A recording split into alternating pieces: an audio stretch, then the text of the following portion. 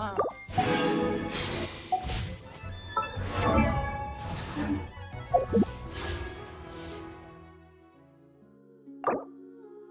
Ah, shoot.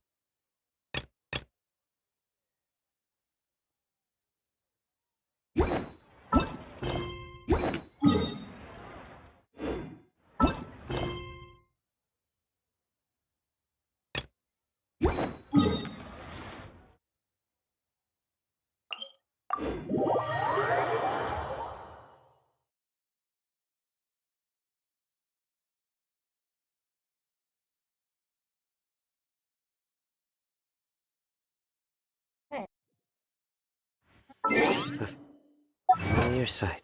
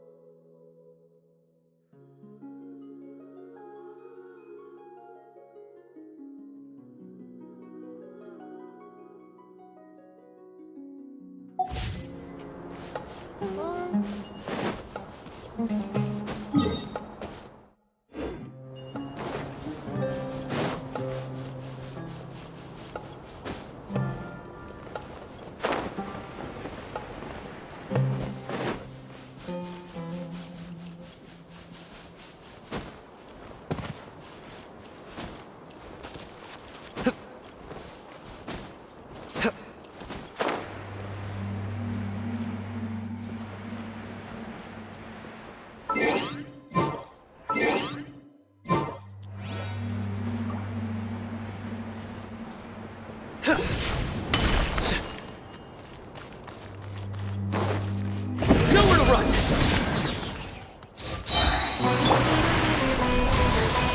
Flee! Solidify! Surrender! Judgment is upon you!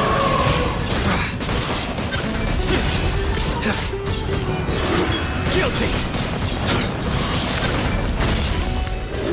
You stand condemned! Guilty! Their penance is due! Guild!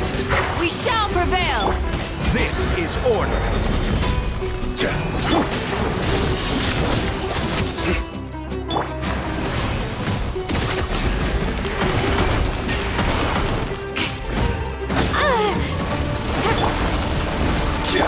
Futile!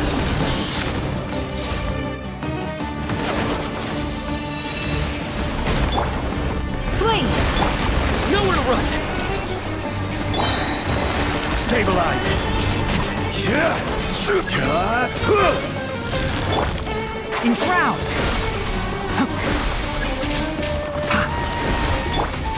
Silka!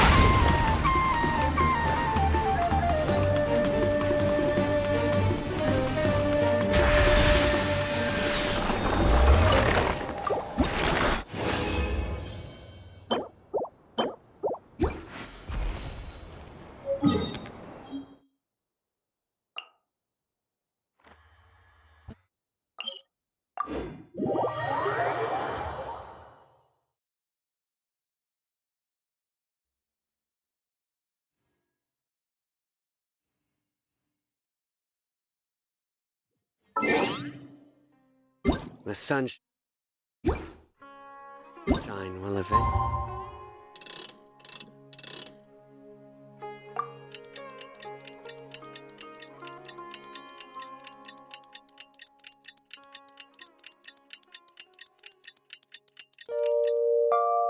Only illuminate every hidden corner. What?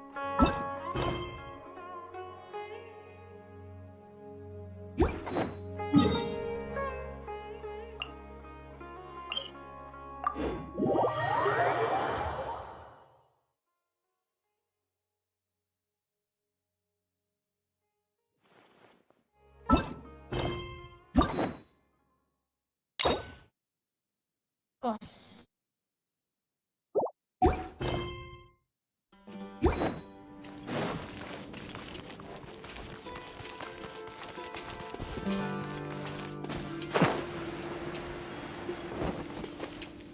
Candace, we're here! Has everyone arrived? Everyone is already waiting inside. Well, what are we waiting for? Let's join them! Please, wait a moment.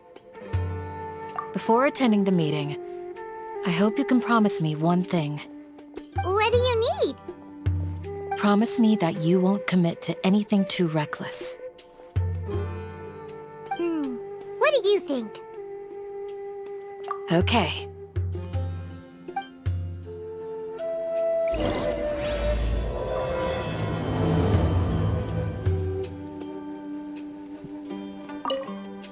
They're all waiting for you.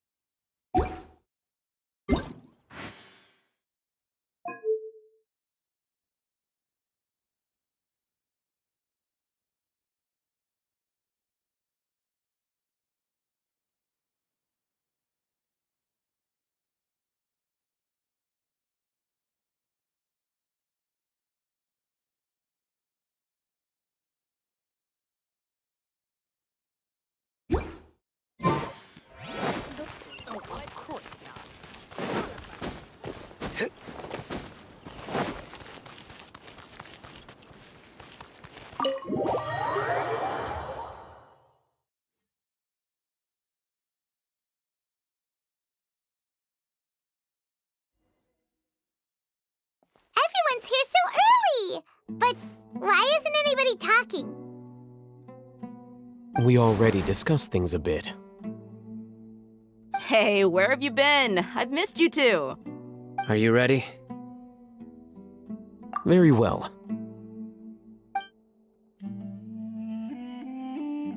Are you sure this is gonna work? I gotta admit, it's bold. Color me impressed. It's worth a try. The point of discussion is to arrive at a solution. Let's cut the small talk and move to the next point. You're making Paimon nervous.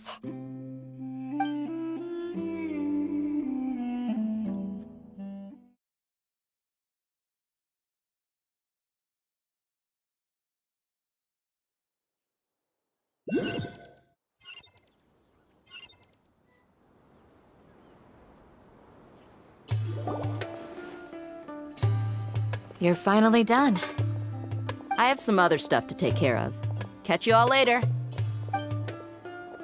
Come on, don't give me that face. I know what you're going to say. I'll be careful. That's what I wanted to hear. Take care. Well, Traveler, Paimon, judging from your expressions, the meeting must have been quite productive. You can tell? I'm not that good at scheming or strategy, but I can sense people's emotions.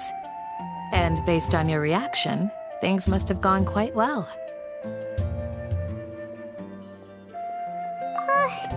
Paimon's a little worried.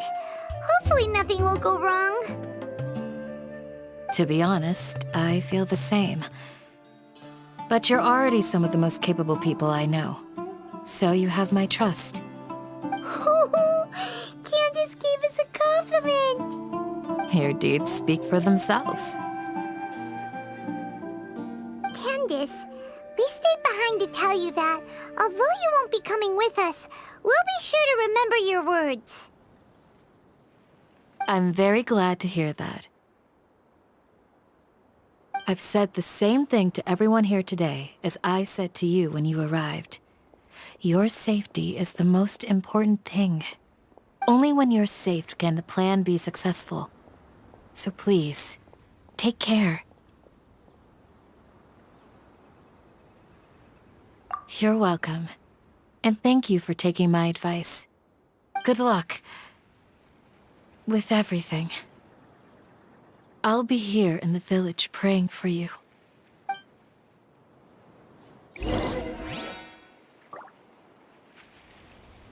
Stay safe, everyone.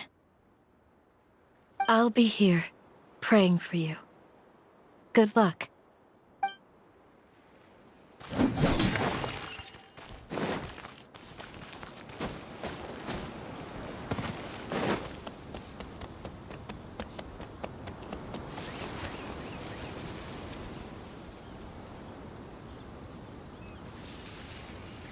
Sounds good. I'll go make some preparations. Okay. I'll hit them! Have you finished saying your goodbyes? Yeah!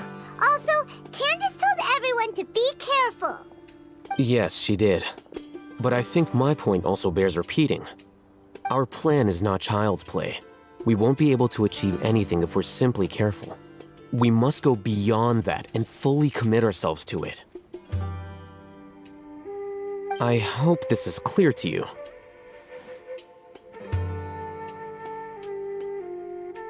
Huh?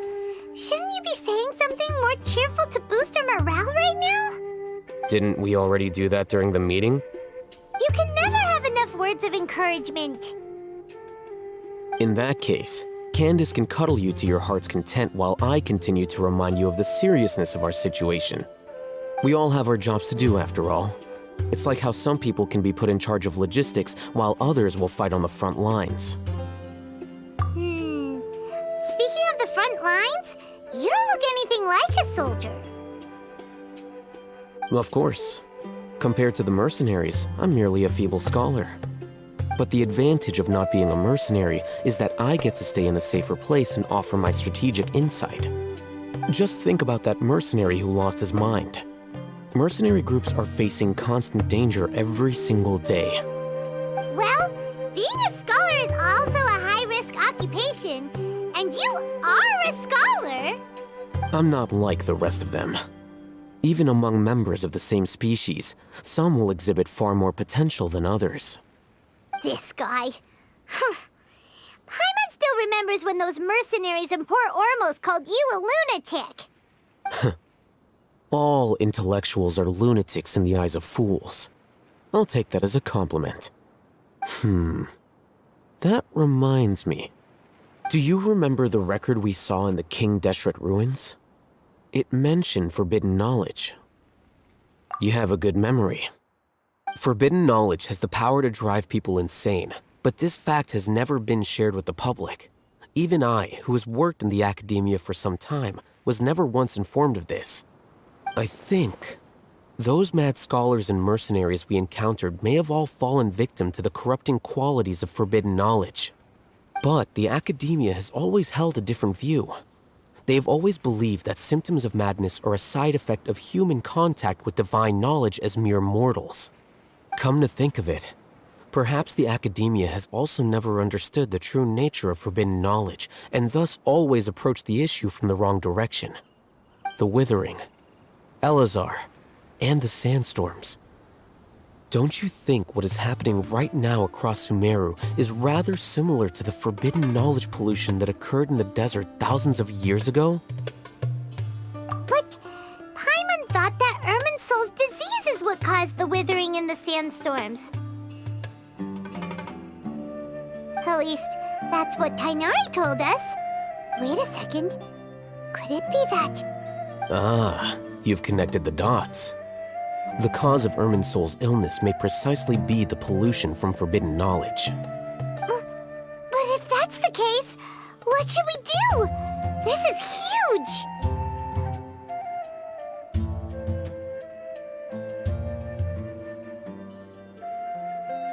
Wait.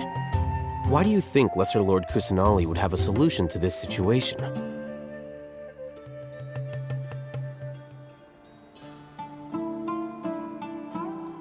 You mean, it's related to the scene you saw when you passed out in the Avidia forest? That whole, the world forget me thing? In that case, it's imperative that we rescue Lesser Lord Kusanali. Only by working with her to save Irminsul can we completely resolve the problems Sumeru currently faces. To make sure we're still on track, I would like to check on the state of some of our preparatory work. Where are we going? To an Eremite base.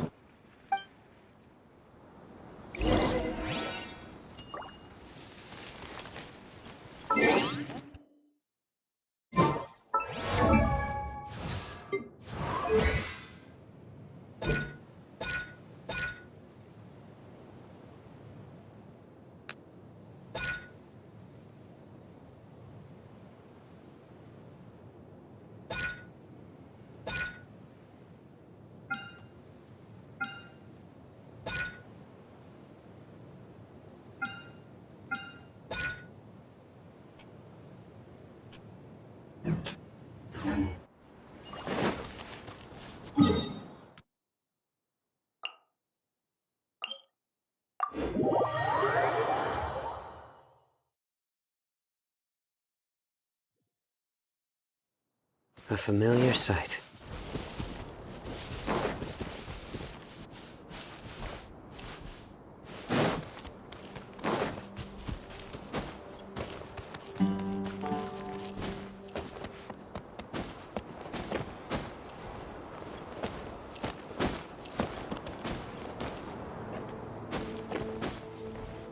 It's all.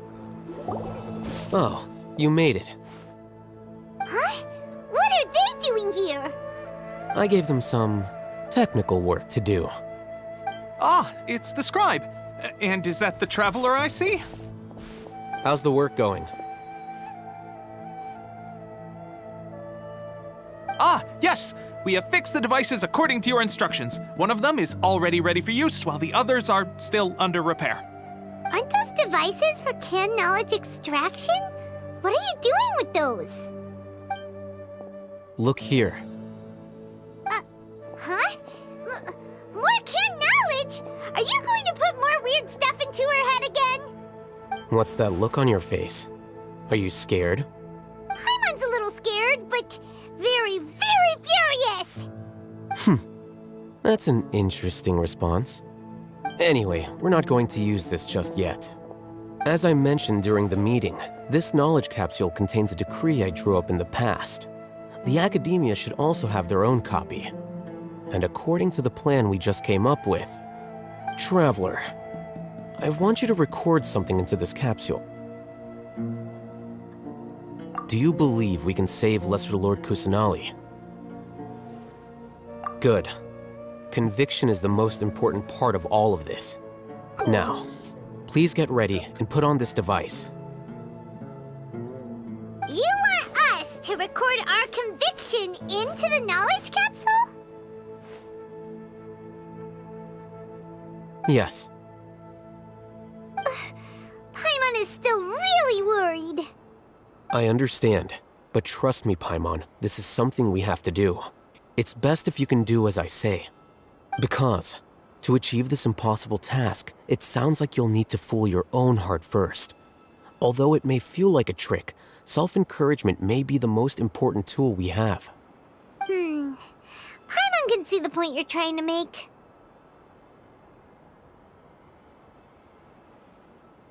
Imagine this. We have orchestrated our plan and successfully rescued Lesser Lord Kusanali. As a result, we have changed Sumeru's entire political landscape. Everything went without a hitch, and everyone recognizes and praises our achievements. Now, open your eyes. Here. What's this? Read it out loud.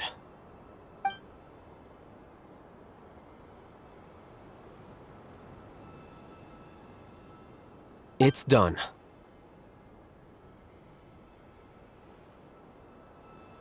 Is your head okay? Does anything hurt? It's just a recording. There should be no negative effects. But what was the point of doing this? Paimon doesn't get it. And that's perfectly fine. In any case, these capsules aren't meant to be used by you. Huh? What do you mean? Have you forgotten? Our plan needs to account for those who have long relied on the Akasha. You may find it hard to believe, but for those people, everything the Akasha transmits to them is nothing short of absolute truth. Imagine if you've been using a device like the Akasha since the day you were born, and this device has always supported you during times of need.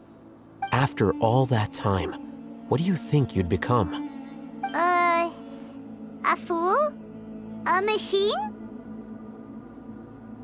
A slave to orders. And that's why rules are so important. In addition, those who understand the rules can delineate boundaries and identify gray areas. But why would you need to identify the gray areas? You could say that those kinds of ambiguous zones can be very interesting. One might even say they're advantageous in the right hands. Things you're interested in are really out there. Are all Sumeru scholars like this? Anyway, that's enough chit-chat. I'm going to take those two to work on some small projects. You can head to Caravan Rebot and start preparing for the next step.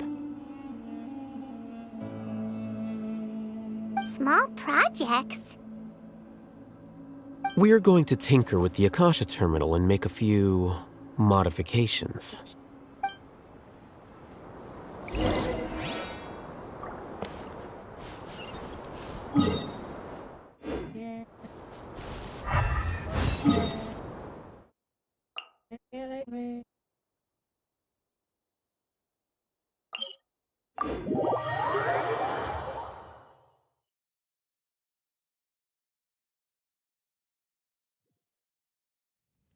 The sunshine will eventually illuminate every hidden corner.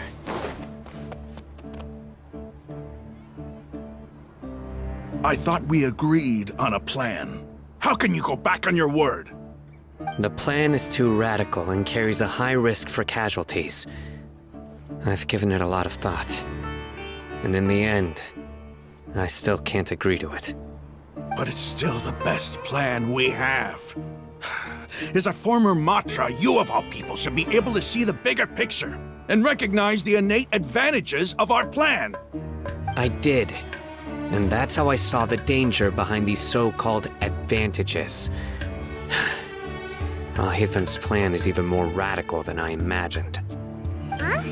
Why are you guys arguing? My friend, you're just in time. Why don't you help me persuade Sino? He's turned against our plan. We agreed to work out a plan at the meeting. As mercenaries, You're familiar with the local environment, so you'll take care of the specifics. But then, you went to Al-Haytham for suggestions. Had I known Al-Haytham would give you those kinds of suggestions, I would not have agreed to the plan. Look, you already know that we're all on the same side here, don't you? Mercenaries place a lot of importance on their bonds of friendship, but also will not hesitate to make sacrifices if they deem the situation to be sufficiently dire. I'm sorry, but as things stand, I can't accept your principles. Seems you really do understand the ways of the desert. Traveler, Paimon, this is also something you should know. Ramon's plan is to have me work with the Caravan Reebok guards in my capacity as a Matra. We will arrest the mercenaries and escort them into Sumeru City. Wait, how can we work with the guards? We can't get through that wall easily, remember? Caravan Reebok would never let so many unregistered members of the Eremites enter Sumeru City. My plan will clear us of any possible suspicion, and also let us enter the city as a big group. There is no better way. That also sounds like something Al-Haytham told you. Am I right? Doesn't Al-Haytham know how dangerous this plan is? Of course he does. He told me, there is no perfect plan, but this can get the job done. He also said that with the help of Sino and the Traveler, our chance of success would increase significantly. I never blindly trust anyone, and I've always had a good eye for people. I think he made a number of valid points. It's my own choice to trust you. If I make the arrests alone, I can control myself and prevent you from getting hurt. But I can't guarantee that kind of discipline from the guards. To make the whole thing more convincing, you'll need to resist to some degree. Casualties are inevitable once push comes to shove. I'm okay with the deaths of enemies. But now that we're allies, I'm against the meaningless loss of our own. I can't believe a Matra would actually care about us. I've lived a hard life, and I can say that people like you are hard to come by. I've always treated my allies with honesty and respect. They have the right to know important things like this. Now you're making this hard for me. Hey, is there something we can do to help?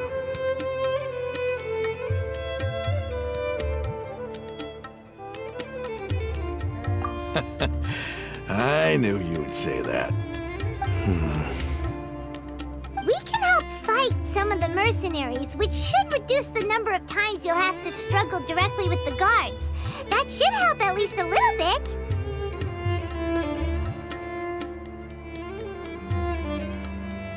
Sino, on behalf of my people, I thank you for your kindness. But this is a mission we cannot turn our backs on. We strongly value the lives of our friends, but the goal we are about to achieve is even more important. We have no fear of casualties, because we crave the spoils of victory. So please, lend us your support. We will show you the determination of us desert dwellers. Well, now that you've put it that way, I can no longer refuse. But remember, you need to follow the plan and not do anything reckless. Candace made it very clear that we can only achieve our goals if we can ensure our safety. Since you and I both recognize the significance of this operation, there should be no more animosity between the followers of the Dendro Archon and those of King Deshret. Everyone's life is equally important. Okay, you have a deal. Let's do this for our shared dream. The guards should be stationed in the courtyard nearby. You can find them there.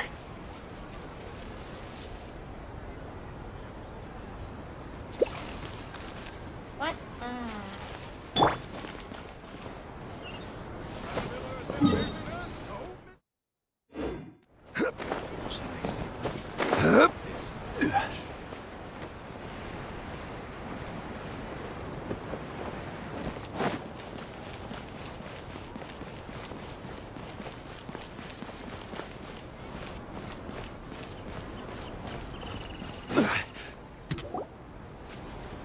Guards!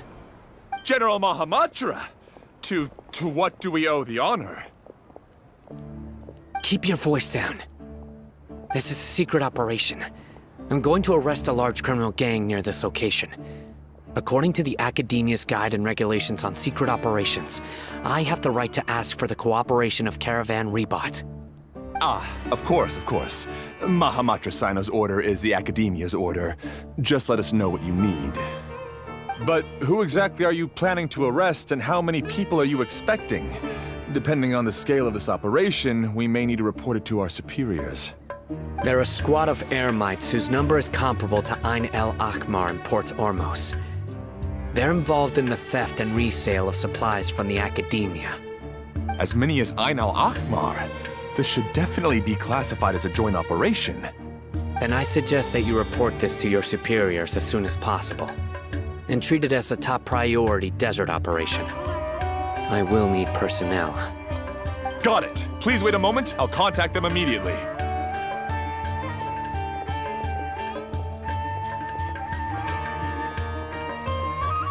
Because this is work.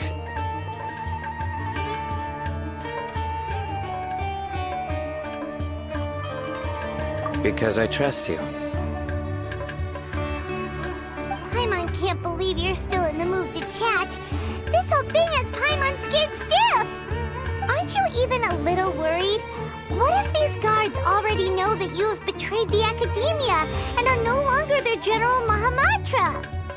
Even if that guard doesn't know, their superiors might, right? We discussed this, remember?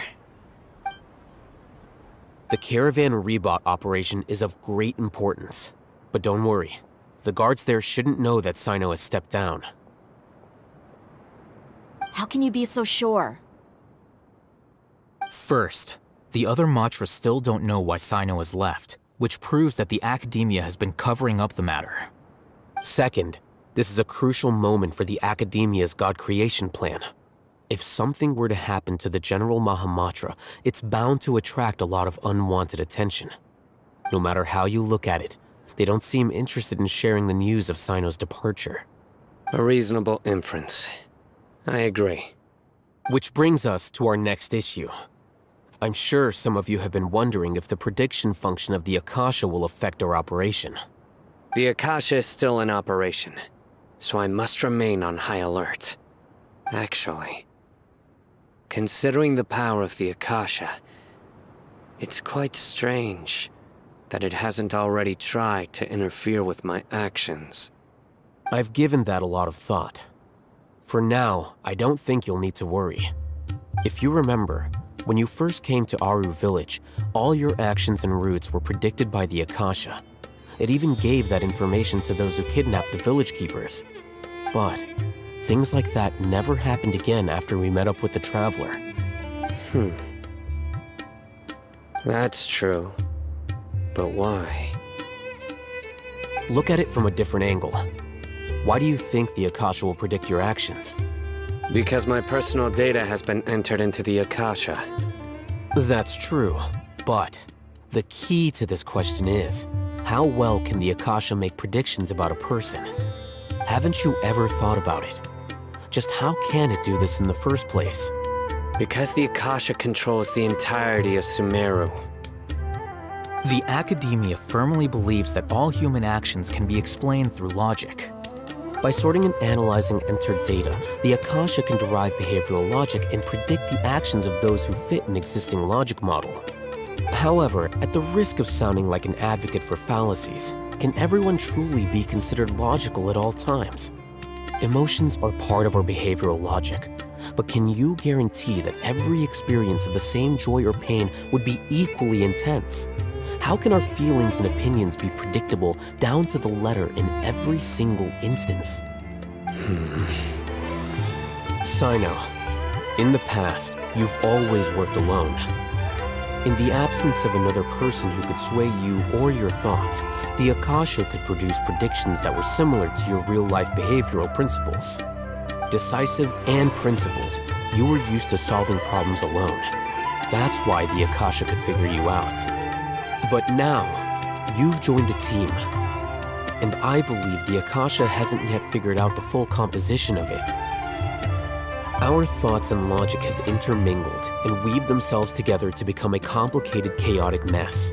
Any one of us could potentially disagree with another.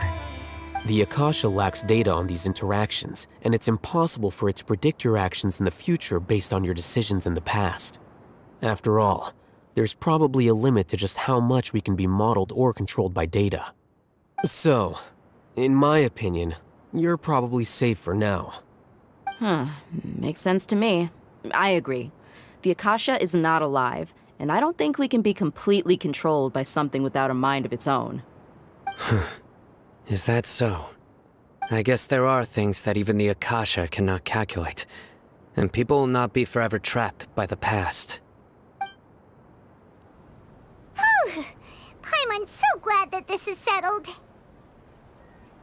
Next time, pay attention during our meetings. Will do. Just remember to stay vigilant. Footsteps! General Mahamatra, we were not expecting your presence here. I'm the security officer of the Grand Deshret Desert District. My name is Luxembarbo. This is my assistant, the Traveler. She will be working with me. The construct next to her is for her work. Beep! Construct, beep! What a great honor to meet you. Your golden hair is as bright as the sun. And, is this the latest technology from the Academia? Have you made a decision regarding the matter I mentioned to your subordinate? It seems to be a dire situation, so of course you will have our full cooperation.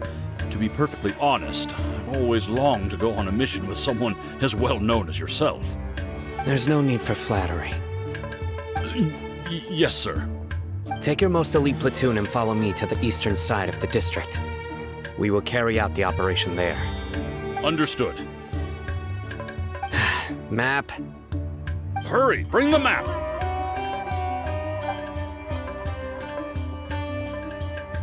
In 2 days, we will engage Rahman's Eremites and capture all of them.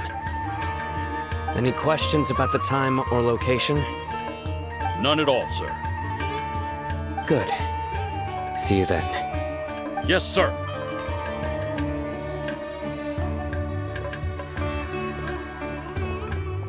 Maybe hanging around the General Mahamatra isn't so bad after all. Everyone's so respectful towards us. This is all due to the absolute authority of the Academia. And now, we're going to strike back against that massive pillar of power. Get ready. We will move out in 2 days.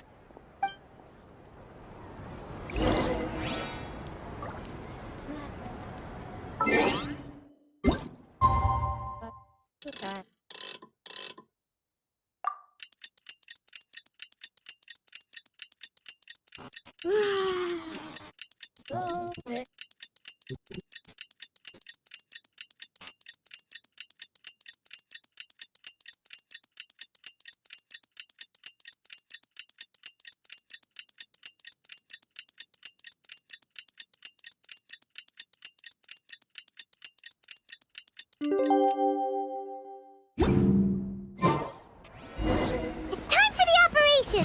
Let's go meet Sino in the desert!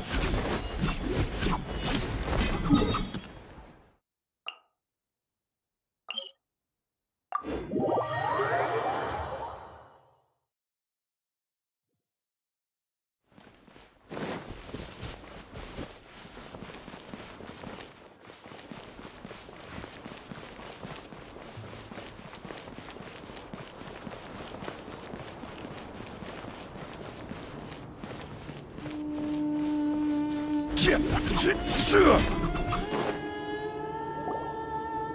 Over there! Our helpers have arrived already! Let's hurry over! Wait a moment. Ah! Oh, it's you! You're my assistant, remember? Being my assistant, you must stay with me. Now let's head over there. It's General Mahamatra and his assistants. We meet again. You're here early. It's to show how important we think the operation is. Since this is a big case for the Academia, we are prepared to give it our best. I'm glad to hear your sense of resolve. Remember, we must capture them alive. They are our only leads for the case. If they die, we will be unable to continue the investigation. Understood. Everyone! The Eremites are approaching from the west! Make preparations and be ready for combat.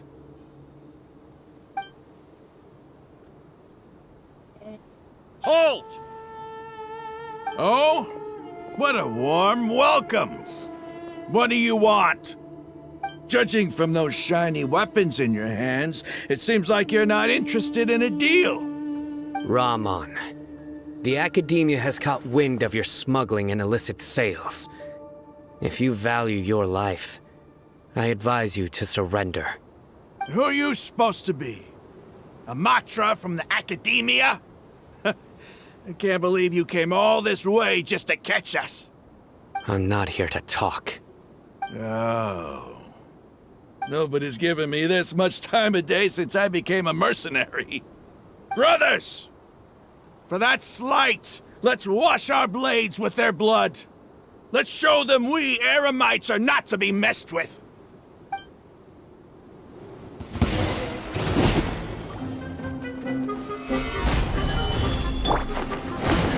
Surrender! Your sins weigh upon your soul! You stand condemned! Your penance is due! You stand condemned! Your penance is due! Gather! I hear everything! One with the forest! Hear my prayer! Yield!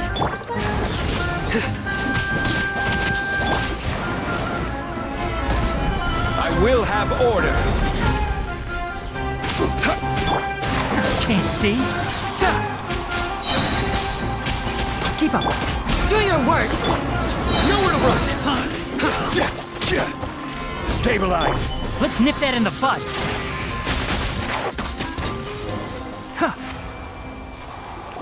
It's over! We have subdued them. The operation is now over. All Eremite mercenaries and related personnel in the area have been arrested. You pitiful Dendro Archon dogs! You'll regret this! I'm afraid you'll regret it first. King Jeshred will curse you, and you will all! Silence! Oh, Restrain them and take them back to Caravan Rebat. Count their numbers and send them to the Academia as instructed by the General Mahamatra. Yes, sir!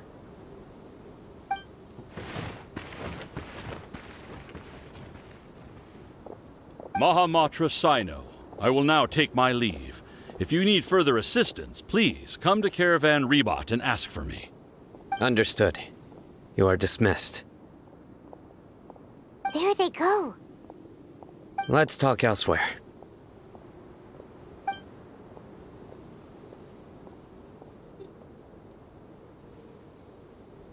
This part of the plan went really well.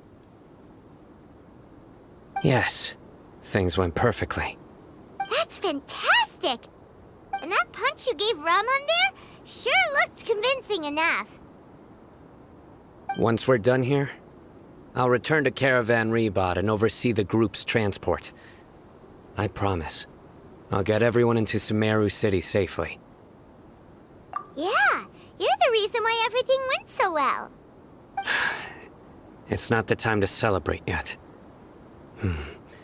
I believe Dia should already be waiting for you. Go join up with her. She will need you to introduce her to Tainari. Speaking of which, is it really okay for us not to share the full plan with Tainari? What if he'll feel miffed about it and refuse to work with us? I have a very close relationship with Tainari. Given how well we know each other, I believe my message alone should be enough to bring him to our side. He knows I won't make jokes about things like this. If we need help, Tainari is the best option. Get ready for the next phase of the plan. Don't keep them waiting.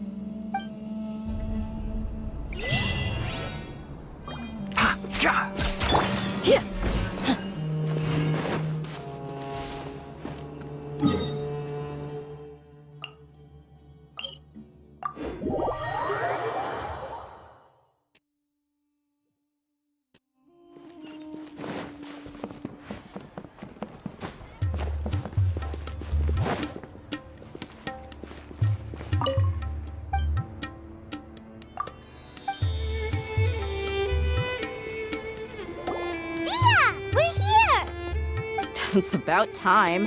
Didn't you say our part of the plan is the most important of all? And here you come rolling in late. In the time it took you to get here, I already did 5 laps around the place, downed 7 drinks, and even did some clothes shopping. Sorry. We didn't mean to keep you waiting. I just wanted to fix your attitude and rub it in a little. After all, you took your sweet time getting here, and we've got important stuff to take care of.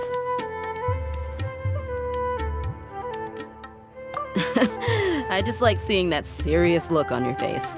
All right, I'll stop. All joking aside, I'm glad you're here. Let's get moving and take care of this as soon as possible. But where should we start? Our responsibility is to get a status update on the Fatui Harbinger known as the Doctor. We need to make sure he won't get in our way when we rescue Lesser Lord Kusanali. Dealing with an institution that controls all of Sumeru is already hard enough. If the Doctor were to crash the party, it would be next to impossible for us to achieve our goals. Yeah, we sure don't want him showing up. Ooh, it really gives Paimon the creeps. Right? Hearing his name just reminds me of those stuffy old geezers in the academia. I'd rather not have to deal with someone like that.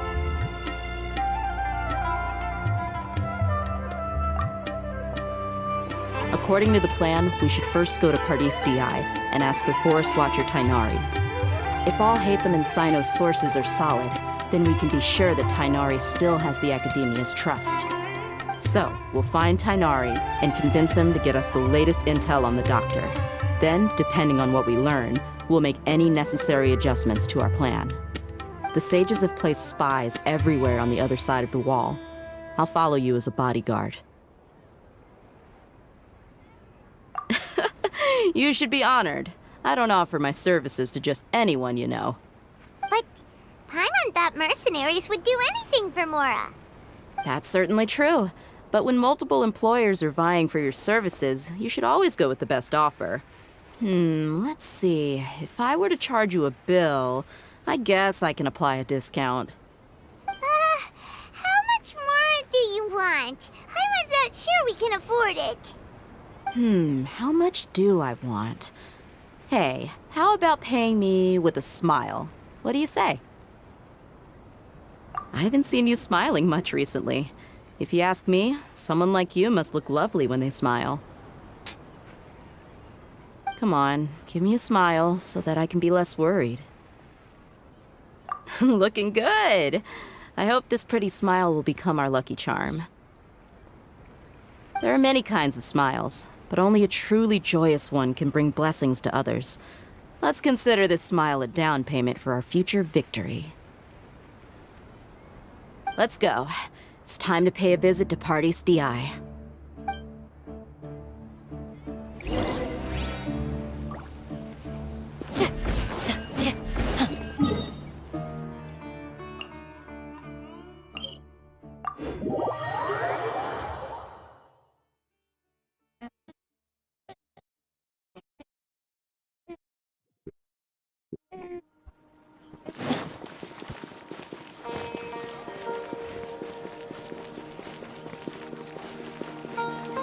He's over there! Let's go say hi!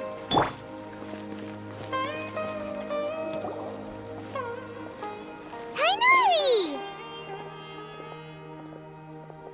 Ah, Traveler, Paimon. And you are? Hey there.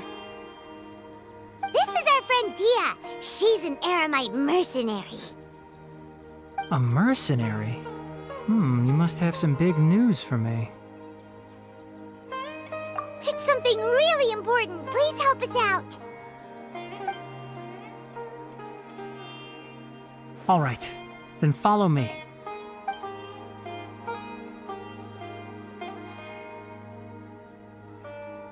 This place is better. We won't be disturbed by any passerby.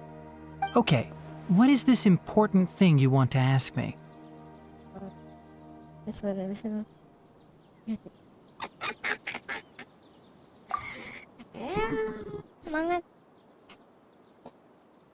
The doctor, huh?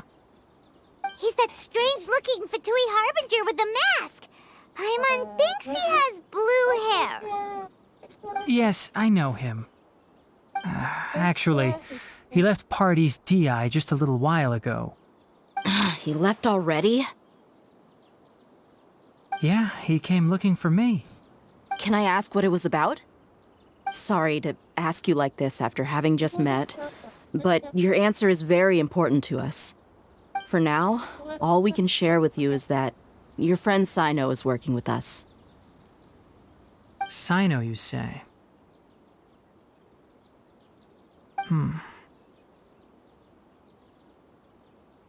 I see. So that's why he hasn't been at the academia. Okay. I will answer your questions and will assist you any way I can. You don't have to tell me everything that's happened. Sino's name really does work wonders. You're not even a little worried that we might have made it all up? Despite having just met you, I can sense that you're the serious type. Between you, the Traveler, and Sino, none of you strike me as the type that would conspire to deceive me. You don't need to tell me anything you don't want to. I'll also get straight to the point. The Harbinger you mentioned came to me because he wanted to take the scholar Hypatia away with him. Hypatia? Why would he want her?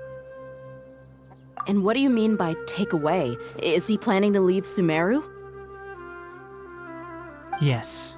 He told me his return to Snezhnaya is imminent.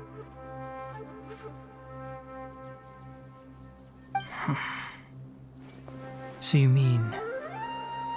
you're leaving this place soon? Indeed.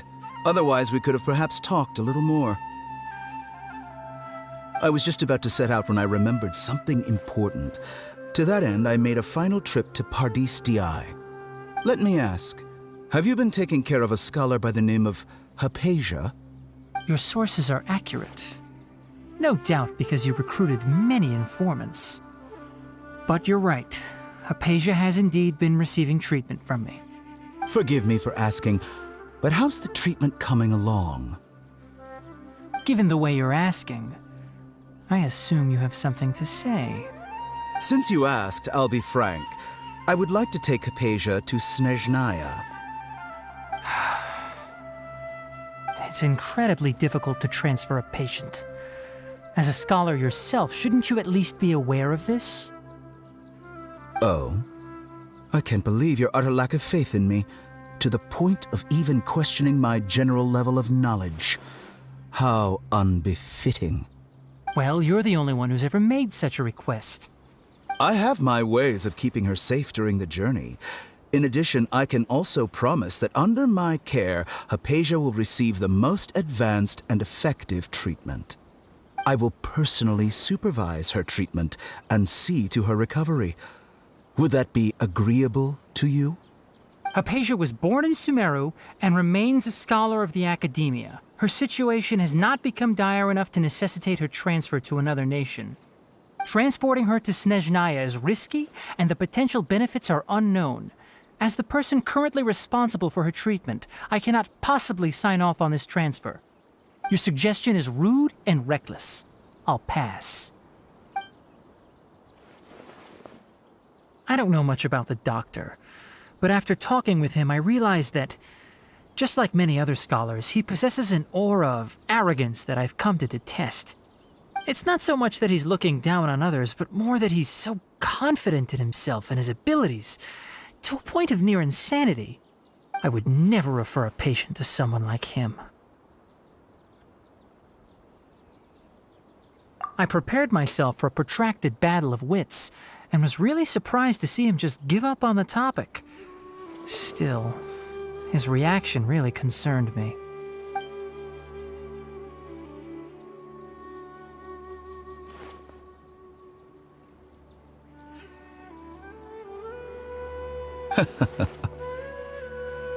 I see. Of course, your opinion makes perfect sense. You're still young, but already quite stubborn. I must say, you are not like what I had expected. Under normal circumstances, I wouldn't just let you off the hook like this.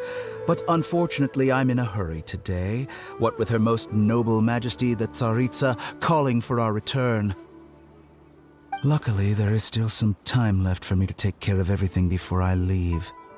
It's just as the Academia said, you're a responsible and gifted scholar. Sadly, even with all of that, you're still lacking a bit of shrewdness. And that's also why people like you can never realize that sooner or later, everyone must pay the price for what they've learned.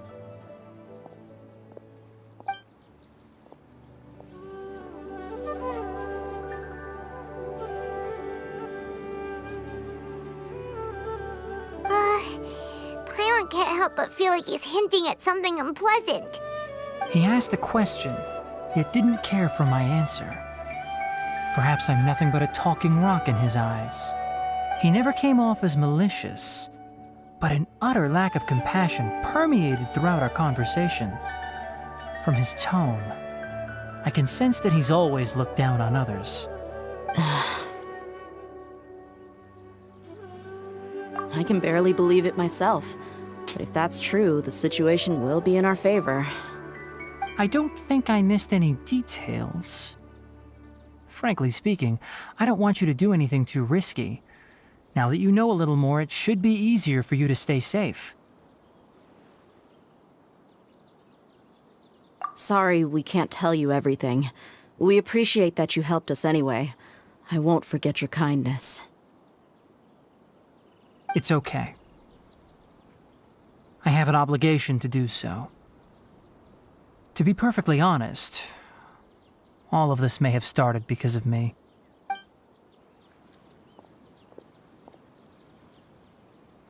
Recently, my master wrote several letters to me, asking me to return to the Academia and assist him with his research. Hasn't he already asked you several times before? Yes, but there's something off about this most recent batch of letters. The handwriting and tone are both familiar, but some details have been omitted. My master will occasionally leave a few dots on the back of the letter. 1 dot means that he wrote the letter on a sunny day, and 3 dots stand for a rainy day. This has been a habit of his for many years, but I didn't find any dots in his recent letters. I believe something may have happened to him. I get it. Since you are always at Gandharvaville, you would like me, someone already working at the Academia, to investigate this matter, right? I'd like to ask you to do that for me. If you can keep yourself safe, please withdraw immediately at the first hint of danger. I can do that, but I have a feeling it won't be that simple. The Academia has been working on a big project.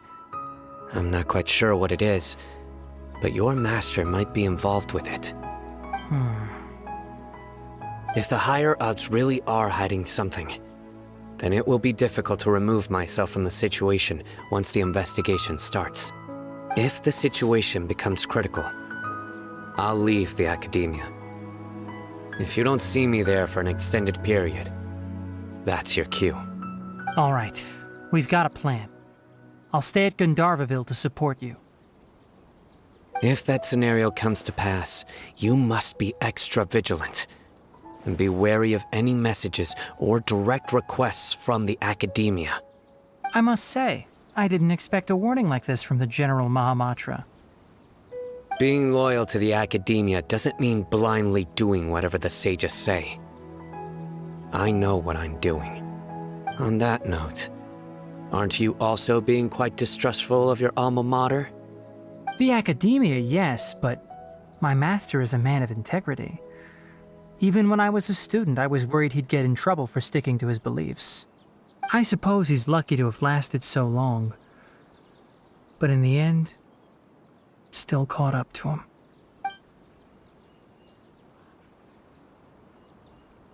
I see. So you noticed something was up with the Academia from the very beginning. This may well be how Sino became involved in all this. In that case, I must keep my promise and help you however I can. Also, if you run into Sino again, please help me pass on a message to him. Trust your own senses and experiences. I think this may be something he needs to hear right now. Okay, we'll find a chance to tell him. Thanks. Right. Now let's go hunt down this Harbinger. Oh, by the way, which way did the doctor go when he left Pardis DI? That way. Gotcha. Thanks so much. We'll be on our way.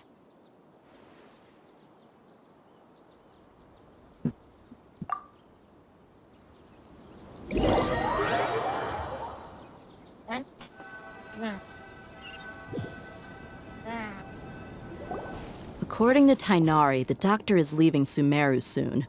I want to check if the doctor was actually telling the truth. He also said that he'll take care of everything before he leaves. What did he mean by that? We need to be extra careful when dealing with a person like him. Just to be safe, let's chase him and see what we find. But we have no idea where he went! How can we start chasing him? We'll do it the mercenary way. I'll find leads as we go. All you have to do is just follow me. That Harbinger may have tried to cover his trail, but he still left some traces. Or perhaps he never even thought about concealing his whereabouts. Maybe that's just how arrogant he really is. Yep, we're headed in the right direction. The traces are still fresh, but there's no sign of his entourage. Clearly they're in a hurry. It's just as I thought.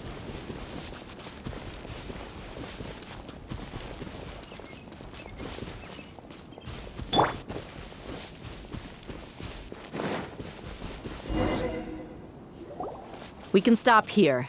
I think I know where the doctor went. To the south of here is Port Ormos, which seems to be where they're headed. Port Ormos? They're going to leave by boat? That's right. Let's go to the port and have a look for ourselves.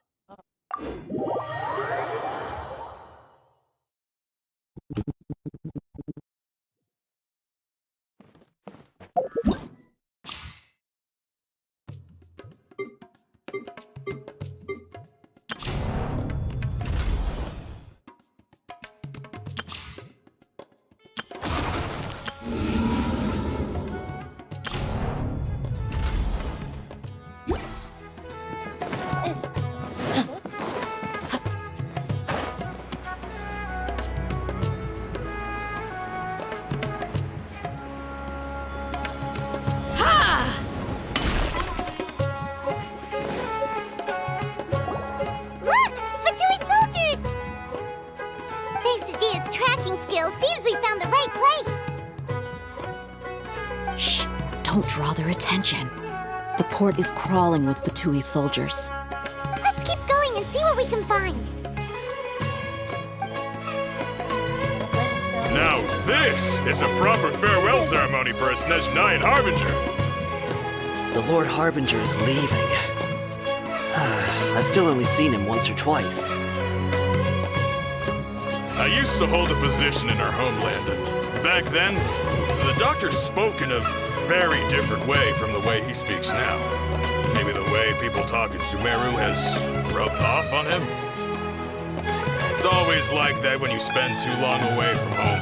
When he gets back to Snezhnaya, perhaps it will also take him some time to get used to the life there again. Huh? But, sir, that can't be right. No, I remembered like it was yesterday. Both his expressions and tones are now very different. Also, for some reason, he seems like he's all smiles now. You must be mistaken. Nobody's supposed to look happy when they're on a business trip.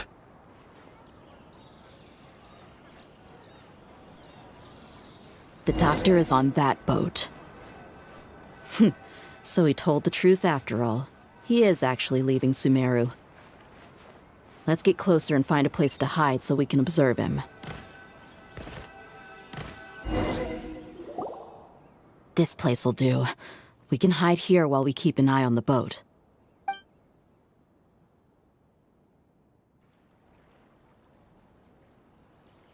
Uh-oh! He saw us!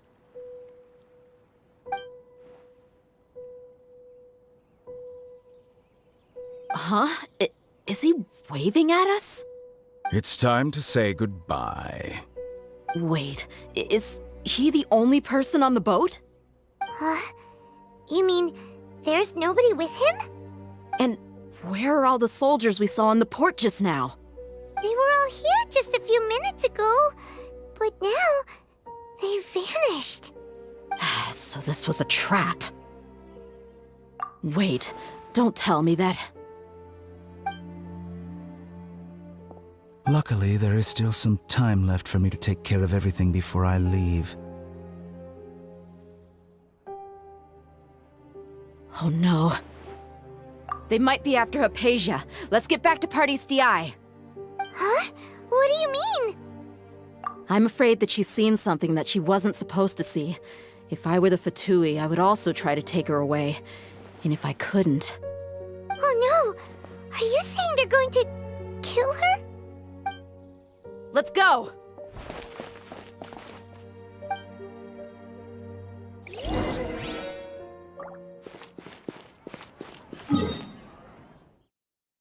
Well...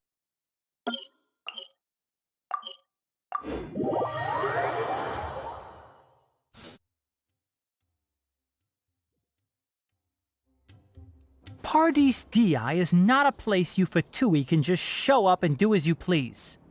I believe we've already made ourselves quite clear. Our superior gave us permission to search for and collect medicinal herbs in Pardius DI for research purposes. But you've been in Sumeru for some time already. I find it coincidental that you chose to only come here today. Even the Grand Sage himself may not have the right to question our research, much less an ordinary scholar like yourself. I've done my duty to inform you. Don't make things difficult for yourself. It would seem that my words have fallen on deaf ears. You can keep trying to deny it, but coming to Party's DI now? I'm pretty sure you're not just looking for herbs. With all due respect, your baseless speculations will only lead to unnecessary trouble. Well, you only have your Harbinger to blame. He knows nothing about keeping a low profile. I may be staying at Party's DI as a scholar, but that doesn't mean I'm no longer a forest watcher. It is still my duty to protect the peace and safety of the scholars who have contributed so much to Sumeru. Then it seems our conversation has hit an impasse. No one will lay a hand on you, Hypatia. Not on my watch. Tighnari! Are you alright? I'm fine. These Fatui have really crossed the line. Time to teach them a lesson.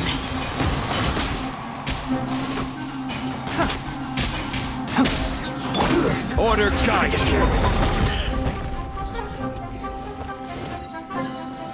Solidify. Flames! This is trouble. There's no use resisting. Give us Hypatia. Keep dreaming. Yeah, Tighnari! Beat him up!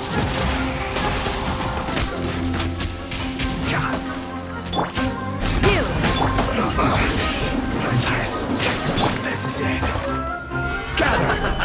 The doctor's orders are absolute. Yeah? You've been someone's lapdog for so long that you don't know anything else now. Surrender. Judgment is upon you. No escape. Guilty.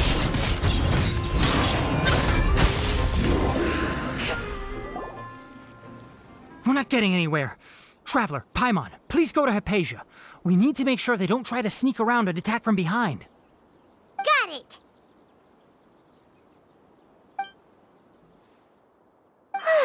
Hypatia's still here.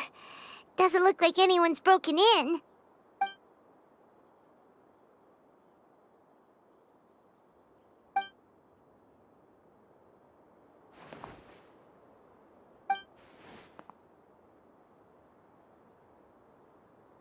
Well, how is she?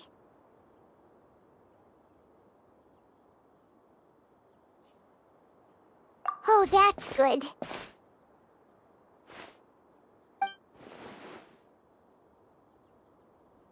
So, you think this is over?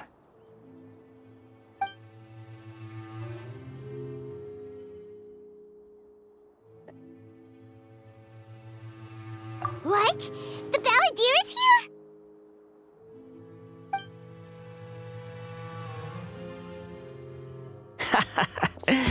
I've missed that look of abject horror. You've given me that look every time we meet. But, where is he?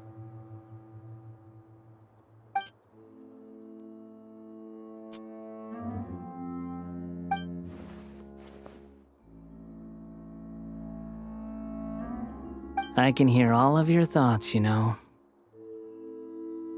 Don't you remember? I already saw you the first time you came to Parties DI and made contact with Hypatia. I didn't need to do anything. It is her honor to be able to connect her consciousness with me. Who are you talking to? It can't be the Balladeer, right? That's impossible. I know you must be curious. I might as well tell you that I decided to enter Hypatia's consciousness the moment I sensed your touch. I wanted to observe you on a fool's errand. Hey, Traveler! What are you doing? My deification is nearly complete. All that's left now are just some final details. Do you understand? Even if you manage to rescue Lesser Lord Kusanali, it will be impossible for you to defeat a bona fide god like me. Is it wise to force that childlike god into a divine battle against me?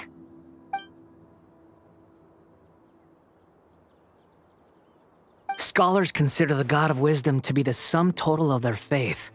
It's how they can justify reverence for a god as they construct it.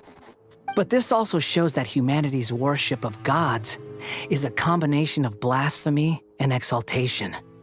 It's truly laughable.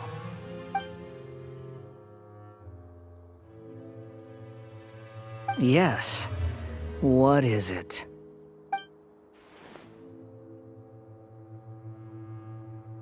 Yeah, I'm in a good mood, which is why I'm talking to you like this.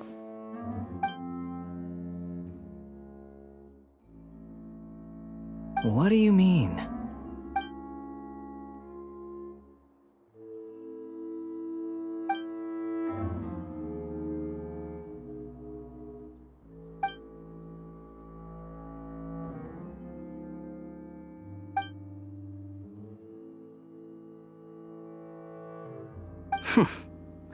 Those words almost make you sound like a friend who actually cares. But you're wrong. I'm different from all of you. I was born to become a god. My entire life up until this point has just been a meaningless routine. Just think about a sheet of paper. By itself, it holds no meaning. The content recorded on it is what gives it value. All I had recorded down before were some painful memories and boring human feelings. Such senseless drivel should have been erased a long time ago. Indeed, to me, the sight of you fools in your futile struggles is far more amusing. Tell me, just what has this world done for you to protect it with such zest and conviction? I'm connected to your consciousness, so I can hear what you're thinking and sense the depth of your determination. This is a good conversation we're having. So here's a word of advice. Let go of your misguided guardian complex. You know nothing about the truth. It'll be for your own good, as well as everyone else's. Humans are a species that can only find bliss in ignorance.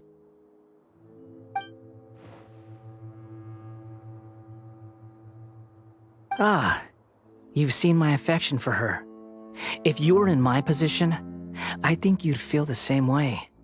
She peered into my consciousness and saw my past. Someone like that is qualified to become my first follower. All gods need followers. So Hypatia has been chosen.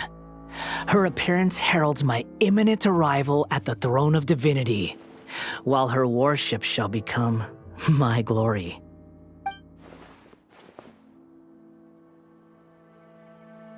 You're doubting me again?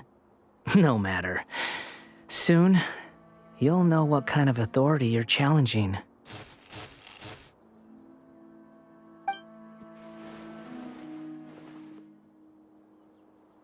Who wants to hurt my devout follower?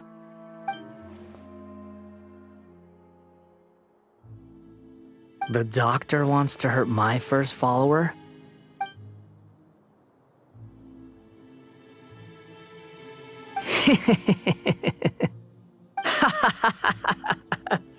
How very amusing.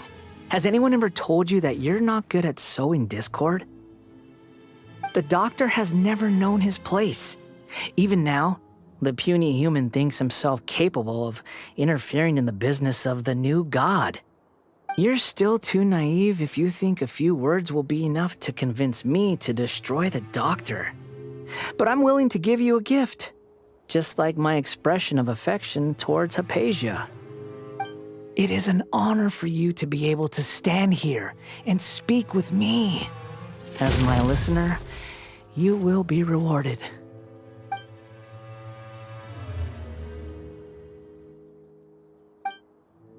Both good things and bad things can be called gifts. After all, gods have never needed to be reasonable. Ah! Paimon hears thunder! That person Paimon couldn't see was the Palantir? Oh, he sure chatted with you for a while. Where is the storm headed? That means anyone outside is in danger! Let's go! Tighnari and Dia still must be fighting!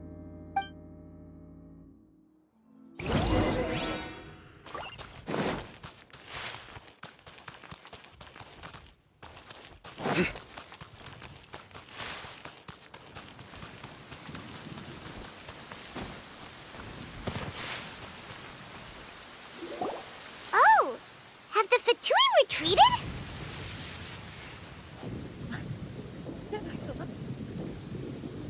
Hey, what happened to you? He's hurt. I'm fine. Don't move. I've seen eremites get struck by lightning before. You need to rest.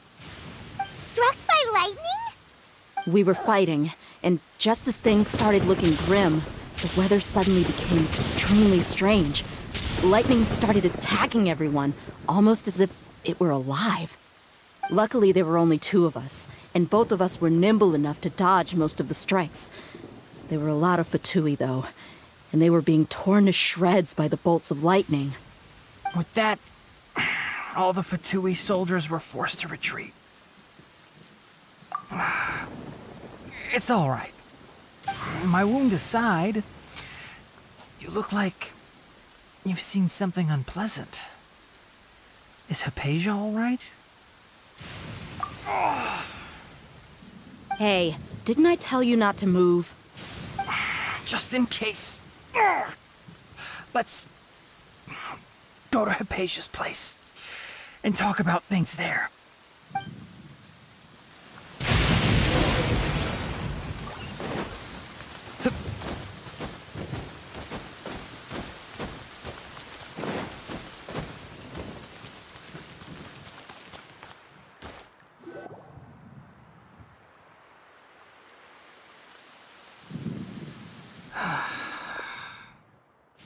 goodness, she's fine. Hey, how about taking care of yourself first? I understand my condition. The wound is not fatal. I'll be all right. Ugh. The more you understand medicine, the worse of a patient you become. I know. They always think they can push through the pain. Oh, he sat down. Let me rest for a bit. Sorry, traveler. Now you may start.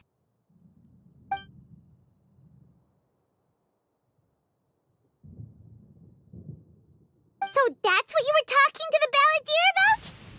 Oh, Paimon can't believe what he's thinking. The Academia's God creation plan. How ridiculous. That sounds, ambitious, I guess? Anyway, this is all way beyond me. As long as I can enjoy every day with a drink in my hand, tasty food in my stomach, and a good night's rest, that's enough. I'll only work when I have to. I must be the least ambitious person who's ever set foot in Party SDI. Don't say that. I haven't even thanked you for your help back there. Don't mention it. Well, if nothing else, all this proves that the doctor really did have some urgent matter to attend to and left Sumeru in a hurry.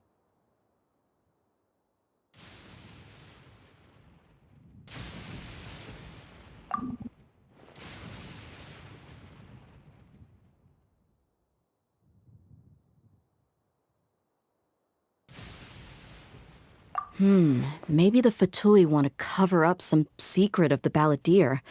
Is that why they tried to seize Hypatia? You said the balladeer claimed that Hypatia has seen his past. So, what could be there? Have you noticed? The balladeer is not happy with the doctor's actions. He thinks the doctor has no right to consider himself as his equal. So, if the doctor was to show up again, would the balladeer zap him with lightning? Based on what the traveler has said, I think he would. Having the doctor gone benefits him as well as us. In other words, we've successfully completed this stage of the plan. The doctor is out of the picture now. Yay! That's a big accomplishment! I'm also happy for you. Thank you for the help, Tainari. Make sure you rest up for now. Yeah. All right. Okay, that wraps things up for us here at Party's DI. Traveler, it's about time we rendezvous with the others at the Grand Bazaar. Let's continue to keep a low profile. You can head there once you're ready.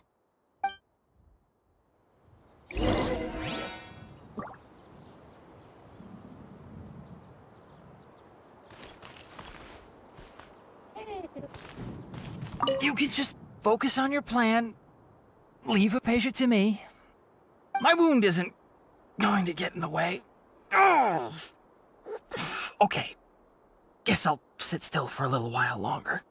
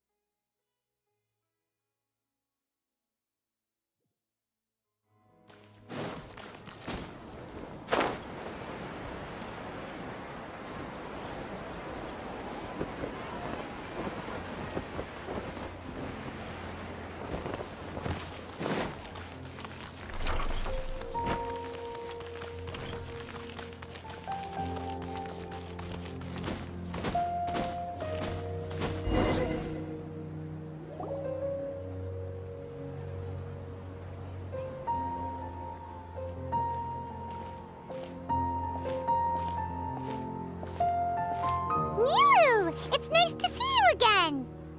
Oh, hey there, Traveler in Paimon. Are you here for some shopping too? That's right.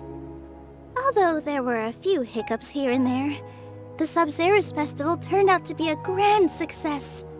And so, the theater wants to host a celebration event. Do you two want to come? It'll be a really fun time. It's something like a tradition of ours.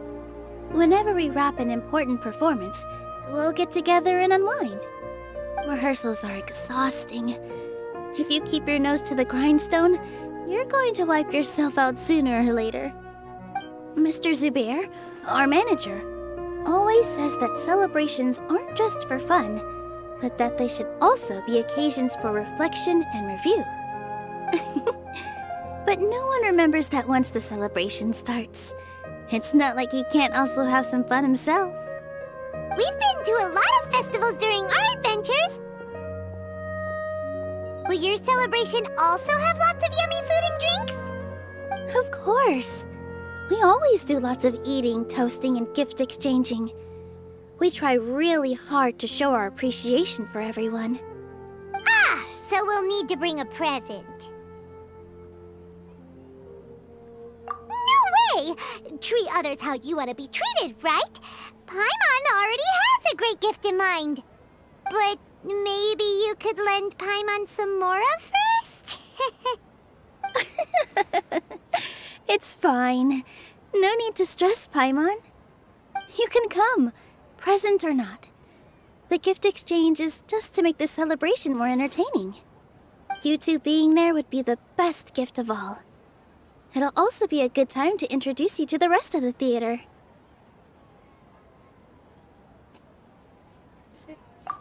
Is something up?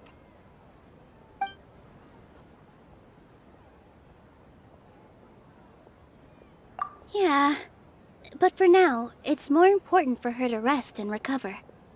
I tried to visit her, but I got turned away at the door. The people there wouldn't listen to a single word I said. All I could do was to leave a letter encouraging her to get some rest and keep her spirits up. She'll be better soon. And then we can celebrate together at the theater. It's all thanks to you and Nilu that we managed to save Dunyarzad. You're way too modest. Just now, I actually felt really self-conscious when Paimon talked about us in the same breath. Compared to you, I really didn't do much at all. Anyway, all that aside, are you thinking about coming to our event? Paimon thinks it'll be a great time! What do you think, Traveler? Alright, then let's head to the theater. Wait, I completely forgot about this pile of stuff! Whoa! Did you buy all of this, Nilu? Just one box. The rest were given to me. I really don't know how it came to this much. That's way too many freebies!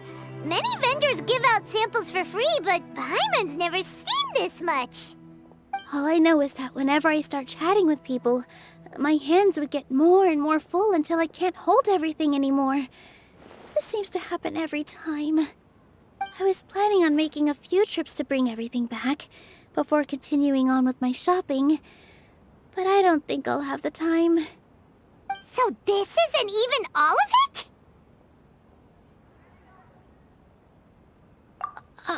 Are you sure? Of course!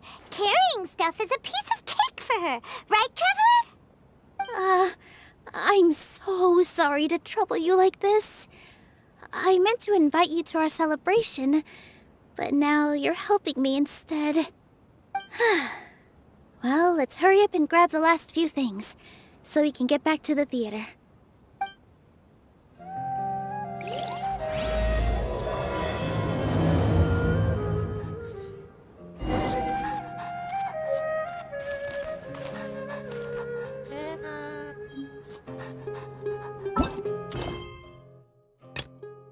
No.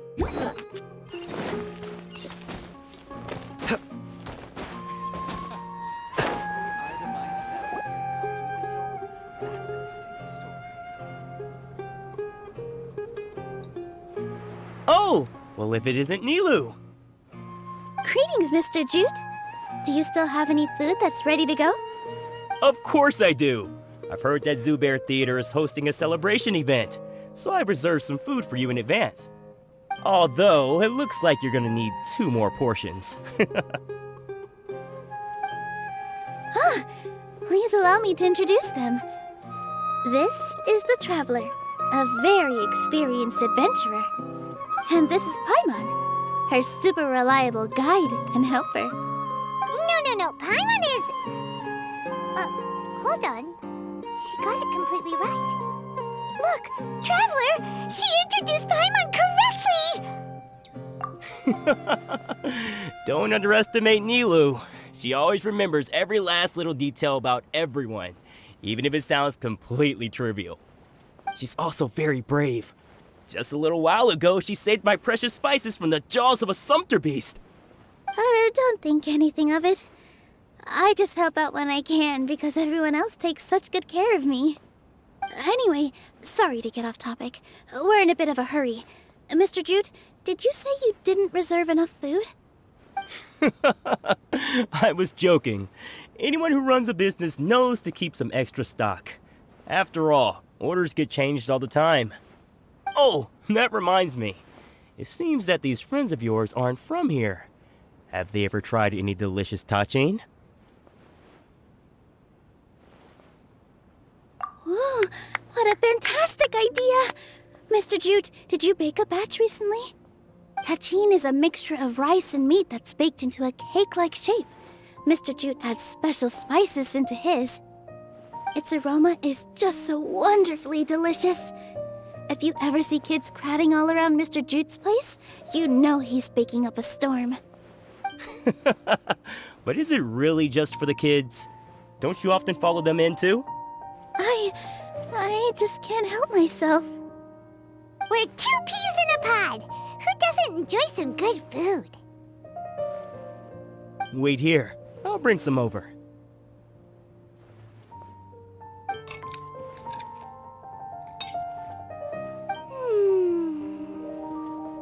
Whoa, what a dish!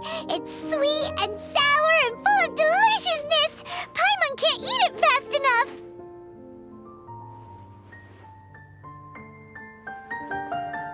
No matter how many times I eat it, it's still so delicious. I wouldn't have offered it as a treat if I wasn't confident in the taste. I baked a lot just now, and it's all packaged and ready for you to take back to the theater. You made so much. Is it really okay to take them all? It was nothing. Making 1 serving or 100 servings is all the same to me. If anything, I should be thanking you for helping me clear my inventory. Don't worry about it. What kind of person would I be if I made you pay for a treat? Make sure you got everything. Feel free to come back anytime.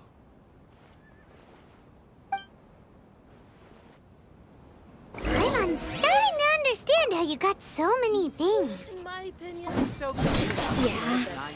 Everyone has their own way with words, and it's really hard to say no.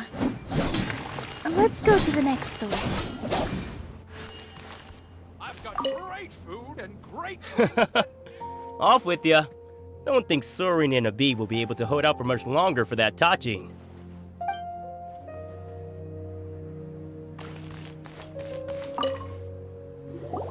Nilu, good timing. I have the textiles you ordered. If you took any longer, the sumpter beasts might have gobbled them up. You and your jokes. Sumpter beasts won't eat those kinds of things, Mr. Offsheen. Jute said that some sumpter beasts ate his spices. Were they yours?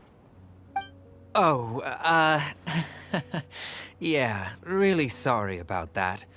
Nilu, if it weren't for you, I would have lost half of my profits that month. Trying to pull anything out of a sumpter beast's mouth is like playing a game of tug-of-war. So they really do eat anything, huh?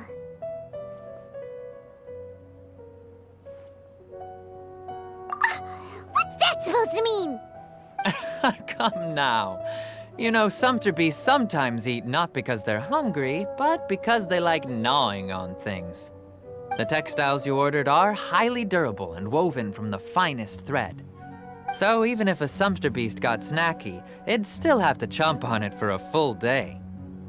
You've tested this before? But of course! How else could I be so trustworthy? Well, that one time was an accident. I wouldn't dare experiment with such a precious product. True. It does sound like some good fabric. Ho ho! Have I piqued your interest? If you want to buy some, now's a good time. Buy 2 bolts and get 20% off. Ooh, that's a pretty good discount. What do you think, Traveler? No thanks, Mr. Offsheen. You can't use that kind of tactic on her. Look, you've already sucked her in. Tactic? So you mean everything he just said to Paimon was a lie? I wouldn't go that far. It's just that Mr. Offsheen is really good at spinning stories. A word from him, and you'll find yourself buying things you don't actually need. Mr. Zubair gave me a huge lecture the last time I bought too many things.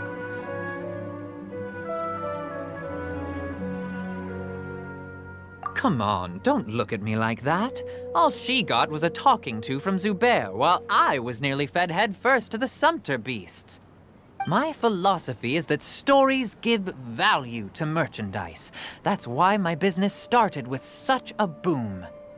Our Nilou here is an extraordinarily good listener. Back then, she believed anything I said.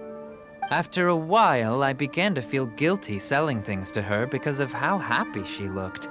Though she enjoyed the stories and I the Mora, I knew she didn't need to buy that much. Anyway, since then, I've come to realize 2 things. 1, that stories should just be a means instead of an end. And 2, that there's more to business than just selling goods. It's okay. We're all friends now. There's no need to dig up the past.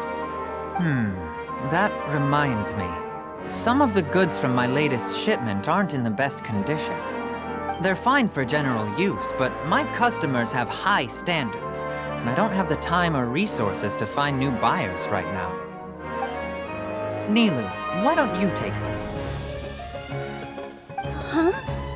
No, I can't do that. Just think of it as a favor for me, all right? The theater can use them for props and whatnot. It costs me Mora to store or ship, so I'm just losing money every day continuing to hold on to them. Even so, let me buy them at market value. Nah, these goods are hard movers. Besides, if I let you pay, wouldn't it mean that I'm just using stories to sell my goods again? Just take them. If you really feel that bad about it, give me some theater tickets later. Oh, yeah, you should also take some while you're at it. Adventurers are always in need of materials, right? Wow, even we get a share of this? Hurry and take it. Just looking at it all is giving me a headache. Thanks for the huge favor. There's still one more store. Are you all right holding on to that much stuff? Paimon, why don't you lend a hand? She must be tired. If Paimon were to refuse, would you then think less of Paimon than even a sumpter beast?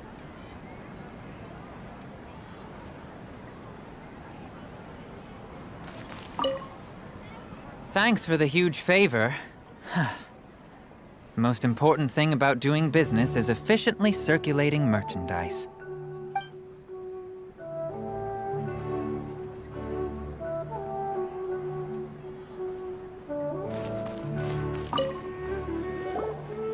About time, Nilou. Farhad here was snooping around your props. Please, I was only looking at them to get a better idea of what your new show may be about. Wouldn't spoiling yourself just ruin all the fun? Yeah, please wait for our official performance. These two look familiar. I think I've seen them before. Ah, weren't they at the Sub-Zerus festival? Yeah, and they're coming to today's celebration too. Oh, the more folks, the merrier. I was actually just talking to Farhad about also stopping by tonight. Oh, yes, please do.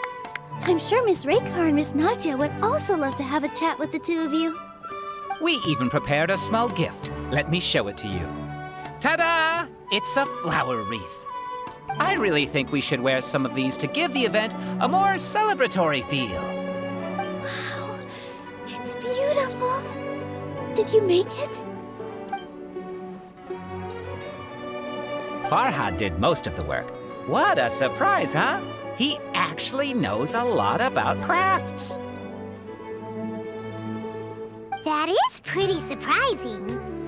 Hey, why can't I have a little side hobby? I worked really hard on that. I know. I watched you make it. I wasn't making fun of you. Oh, right. Why don't you also try some on? We've got some wreaths in your size.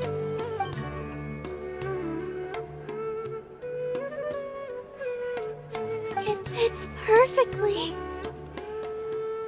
They're so pretty! Is there one that Paimon can wear? Unfortunately, we already gave out all the child-sized ones. I wasn't expecting the theater to invite such a fascinating guest. Fascinating? Huh. That sounds kind of weird, but Paimon will let it slide. Oh, you all sure got a lot of stuff there. Let me help you carry some. I'm a porter by trade, so this is what I'm best at. That'd be great! Please and thank you.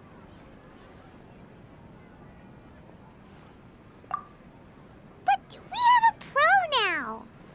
Thanks for the help, Mr. Farhad. But let me make one thing clear first. Don't try to ask about what's in the new show. Otherwise, I may not be able to hold back Mr. Zubair this time. You're so obvious that even Nilu saw right through you. Shut it. Fine. It's not like I want to get on his bad side either. Including Hushang's things, though. We'll each need to carry a box if we want to move everything in one trip. Even my strength has its limits. Paimon looks like she doesn't want to, so I'll carry a little extra. Although I may not appear super strong at first glance, I actually do a lot of strength training on the regular. Strength and balance are both really important for a dancer. No, let Paimon. Paimon will help carry things. The Traveler's right. Paimon shouldn't freeload.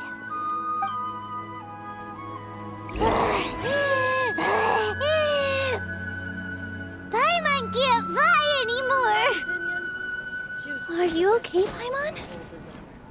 Paimon's good to keep going. But Paimon now understands when people say there's no such thing as a free lunch. Great drinks that everyone can enjoy. I still have some stuff to sort through. Catch you later.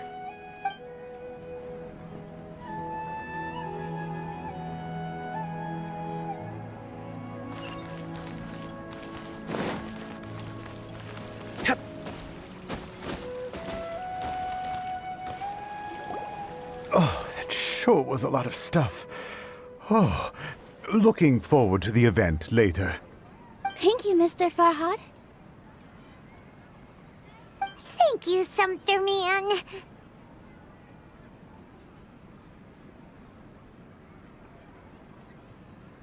Whew.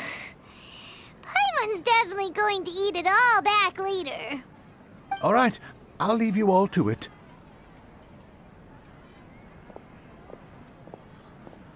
See ya. Good thing we had Mr. Farhad with us, or else that would have taken way longer. Of course.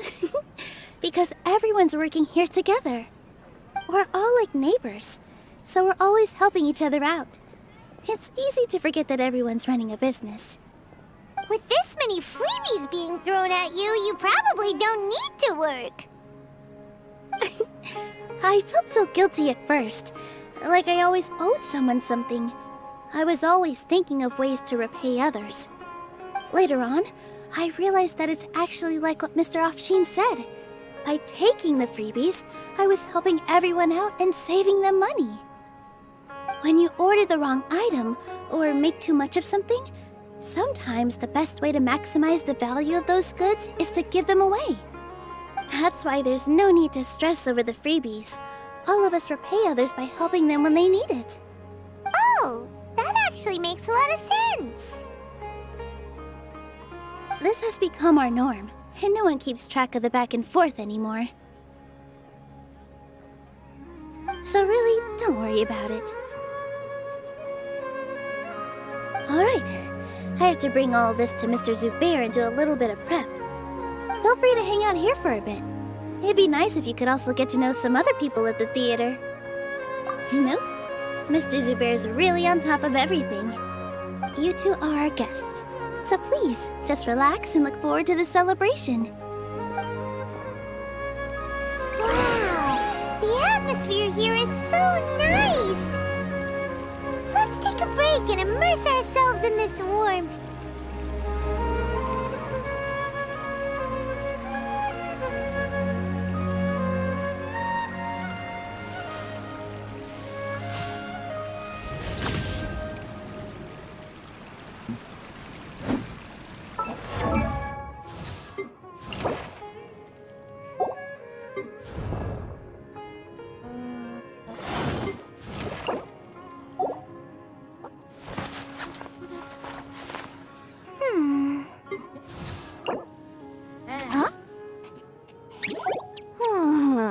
Ta-da! No! Oh, fine.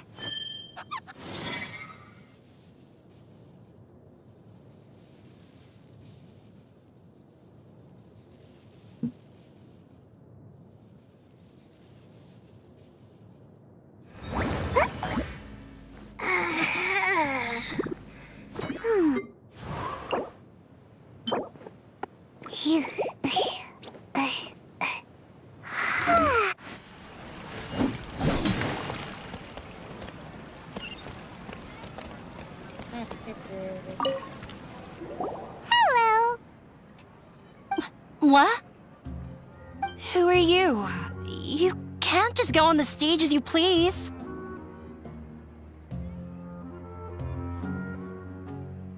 Ah, I see. Sorry for my overreaction. I'm just, making a prop. No time for chit-chat. Is that embroidery? No. Well, yes, but not really. It's a prop. It's just, some fabric. An ordinary piece of fabric that we use in a show. Sorry. I really do need to focus and start working on it. What an oddball! Is prop making something to be that jumpy about? Oh well, it's none of our business.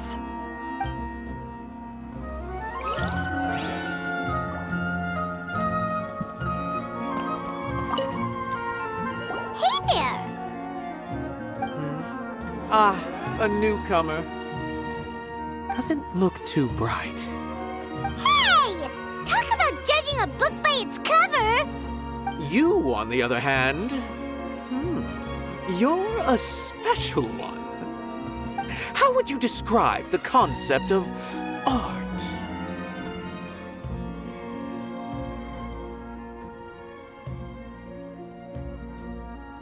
Mere curiosity is all. It makes no difference whether you answer or not. So that's what you think, Unremarkable. Better than an average person's thoughts, but nothing exceptional. Is art a product that we create and bring forth? Or is it a naturally existing resource? I, for one, believe it to be the latter. Paimon doesn't follow. I've been staying here for a long time. On occasion, I'd assist them in penning lines of dialogue, but most of my time I just stand back and watch. I prefer to abstain from writing as it spoils the viewing experience. The existence of the theater, of Nilu, and of humanity itself. All of these can be considered as forms of art.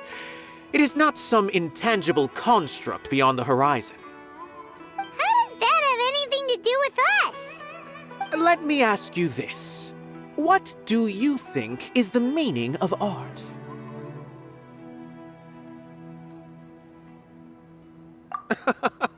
I suppose that question was a little too difficult for you. To chance upon a spark of inspiration.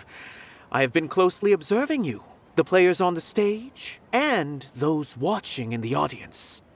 Art is already all around us.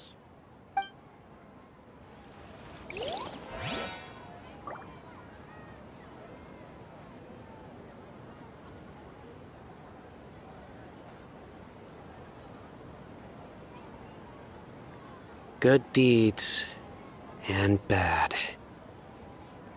In the end, all will be placed upon the scales. Hey there. I saw you two helping Nilu move some stuff.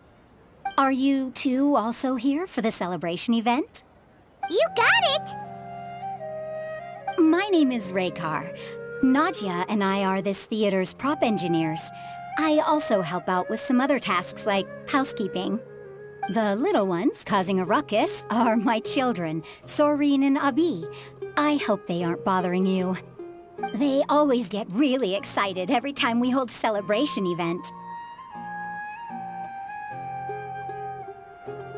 Yes, they are. Everyone here takes great care of them. There's good work here, the pay's always on time, and Nilu and the others will often volunteer to play with the kids. I'm quite content with this current way of life. Do you mean your life wasn't nearly as good before?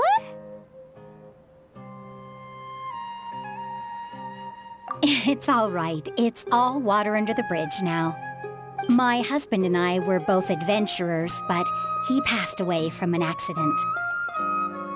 Material struggles can always be overcome, but ever since then, I haven't been able to spend much of my energy on anything else. But I still consider myself lucky. Mr. Zubair has helped me a lot, and the atmosphere here is tolerant and kind. Sorry for bringing up such sad memories. Oh, it's all right. I don't mind.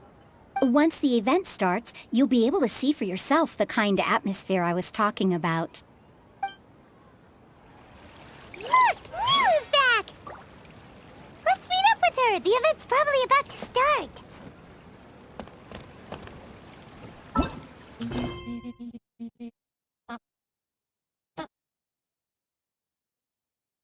What now? Get up from this. Get up from there.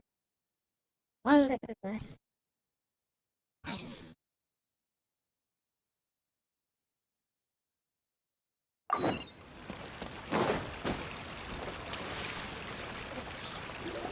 All right, everyone is here. How did everything go? Any luck with your missions? Let's report back one by one. I'll start first. We've made the necessary modifications to the Akasha terminal. In addition, the props required are also ready. I'll go next.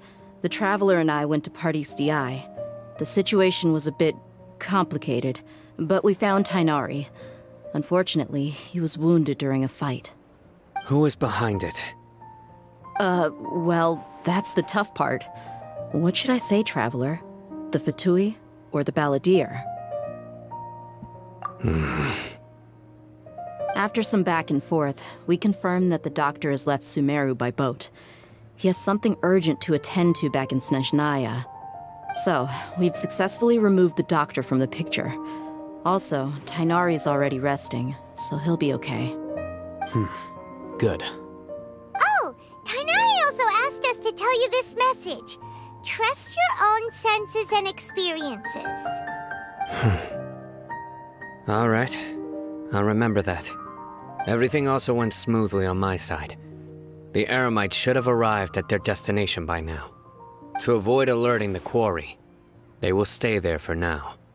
I can't believe you actually got so many Eremites into Sumeru City. It's all thanks to Rahman and his brave team, as well as their bold strategy. It appears to have been very effective. I'm glad to hear it. Well, is that everything? Okay, this meeting is adjourned. Huh? Wait, you mean that's it? Well, what else is there to discuss? Shouldn't you end with some words of encouragement? You know, to fire us up now?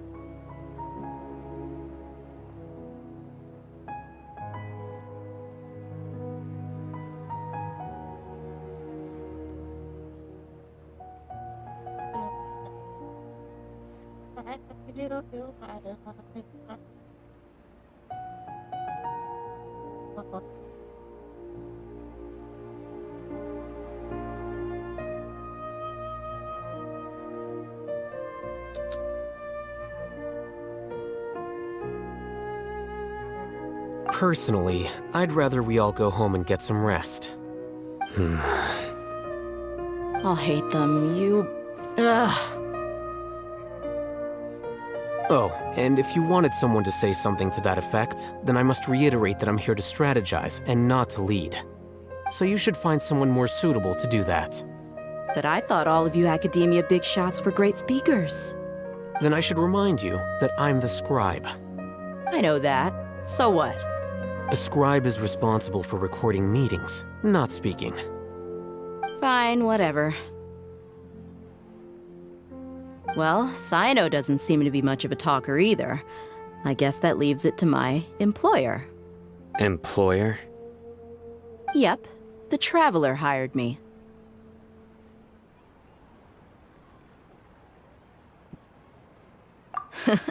That's right. So come on, boss. What do you have to say for the team? Yeah! Say something to boost morale!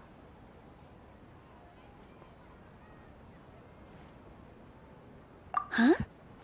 What are you all doing here? Oh, it's Nilu! Hey, everyone. I'm not disturbing you, am I? Not at all. I was actually just about to go find you. Judging from the group and all your serious faces, you were discussing something important, weren't you? But you also look like you're up to no good. Seems pretty interesting. Welcome, Nilu. Would you like to join us? Huh? Join you?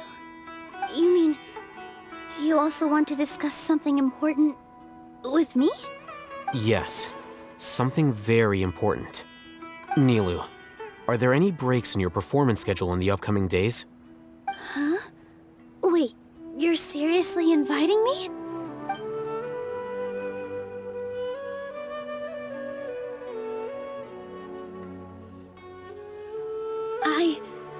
I can't believe my ears. You are truly the bravest and most passionate people of Sumeru, well, that I've ever met. Ahem. Oh, right. The Traveler and Paimon are not from Sumeru, but you are awesome as well. That's right! I must admit that I'm a little scared, but I'll try my best for Lesser Lord Kusanali. If I can somehow use my abilities to help you, then count me in. Remember, believe in yourself. Okay. I'll get my friends at the Grand Bazaar to help us tomorrow. Just remember not to say too much. Be discreet. Yep, you got it. All the preparations are done. Now, can we finally conclude this meeting?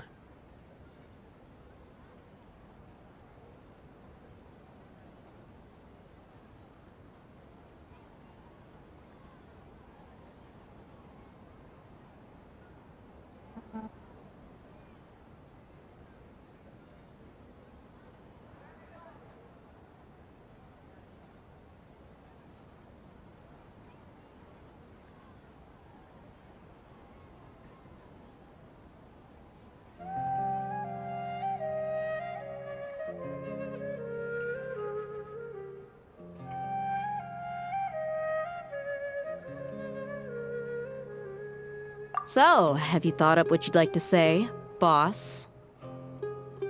Yep. It's a grand plan and we're all super awesome!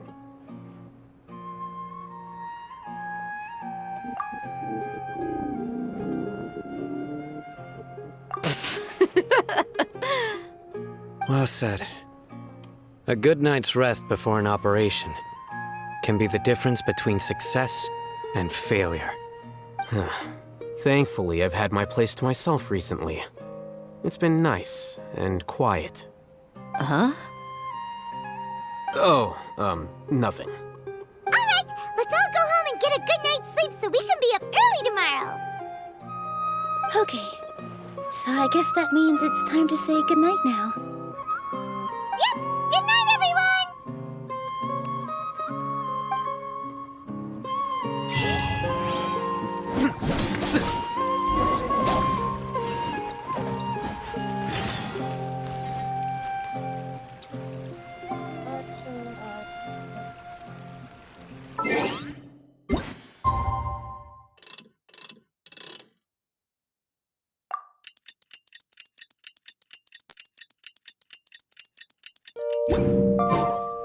Luck. Today is the Academia's Nahida Day!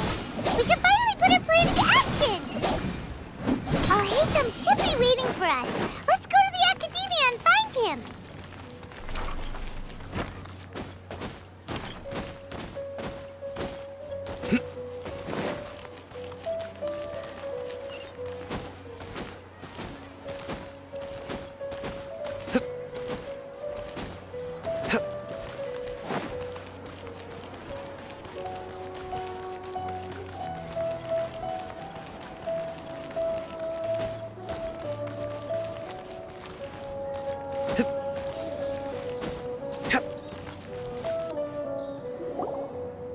Hello, you two. Sleep well? Not really. Paimon got too nervous thinking about today and didn't fall asleep until the sun was almost up. What about you all, Hatham? Naturally, I slept just fine. After all, a good rest should be considered part of the plan, since energy is an important resource. You just want to show off how calm you are! It's crucial to dissipate any tension before we execute our plan. The only thing you're doing is being annoying! Anyway, do you need me to go over the game plan again?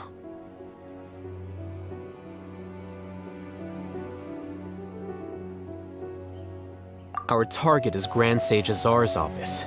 Everyone in the Academia knows that's where the Grand Sage's console is. Only they can operate it. Many restricted commands and operations are executed via that console. I'm sure that console has a way to free Lesser Lord Kusanali. You know, Paimon's been thinking, what kind of technology could let the sages imprison even a god? That isn't something they could have accomplished with their scholarly talents alone. In the Sanctuary of Surasthana, there's a device of Greater Lord Rukkhadevata's that she once used to isolate herself while meditating. 500 years ago, the Grand Sage at the time modified the device so that it could no longer be controlled from the inside. They were effectively trapping one god with the power of another. So, how are we gonna get to the Grand Sage's office?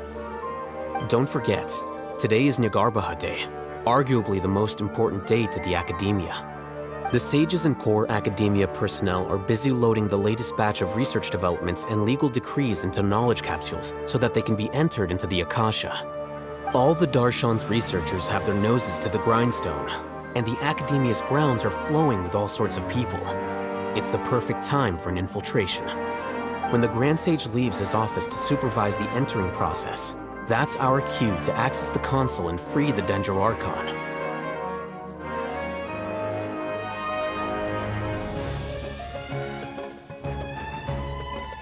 Well, yes. That's just the visible side of our plan, after all. If precedence holds, the Academia should have already started preparing for Nyagarbha Day. Everyone should be in position. All that's left is for us to lead the charge. Let's go. So are we just gonna walk in through the front door, or...? Yes. Were you expecting a stealthier approach? Paimon can't think of a good comeback. Alright, it's all on Alhaitham if things go south.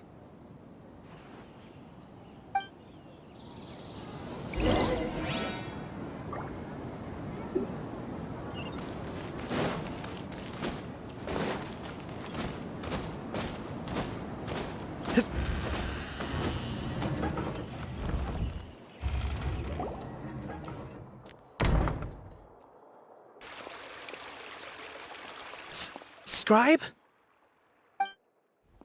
Please, wait. Are you Scribe Alhaitham?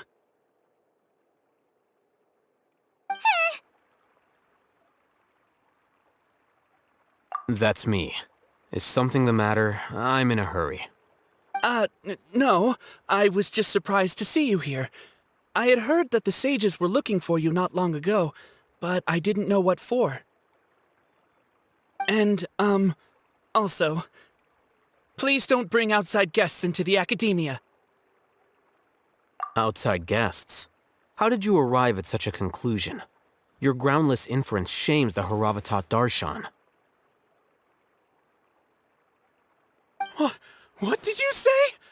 I'm the top student in Haravatat, and I earned 3rd place at the last Inter-Darshan debate. Don't look down on me! That wasn't my intention. As your Haravatat senior, I just assumed that you possessed a greater aptitude for critical thinking. Look, based on what you already know, the purpose of my return and the reason they're here should be obvious. Is that so? Wait a moment. Let me think. Don't tell me the answer. The sages search for you. A blonde-haired traveler. Outside guests. So, from the start, the sages weren't looking for you, but this traveler? And you were gone from the academia for so long because... Hey, shh. Yes, you've proven yourself as the top student in Haravatat. I surmise you've arrived at the correct conclusion. As I expected. Please, forgive me. I wasn't thinking clearly just now. Thank you for getting me back on track. It's nothing. We'll be on our way then. All right. Thank you for your contributions to the academia, Scribe.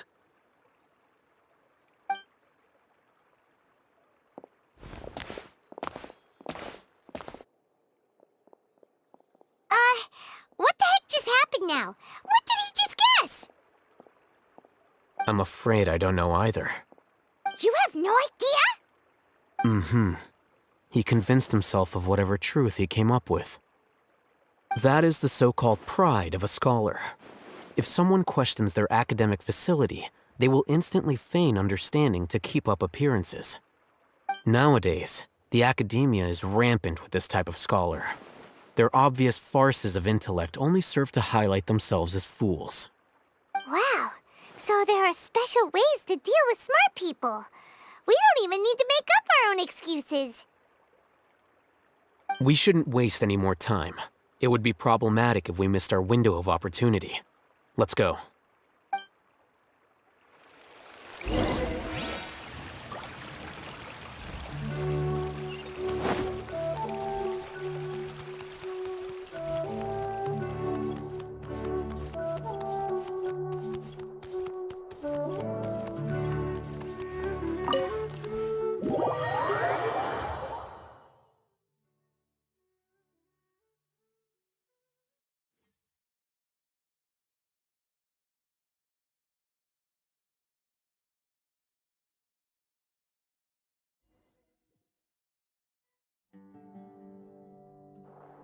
Is this the Academia's library? Indeed. Known as the House of Dana, it is quite possibly the most extensive special collections library in Teyvat. There are a lot of students going through here. Is it really okay just to waltz right in? The Academia marches to a fast beat, especially since it's Nagarbaha Day. They're all occupied with their own matters. Just act natural.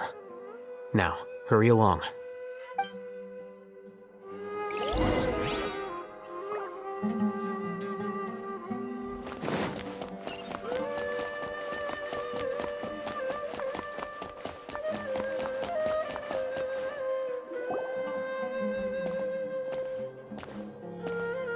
What's this platform for? It's a lift that Academia personnel use to access higher floors. Are we gonna take it then? The Grand Sage's office is up there somewhere. No, not right now. We can't guarantee that we won't run into the Great Sage. Let's step back and observe for now.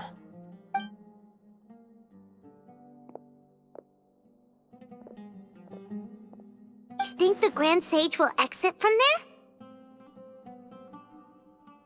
And after he does, we'd sneak past him? Oh, Paimon thinks that's really dangerous. Who knows? However, if we can confirm Azar's current location, our operation will be much safer if we... Allow me to offer you a hint. If you wish to know his location, look behind you.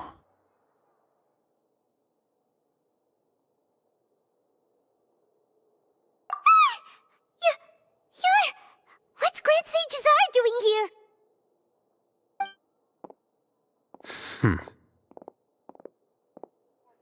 Do not tell me you believed the Academia would not grow suspicious of you after such a prolonged absence, scribe.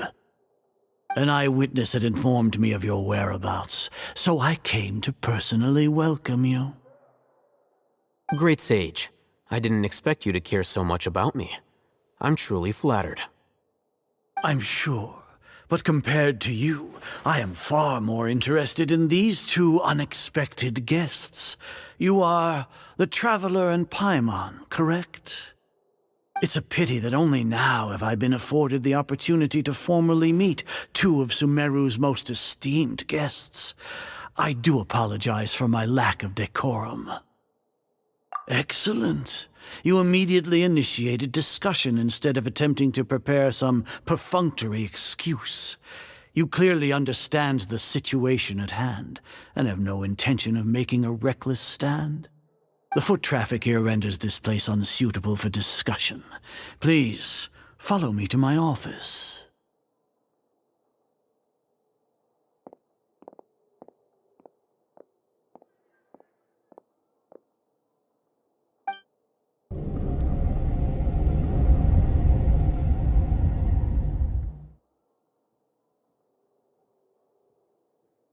This place is crawling with guards. There's no way out for us. All right then, Traveler. What did you wish to discuss with me? Today is Nahida Day, so I still have many responsibilities to attend to. There is little time for idle chit-chat before I detain you all. You seem to know quite a bit about our endeavors. If that is so, then you should be praising our great work, rather than using your trivial misgivings in a futile attempt to sway me. Trivial? Then tell me, what do the Fatui want from me? Worthless. Those are all completely worthless. Benefits, divine power. These materialistic words do nothing but debase our great work. Creating a god. Yes, we are using human wisdom to create a god.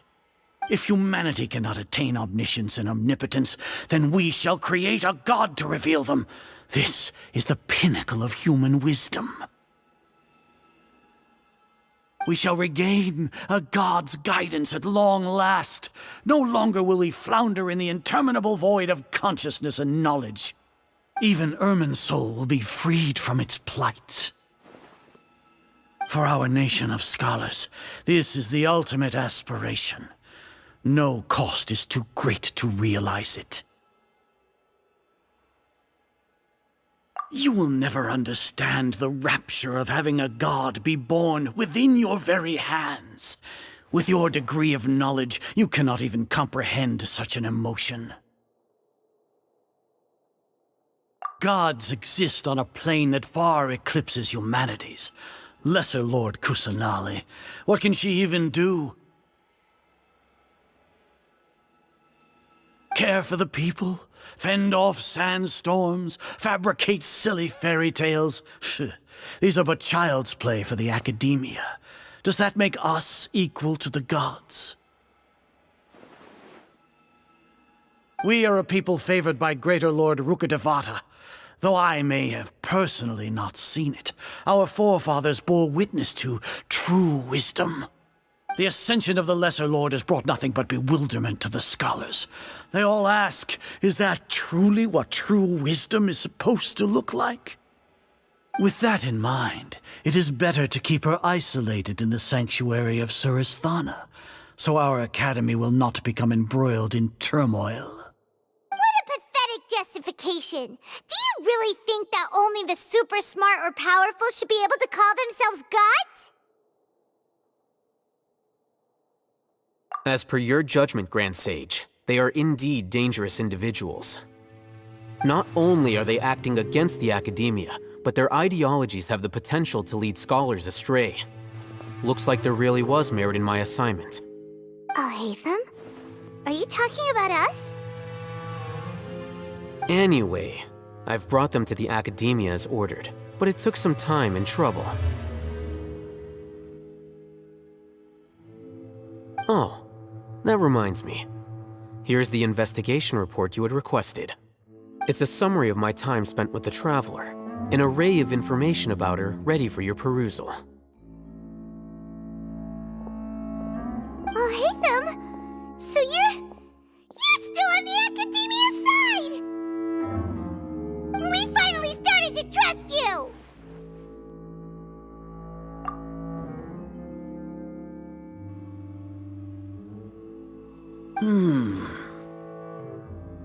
Excellent.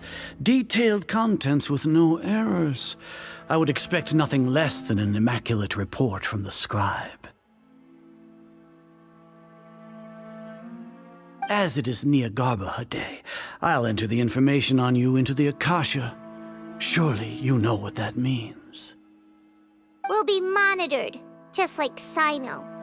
With the Akasha's calculation prowess, all of your actions will be predicted with an accuracy of at least 98%. Furthermore, your data will be updated in real time whenever new information presents itself. To put it into words you can understand, wherever you go, you will be walking under an invisible leash. This is Sumeru's greatest penalty for dishonest persons. Are you not familiar with the concept that great responsibility begets an equally great suspicion? In any case, you are Sumeru's most concerning external variable.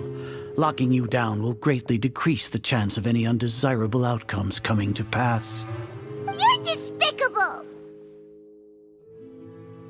Despicable? Perhaps from your perspective, but I suppose you had mentally prepared yourselves for this, no?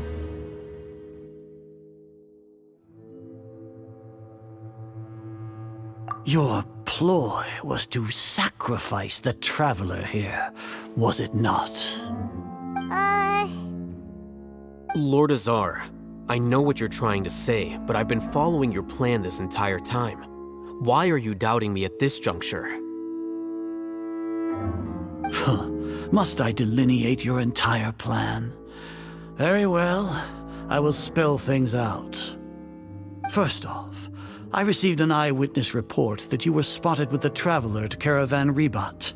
However, you immediately departed for the desert and escaped surveillance range. Judging by the time, you all likely encountered the truant General Mahamatra in the desert. Am I correct? Maybe Paimon shouldn't have mentioned Sino just now. The Academia had not received correspondence from its scribe for a prolonged time. You were also in the company of the Traveler, a close associate of Lesser Lord Kusanali and General Mahamatra Sino, who had defected from the Academia. With their instigation, what was the probability that you would betray the Academia? Rationally speaking, 50%? 70%? What do you think? Regardless, that's only a guess. The facts are that I've brought the Traveler right before you, and I gave you my report. Indeed, your boldness deserves praise. To think that despite status as an outlander, the Traveler is still willing to sacrifice for the sake of your plan.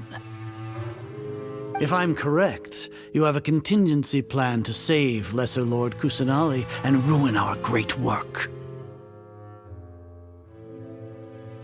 Sneak into the Academia on Niagarbaha Day, using Alhaitham's status as the scribe, for there is a good chance that an opportunity to save the Lesser Lord will arise.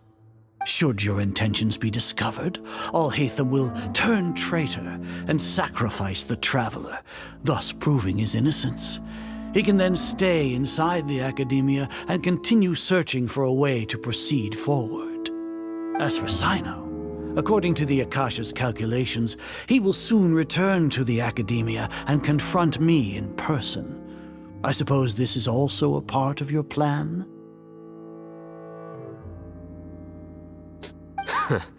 You'll see me as a traitor regardless of what I say, no? Even if you impugn me, it would have little effect on you all. You misunderstand. Losing our scribe would irreparably damage the Academia's regular operations and the development of Sumeru's future academic systems. However, under the current circumstances, even that is trivial compared to what we stand to gain from our great work. You said that I betrayed the Academia, but you, Azar, you've betrayed all of Sumeru, betrayed its Archon. So flight has turned to fight at long last. Guards!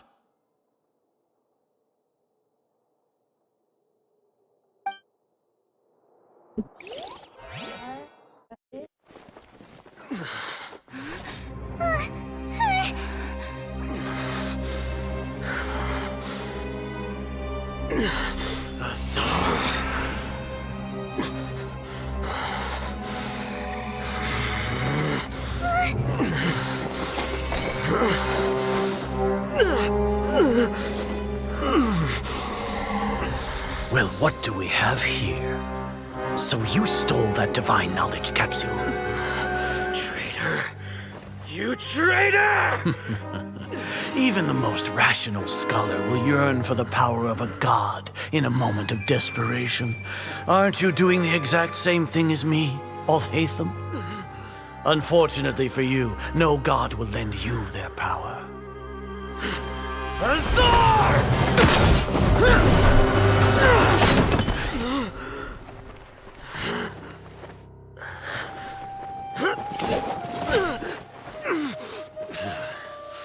He has gone completely insane.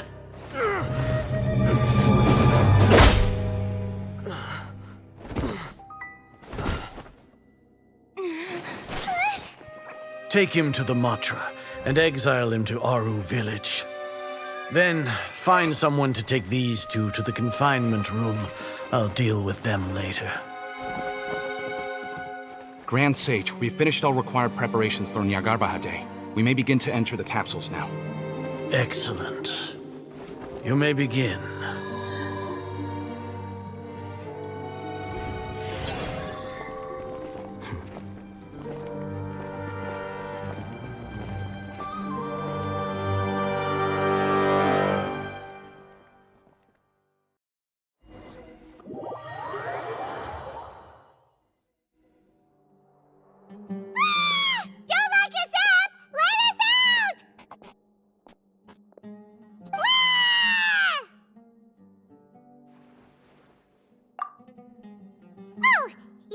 Paimon got a bit carried away there.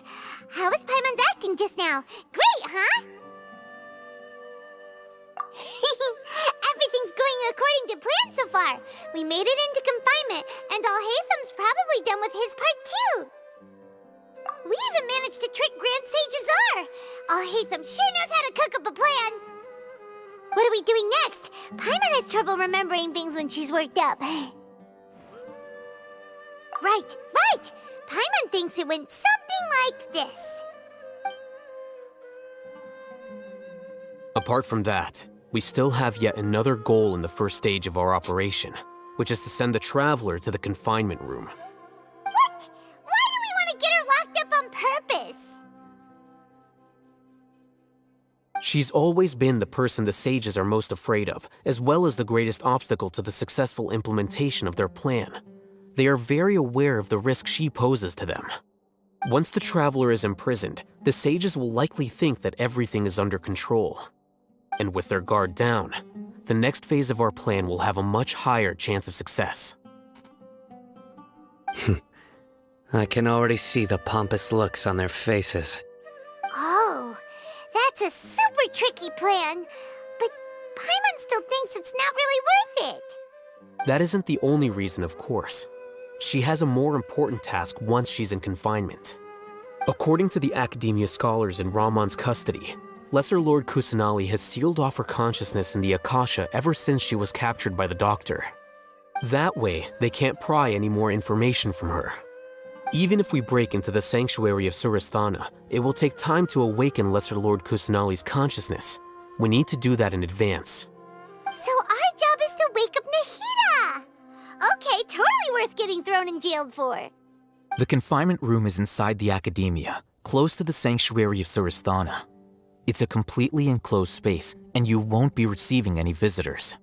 I'll work with Ramon's scholars to make some modifications to your Akasha terminal.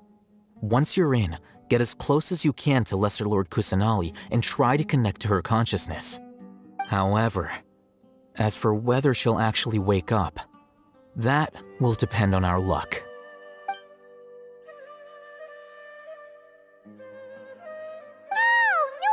You've been wearing your Akasha terminal today. It's the one that Al-Haytham modified. Paimon thought they'd take our Akasha terminals when they locked us up in here. Were they being careless? Alright, so what now? Sounds easy enough. We can finally talk with Nahida after all this time. Let's do it.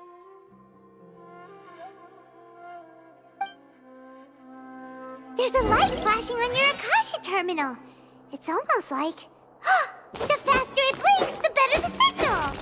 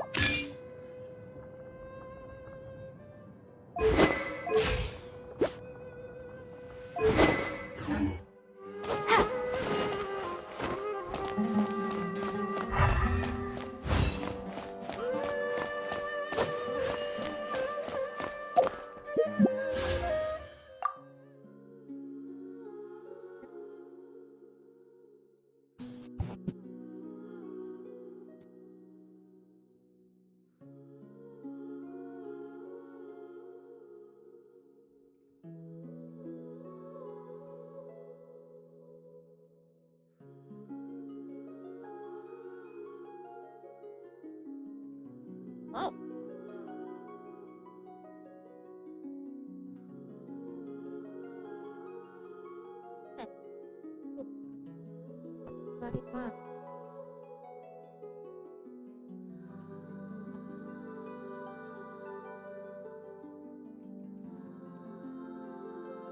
Right.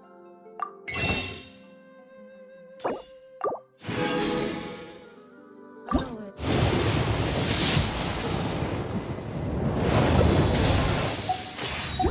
Okay.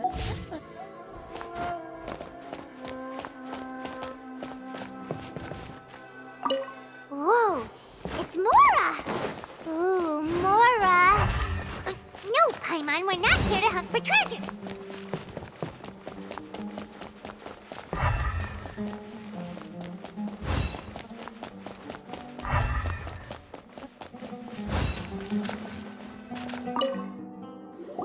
What? Ah. Eh? Is this the right spot? Are you getting anything? Please work!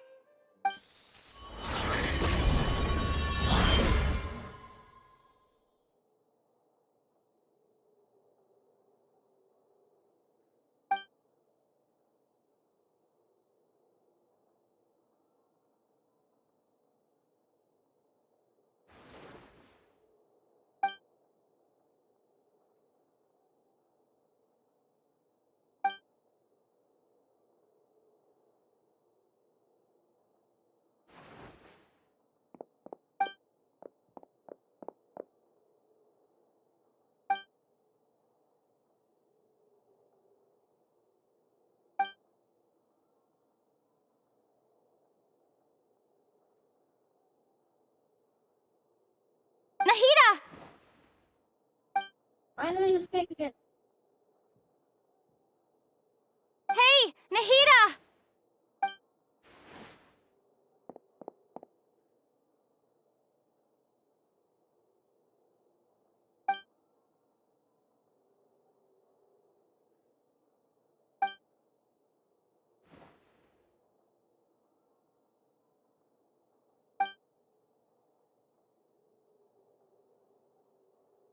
When did it first start?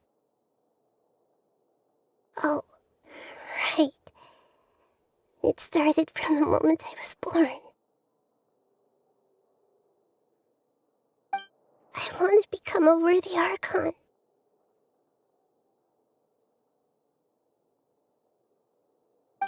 So I've kept studying.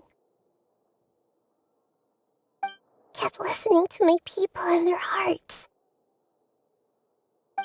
Kept looking for a way to save Irminsul. So I can catch up. Catch up to Greater Lord Rukkhadevata. But I'm stuck in the sanctuary of Surasthana. The sages are creating a god to replace me.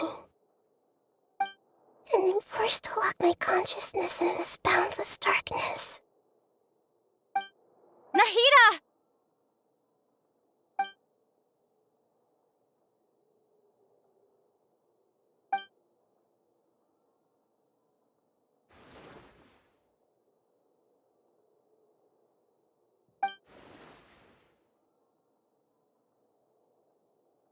Nahida!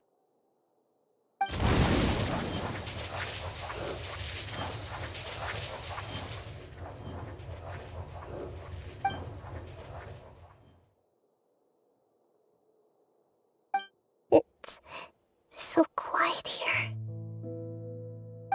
Now that I think of it, I don't think I've ever actually listened to my own inner voice. Do Archons have them?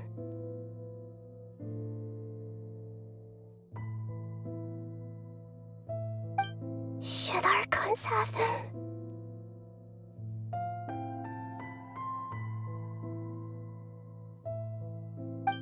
Have I been doing the right thing? Am I really not needed? How do I really feel about all of this?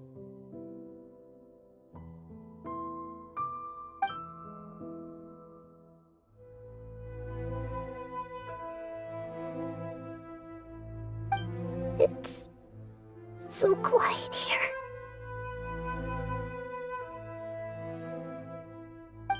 Since you're the god of wisdom,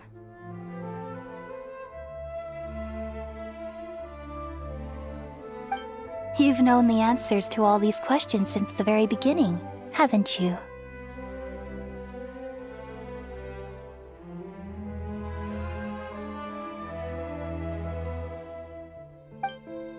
Who are you? Whose voice is that? It sounds familiar.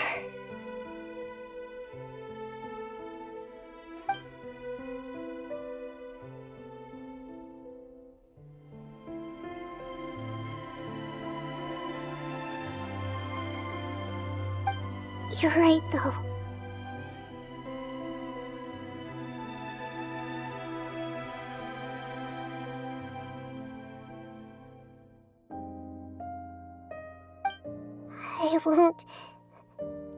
I won't ignore my own voice anymore.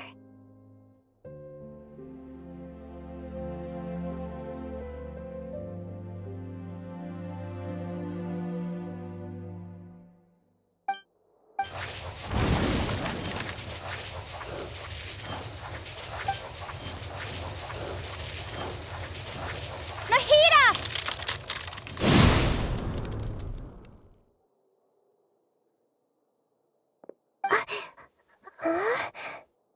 Nahida? Did you wake me up? Thank you. Why are you here? We're here to rescue you. Are you alright? I'm fine. It's just... when I think of everything that's happened to me, I feel really angry now.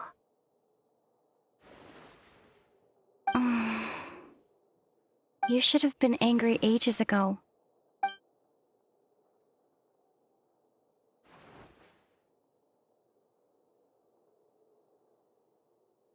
Huh? Oh, you're back! How's everything? That's wonderful news! Great! We weren't locked up for nothing! When you went to wake up Nahida, Paimon was listening for any sounds outside. You were out for a long time. There are fewer and fewer scholars going about now. You think everyone's done with their Nyagarba Day stuff? Yep, so that means our next act is Nilu's performance!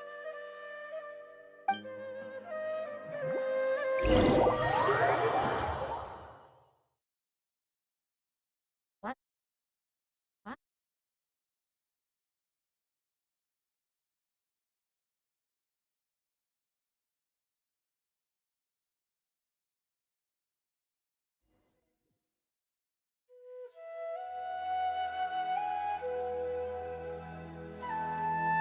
Nilu, are you sure about this? You're taking such a great risk for them. I'm sure, and I'm going. You know that I don't like to pass up any opportunity to dance, and this one is especially important. All right. You seem to have a lot of trust in them, so I won't say more on the subject. But if anything happens, the few of us here may not be able to help you. Don't worry. They've been through worse. Everything's going to be fine. All right. You know, if you really do get arrested, we'll do everything we can to get you back. Be careful, even if it's only for our sakes. Thanks, Mr. Zubair. You're so very kind.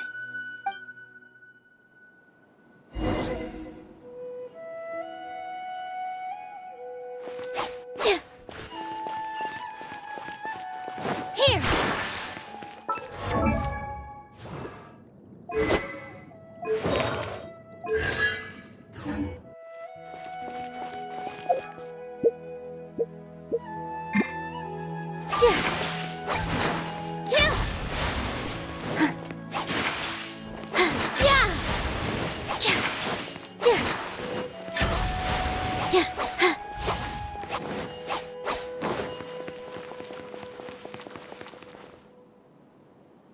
Nilu! How's it going?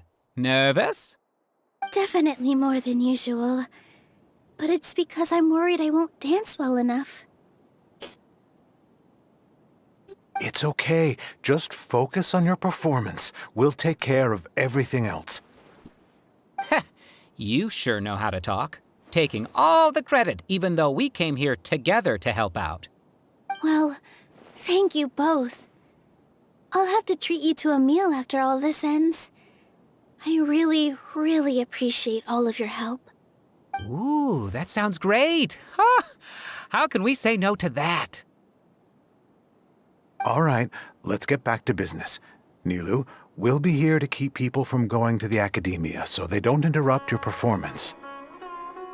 I was planning on telling them something like, the Academia's been conducting a weird experiment, and some of their test subjects escaped. It's really dangerous there, so stay away.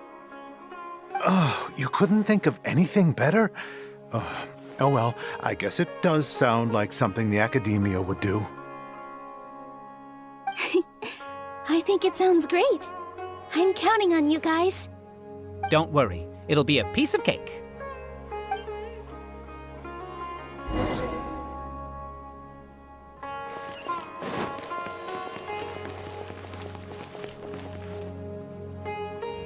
Hey, Nilu! Sorry, it's great to see you, but I'm really busy right now. Our Bait People Away with Yalda Candies plan is working beautifully. Do you want some candy? We have more than we can give out. Vihar, thank you so much for doing all of this. And even dressed up as the Knight of Flowers, no less. I'll pass on the candy, though. I cut back on sweets in the period leading up to a performance, and I'm about to start one. You have a point. The stage is cleared and everything's ready, so you can start your performance at any time. Yeah, thanks to you. I'm really grateful. All right, time to hit the stage. You're welcome. The honor's all mine, since I'll have such a great view of the show.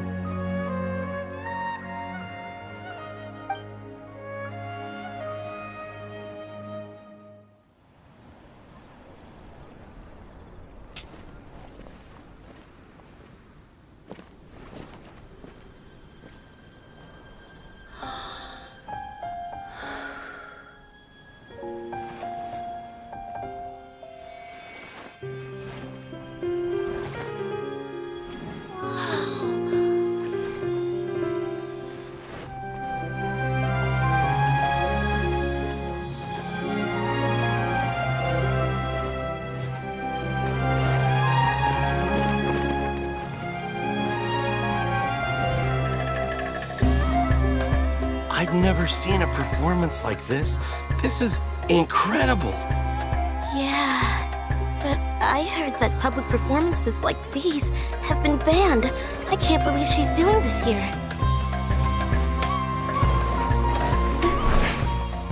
Grand Sage, there's some commotion outside. Huh. How uninteresting. Issue the new Prohibition Act from the Akasha to the guards. They'll know what to do.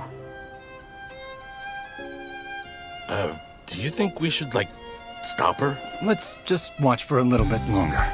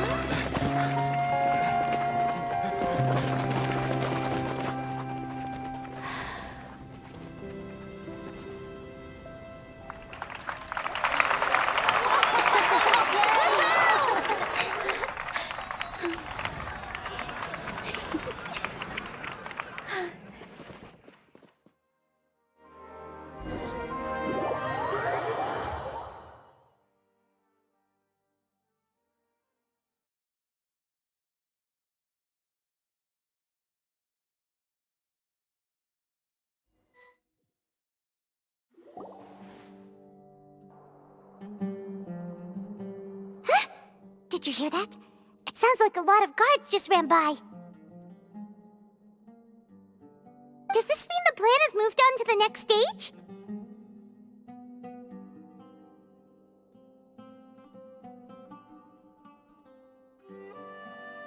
Yep. It's great that everything seems to be going well. Come to think of it, when did Alhaitham replace the knowledge capsule that was about to be entered into the Akasha?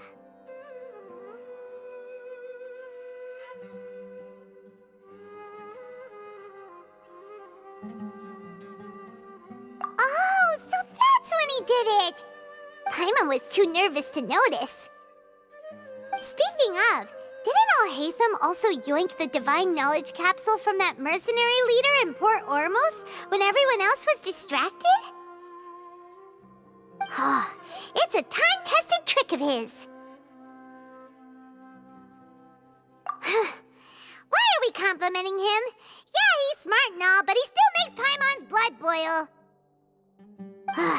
Let's review our plan for this stage again.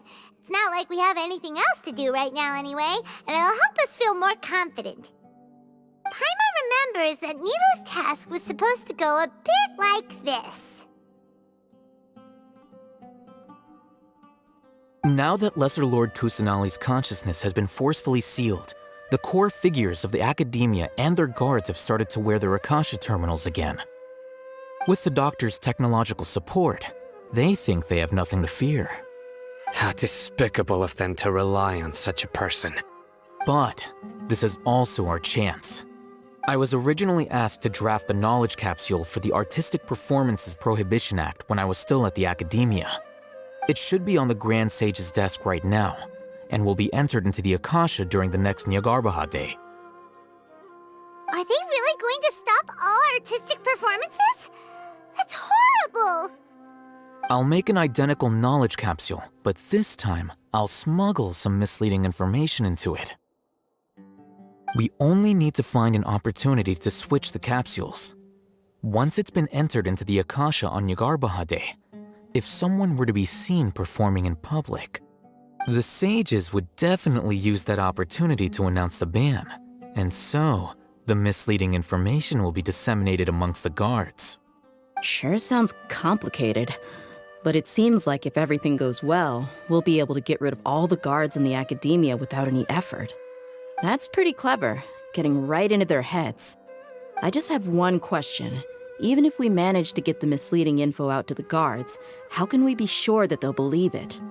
People who are used to relying on the Akasha become less inquisitive, and their ability to distinguish truth from misinformation is significantly reduced. They will view everything the Akasha releases to them as the unequivocal truth. The Akasha will turn humans into machines. I've seen it happen many times. Yikes. Good thing I didn't wear it for long when I was working in Sumeru City. At first, I thought it was a good thing too. By the way, this plan still requires a performer, right? Do you have someone in mind? Nilou of Zubair Theater. I know her really well. We can trust her. I'm kinda hesitant to ask her to participate in a dangerous plan like this, but we can ask her in person. All right. After the guards and the Academia are gone, then it'll be time for me and my stowaway brothers to shine.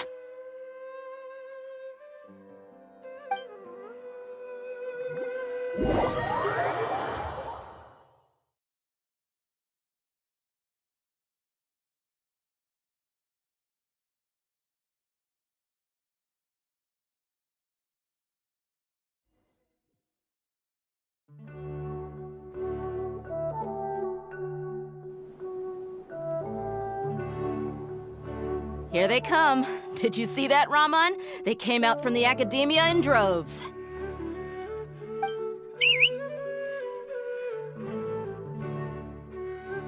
After laying low in the city for so long, this is the moment we've been waiting for.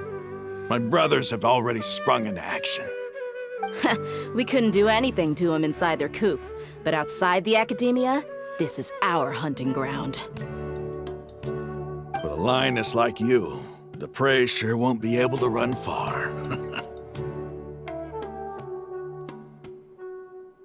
We still need to eliminate the guards as soon as possible. If we give the sages enough time to realize what's happening, the plan's doomed. All they've done is to sit on their cushy salaries and twiddle their thumbs all day while we fought and struggled every day in the desert. The only advantage they might have is their numbers. Speaking of which, most of the guards who report directly to the Six Sages belong to the Corps of 30, but they have a completely different reputation. Following those blasted sages every whim, throwing away all the principles of being a mercenary. As someone in the same profession, I'm obligated to teach them a good lesson today. Indeed, the trap has been set. All we need to do is lead them there. All right, let's each take a road and herd those scattered guards back into one place. Make sure to attract their attention. Isak will be the key. You gave such an important task to that child. Will he be okay? It'll be fine. Isak was so determined to help, so let's put our faith in him. Besides, even if he's caught, the guards would be too scared to do anything to him. They've never seen Lesser Lord Kusanali in person, after all. You've got a point. Anyway, I think I see them coming. Let's head out. Good luck.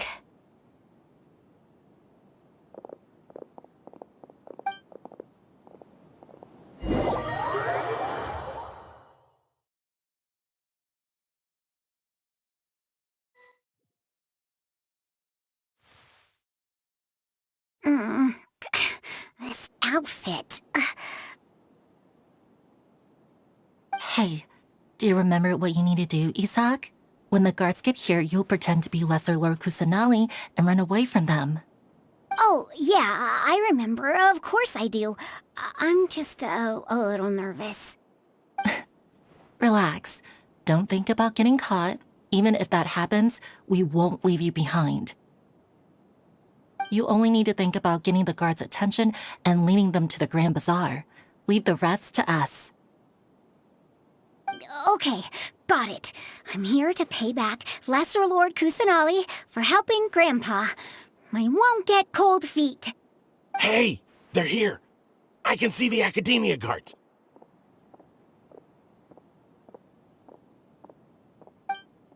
All right, it's time, Isak. Take a deep breath and go. You can do this.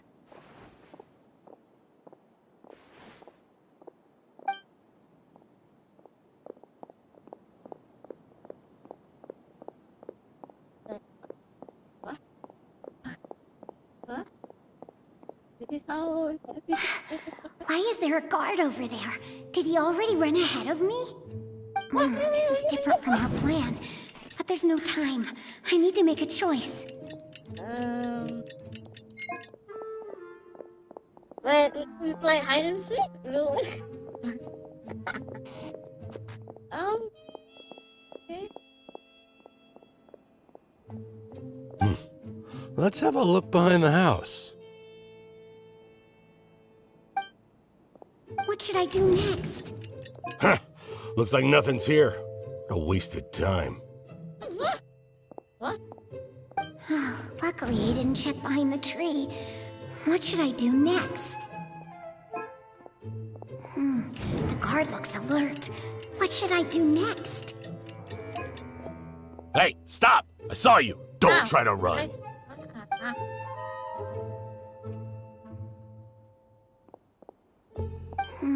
The guard looks...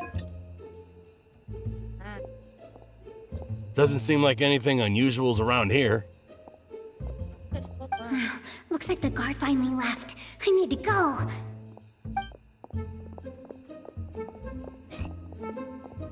That is fun.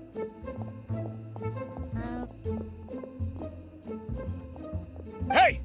Lesser Lord Kusanali is over there! Stop! What? Lesser Lord Kusanali? How did I not notice that? They found me. This is bad. Where should I...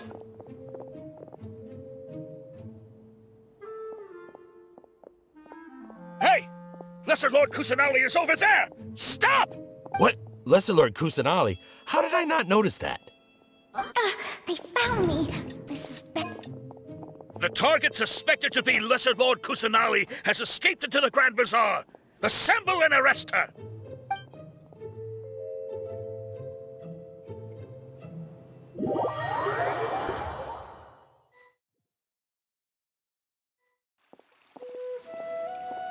Where did she go?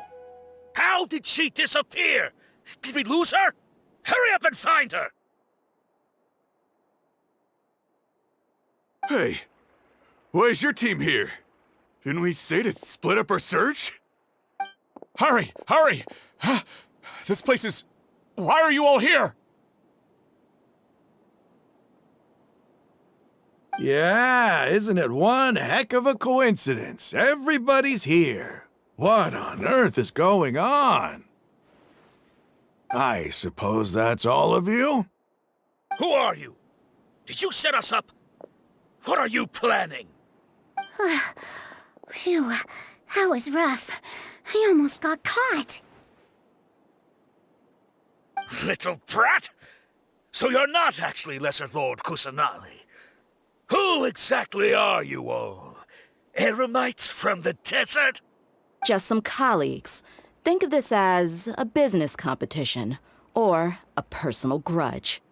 After stepping into our traps, stop thinking of yourselves as hunters. Behave like the prey you are.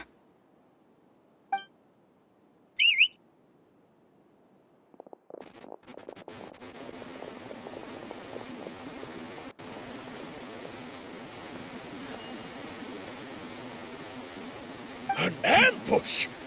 How's that possible? This is Sumeru City, but mercenaries from the desert somehow ambushed us! Give me a minute. I'm gonna mute myself. I know my background is kinda, raining. So yeah, I'm so sorry, but I'm gonna mute until the line is cool.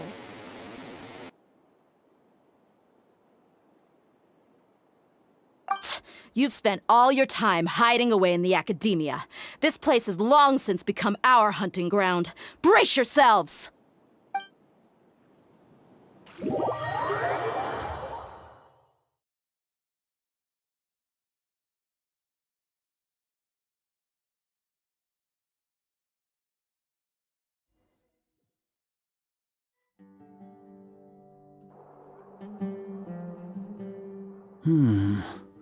This is odd.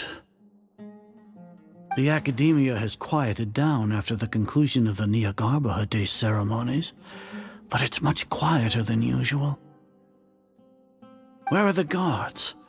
Why have I not seen a single one? Guards?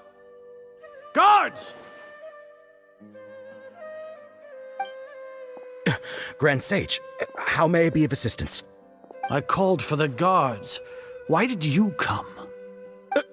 My apologies, Grand Sage. Right now, all Academia guards have entered the city to perform the ordered arrest. I thought you knew. Arrest? Who is there to arrest? I have an ominous feeling. Arrest Lesser Lord Kusanali, right? Is that not what the order was? Lesser Lord Kusanali? You mean she has disappeared? Yes. I wouldn't dare make up something like that. Right now, everyone is in a panic, and many are saying that Lesser Lord Kusanali will take revenge on us. What happened? Just what is going on? Lesser Lord Kusanali somehow escaped? Was it Alhaitham and his party that freed her?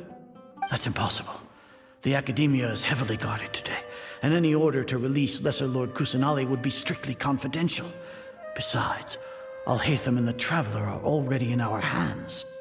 What manner of trickery did they employ? How could Lesser Lord Kusanali disappear into thin air? Disappear? Wait. How was the arrest order distributed to the guards? It was issued by the Akasha earlier today. Only you have the authority to send messages like that, so I thought it was your order. Let me check.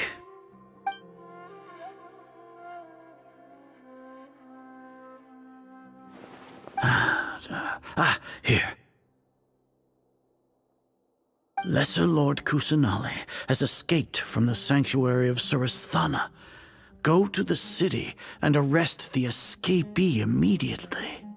The Akasha indeed contains this information, and it clearly appeared in my mind. How did they bypass my permissions to issue this kind of message? Was it the report about the Traveler that Alhaitham submitted? No, I specifically checked that knowledge capsule before entering it into the Akasha. Could that have been a red herring? Well, even if I figure it out now, it won't make any difference. The important thing now is to confirm Lesser Lord Kusanali's status. Have you been to the sanctuary of Suristhana to confirm that Lesser Lord Kusanali has indeed escaped? Confirm? No, I haven't. It may be a bit offensive to say this, but Grand Sage, what you're saying doesn't make any sense. How can the information in the Akasha be inaccurate? What the Akasha decrees is fact. That is common knowledge to all of us. If we have to confirm the information and knowledge from the Akasha ourselves, then how is that any different from us learning that information ourselves? Wouldn't Greater Lord Rukkhadevata's legacy lose its meaning that way? In the beginning, it was I who asked you to believe in the Akasha, to believe in the legacy left by Greater Lord Rukkhadevata. Are you trying to use my words against me? No, Grand Sage. I'm merely confused because I believe in you. I never meant to refute you. Stay here and see if there are any suspicious people around. I'll go to the sanctuary of Suristhana on my own. Yes, Grand Sage.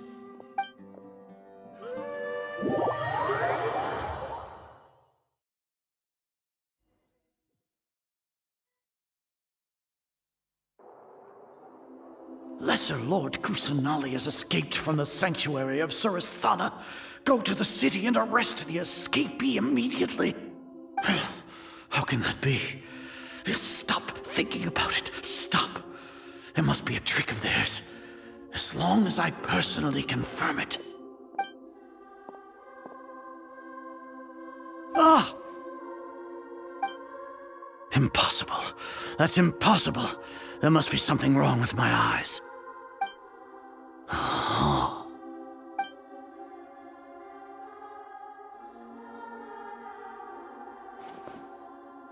What a comical sight, Azar. Once the Akasha has put certain thoughts into your head, even the Grand Sage can no longer see what's right in front of him. You all can only see the world in your mind, the one you think you know. And precisely because of this, you disregarded Lesser Lord Kusanali's existence. She has been a wise and worthy Archon. Sino, have you been waiting for a chance like this? The Akasha predicted that you would return to the Academia to confront me, but I didn't expect it to turn out like this. I was careless. No, you were blinded. Your faults stem from your reliance on the Akasha. You're still the same as always. I truly did not expect a proud person like you to cooperate with Alhaitham and the Traveler. People change, Azar. Admit it. The Akasha can't predict my actions anymore. Then tell me, what have you found during your investigation? You want to buy time? This is the sanctuary of Suristhana. Under your own regulations, even Academia staff are forbidden to come here. No one will come to save you. As for the investigation, I've at least confirmed that you are guilty of insurgency against the Archon. A serious crime. So what? Did you do all of this so I would plead guilty in front of you, General Mahamatra? No. I want you to plead guilty in front of the Archon herself. You once said that I had no standing to judge you. So now, how about judgment in the name of a god?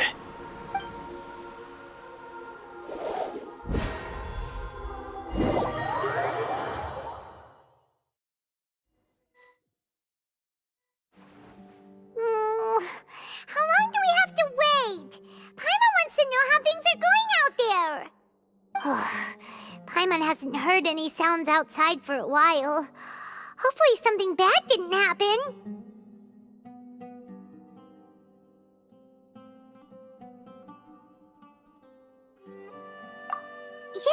What? Aren't you scared that we might be locked up in here for the rest of our lives? Thinking about it, at least Paimon has you. We could still chat like this.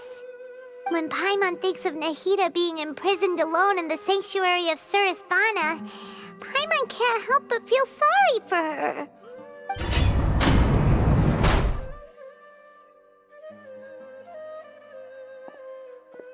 Here comes your savior. Dia! Paimon just knew you would come to rescue us!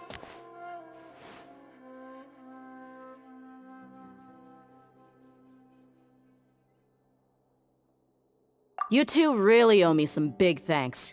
I had to search through who knows how many guards to find the key here. It felt even more tiring than whacking them. I'm exhausted. Thanks a lot. Need Paimon to rub your shoulders? No, that's, I'll pass. What are you afraid of? Oh, are you ticklish? Now isn't the time to talk about being ticklish.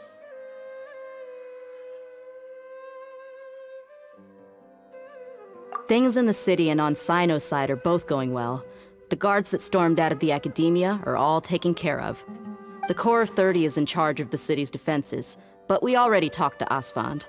They've been fed up with the sages bossing them around. As long as it doesn't break their employment contracts, they'll turn a blind eye.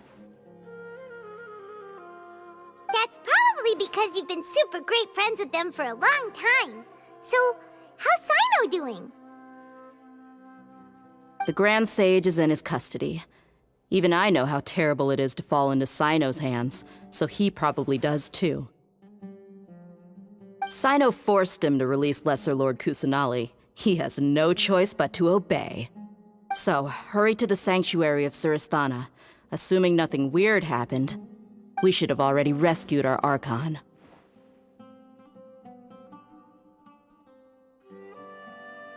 Honestly, I didn't expect our ragtag bunch to do this well. We just came together last minute to save the Archon, you know? Alright, you two better go. I still have to clean up some messes in the city. See you around.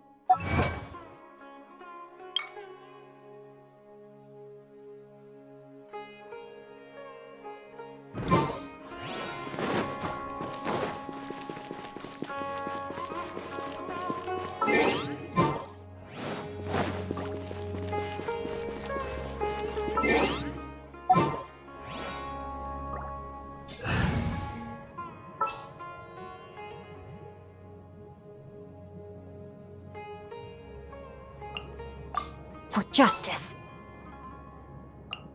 Send one, send them all.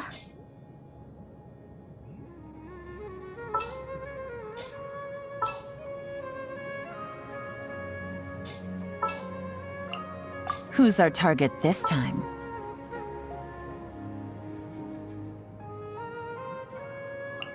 The campaign begins.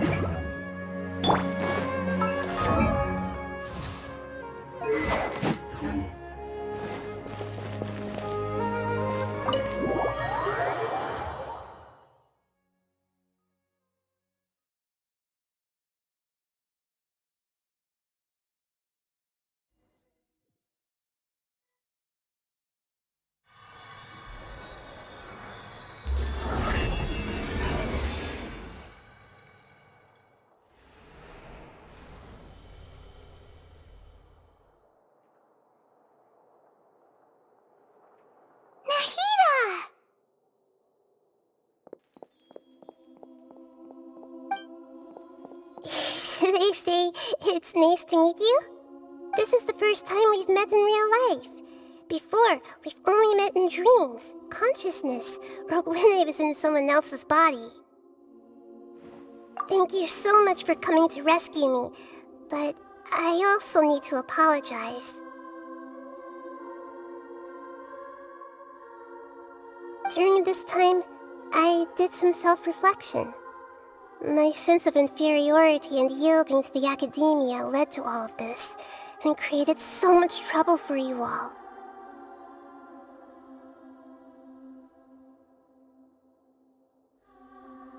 Exactly! We're here because you're a good Archon and one of our friends! Thanks, you too. Amazing. So this is how it feels to walk out of that cage with my own body. It's like I just had an endlessly long dream. I can't even tell if I just woke up or was only now born into this world. My concept of self has become so clear. But now doesn't seem to be the time to indulge in this feeling.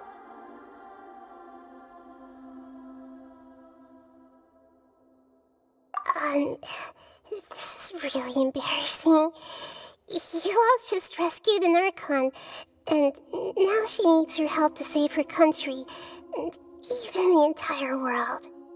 It's okay. With you here, Paimon's sure that everything will work out. There's one more thing. What is it? For all the things the Academia did to me, and for all the folly it committed in the name of wisdom, as their Archon, I will make them pay. Ah! Wow! That's the spirit! You're finally standing up for yourself and not letting people walk all over you! I understand now. To be a better Archon, I first need to better myself. If you haven't even figured out how to be a caterpillar, how can you be a butterfly? Yes, true. That reminds me.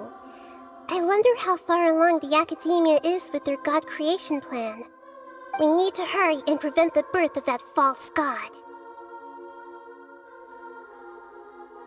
I need to make some preparations. Since I'm now free, I can establish a direct link to the Akasha and control it.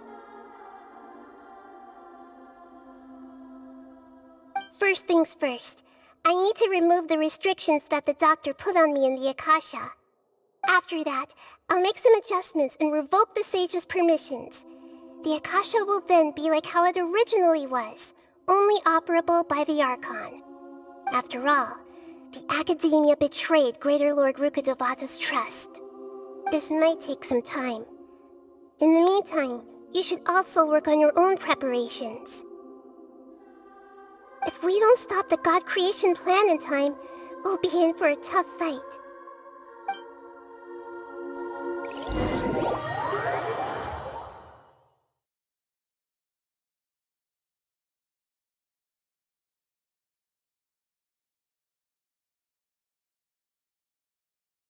You might as well prepare for a fight. When we're done, we can take a walk around. After all, we missed out on a lot of stuff when we were locked up.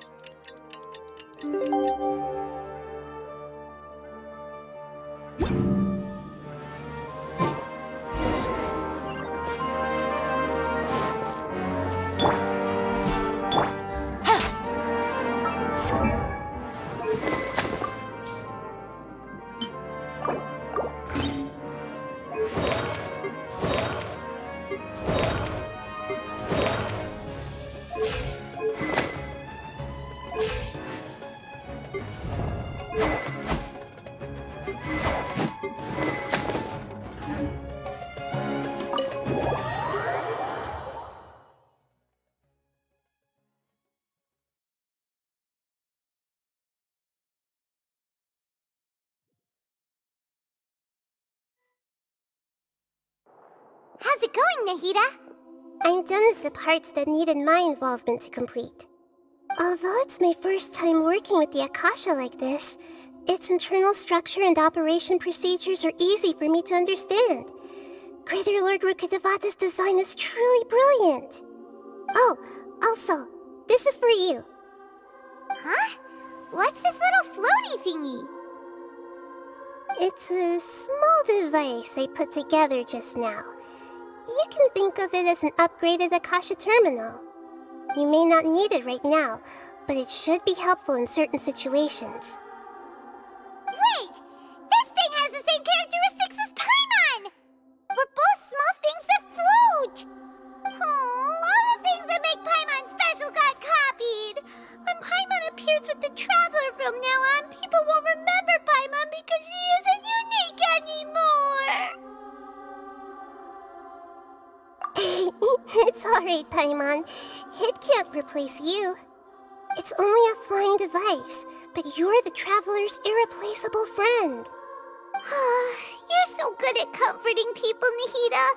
If only the Traveler was as smart as you.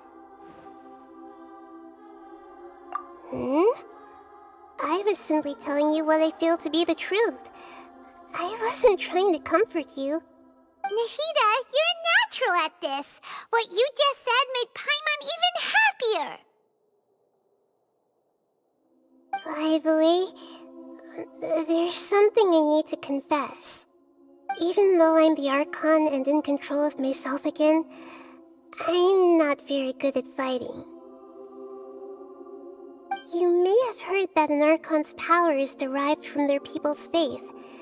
However, I'm not as well loved as Greater Lord Rukkhadevata. If we get into a situation where combat is our only option, I'll have to count on you, and I'll do my best to provide support. I'm glad I can rely on you. So the God of Wisdom isn't good at fighting? That actually sounds about right. I've located where the false god is. Time is of the essence, so let's skip to it.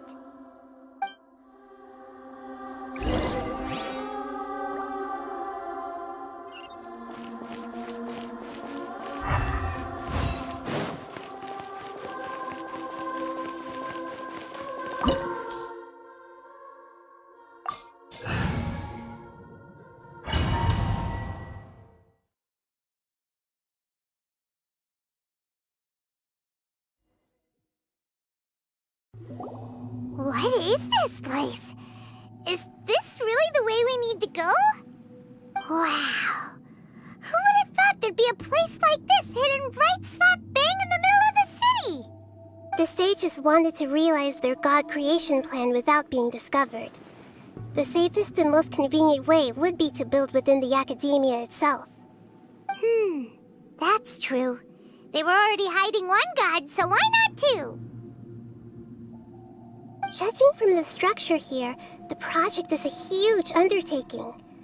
The sages really saw the god creation plan as their ultimate goal. But this place doesn't look like it could have been constructed by the academia alone. The Fatui under the Doctor sure didn't hold back. They provided a lot of technological support.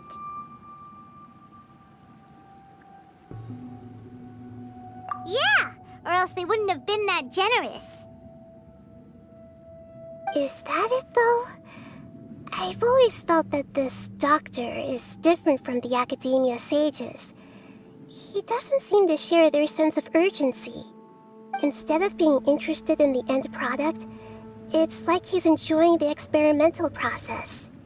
The Fatui Harbingers are all such weirdos.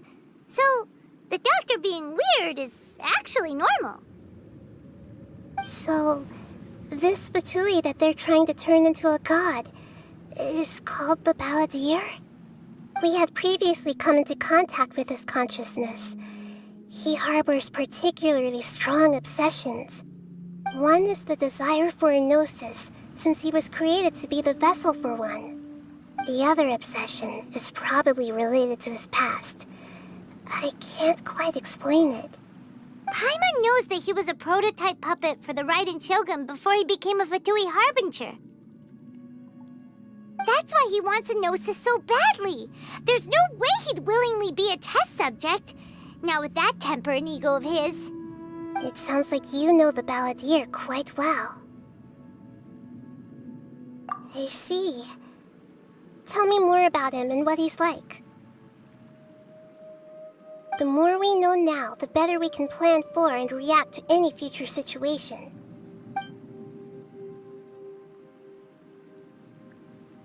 Ah, I see. How fascinating.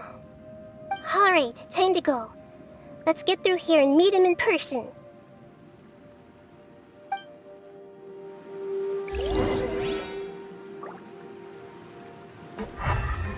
Take it easy. Quiet now.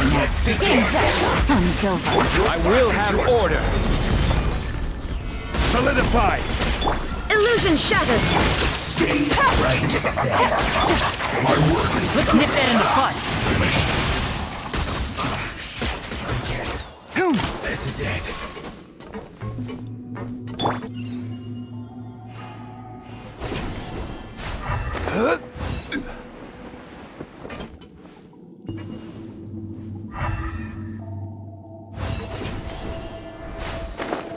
It looks like we can climb up these pipes.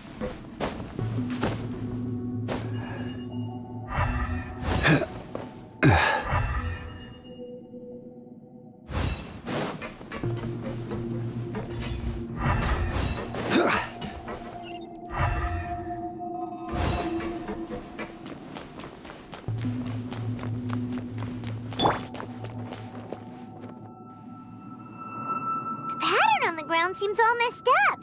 Let's go around and see if there's a way to fix it.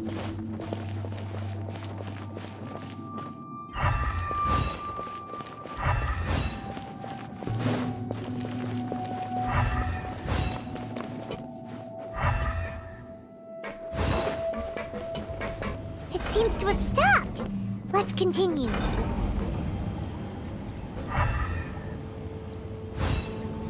There is no escape.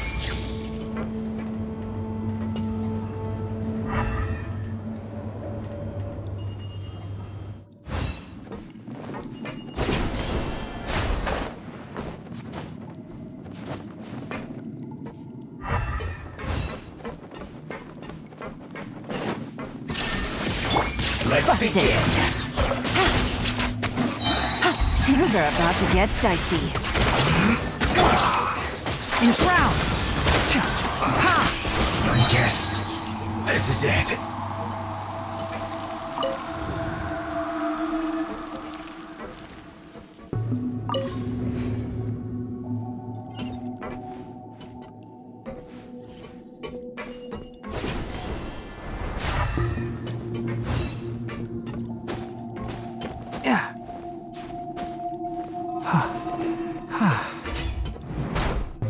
Frozen.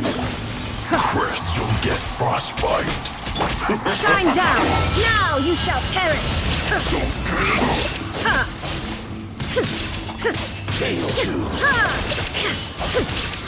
There is no escape! I'll uproot you! One with the forest! You can't run from death.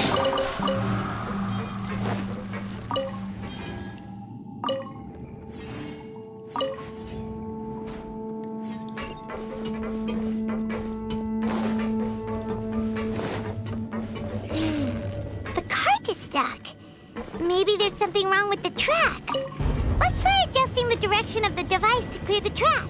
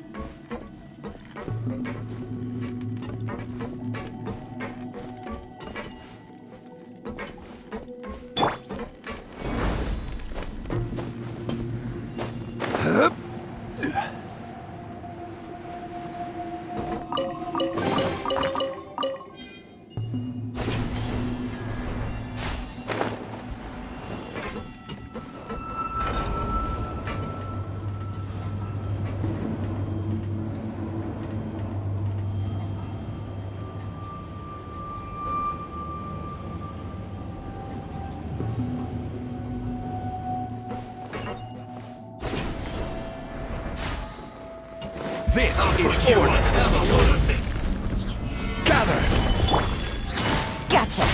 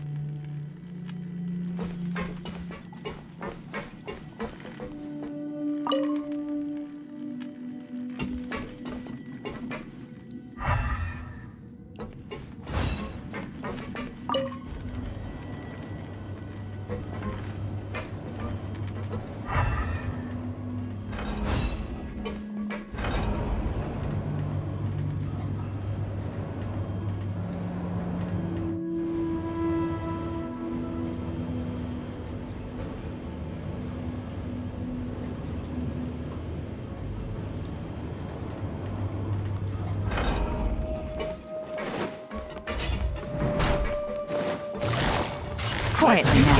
Game's up. Fun's over. And Crown, let's nip that in the bud. I will end you.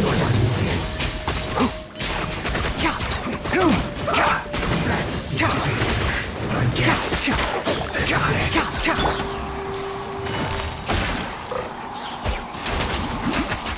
Use this first. Solidify! I must counterattack. See? Things are about to get dicey. Killjoy! We've all busted.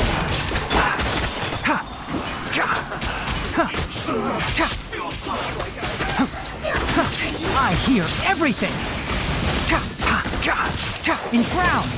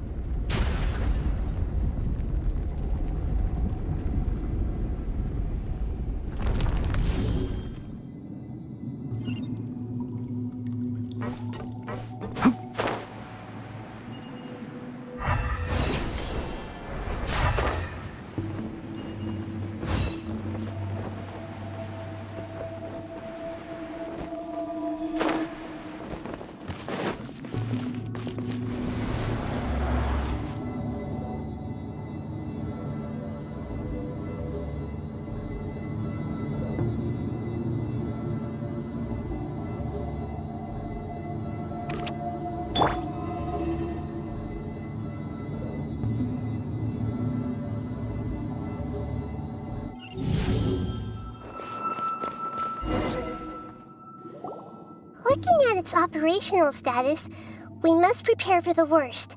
The god they wanted to create is likely close to completion or already completed. Oh no! What should we do? Paimon can't imagine how hard it would be to fight against a Fatui Harbinger with a Gnosis! Are you nervous, Paimon? If you really want to know, of course Paimon's nervous! Aren't you too, Nahida? Yes, I am. This is probably the first time I faced with a calamity of this degree since my birth. I feel not just nervous, but curious as well. Curious? Curious about what? Curious about her fate. To me, everything we perceive in this world, everything we learn, and everything that happens to us is considered knowledge. And if it's a form of knowledge, then it can be understood. However, only fate is about that which has yet to occur, so it has always drawn my curiosity. So to me, fate is the ultimate knowledge. That's also why I love observing humans and all the things that happen to them. It all brings me great satisfaction. And now, at long last, I'm not just an observer anymore. I will personally experience my own fate with you by my side.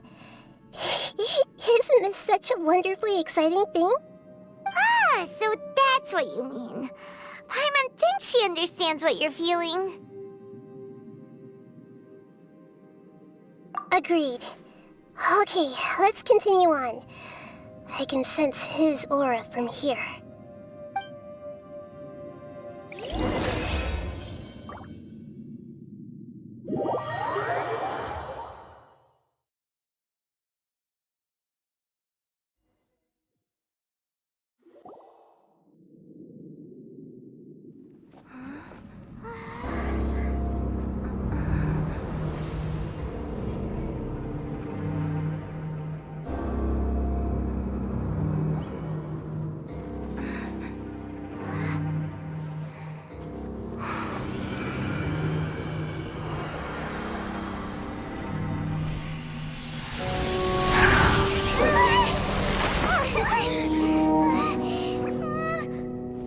Who would have thought the world would be so eager for my birth? I remember you, Booer, the god of wisdom, and standing beside you, the traveler. Is he all-knowing and powerful now like Greater Lord Rukkhadevata? No, I can't feel the same kind of divinity I felt from the Greater Lord. It seems that the sages didn't get the chance to infuse the divine knowledge capsules into him. But even still, he has undoubtedly become a true god now. So we're too late? The Balladeer has already become a god? The Balladeer. A long bygone title. When my spirit ascended to divinity, I felt as if I had existed for the same number of epochs as heaven and earth. Looking back, the existence of what once called itself Kunikazushi appears infinitely small and ugly.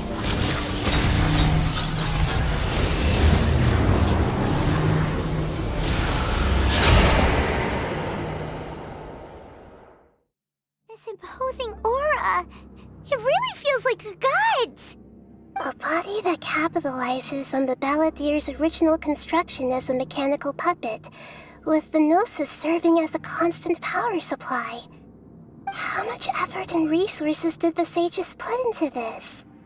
From a purely technological perspective, it's a commendable achievement indeed. It's no exaggeration to say, this is the culmination of human wisdom. You sure are something! Dishing out compliments at a time like this? But I don't think he's reached the spiritual height of a god.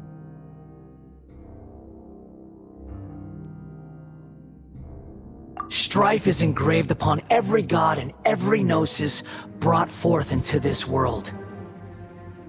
Can you feel it?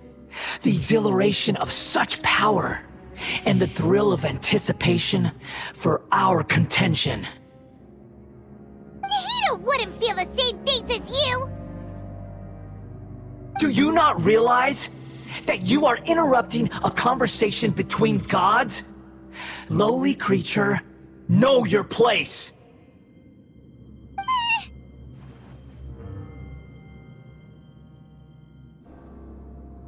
The strife engraved upon a gnosis. You're talking about the Archon War. Tevat's current peace was not easily won. I didn't personally participate in the Archon War, but the way I see it, all those losses were meaningless, driven by the demands of the laws. There's no point in bringing it up again. Is that so? Yet I am deeply disappointed that I was never allowed the fortuity to personally participate in the Archon War. This is a first. Encountering a god in this world who does not crave power. No wonder your own people have abandoned you, god of wisdom. Your judgment is as your existence, unsubstantial. This is where everything ends, Booer, the god of wisdom. You should know that wisdom cannot solve every problem. Like now, where your only option is to face me in combat.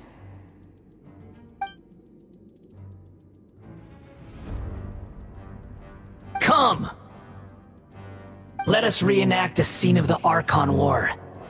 Come and inaugurate my birth as a god.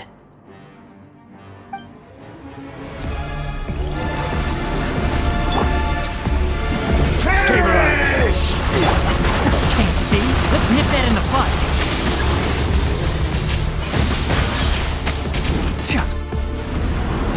Churn!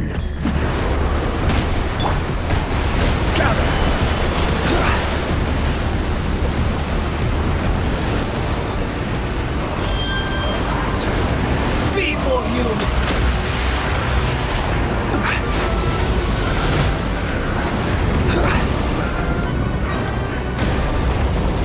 Solidify!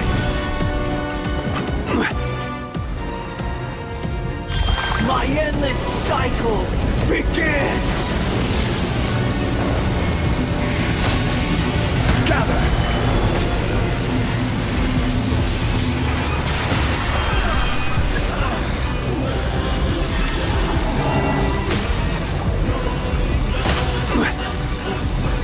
Stabilize!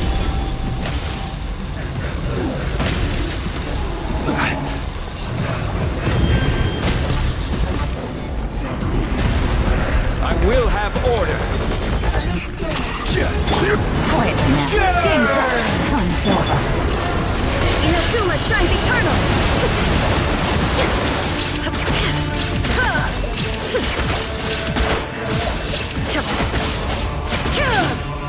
Shine down! Solidify! At my command, you shall fall!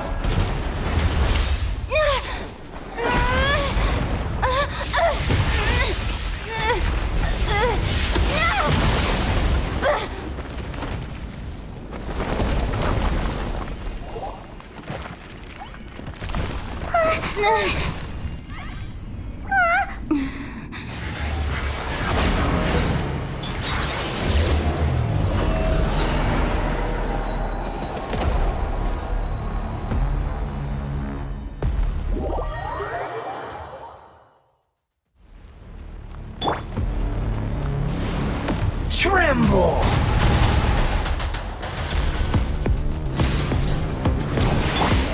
Burn to oblivion! There is no escape!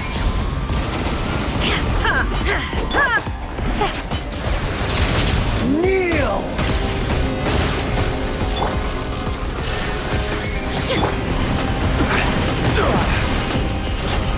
Stabilize!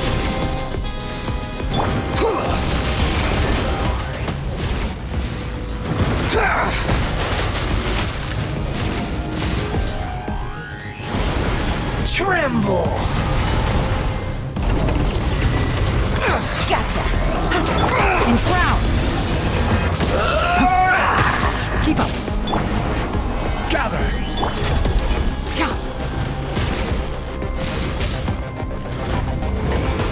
Reality is pain!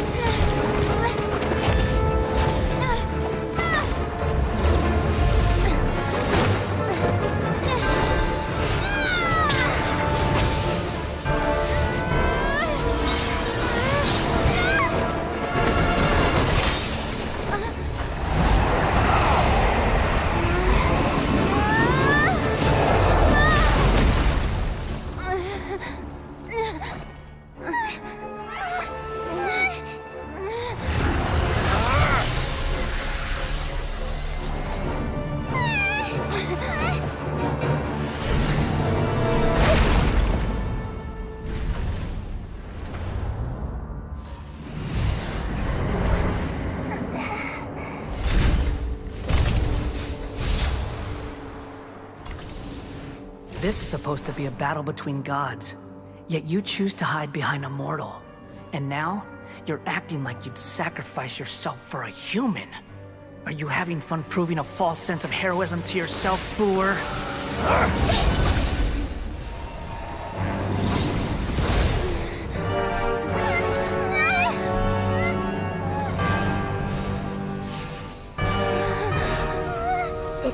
collection is almost complete. Do you even know how many times you've tried to take my gnosis from me?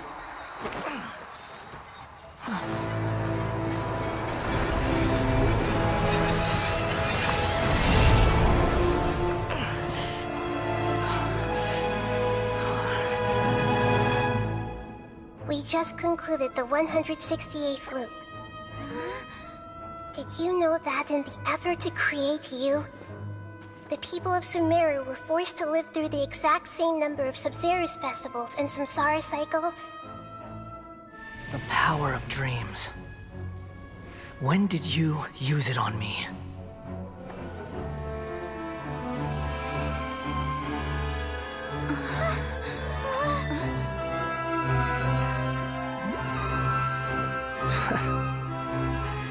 You can't even defeat me in a dream.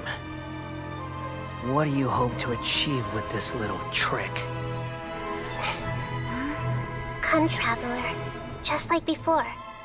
Allow me to awaken the memories in your dreams. All that battle experience! It's more than that.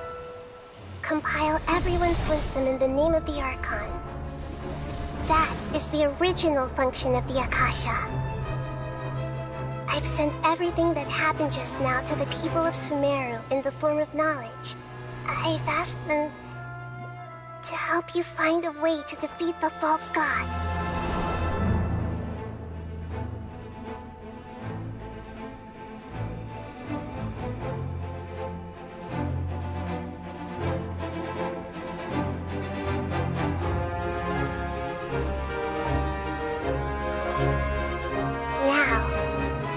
Sumeru's wisdom is at your disposal. Meaningless tricks won't save you.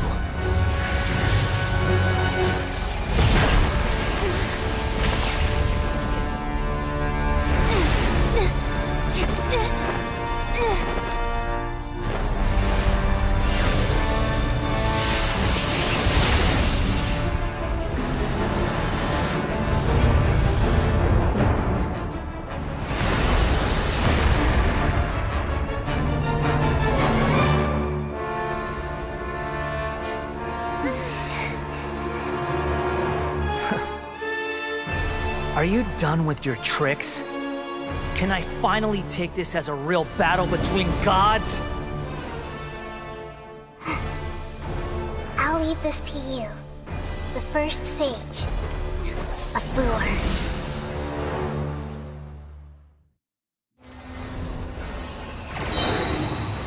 I am the all-knowing God!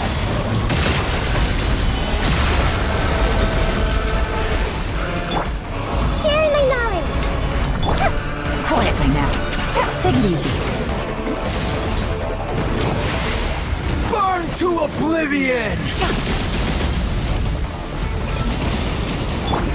Rise!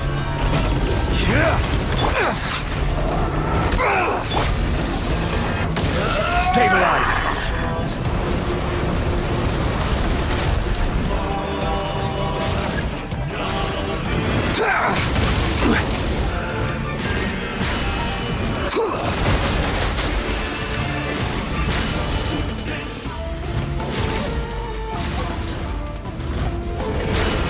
Reality is pain!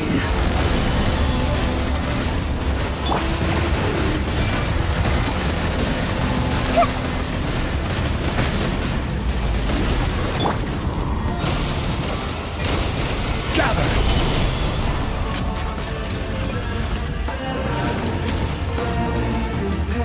Good riddance, cruel world.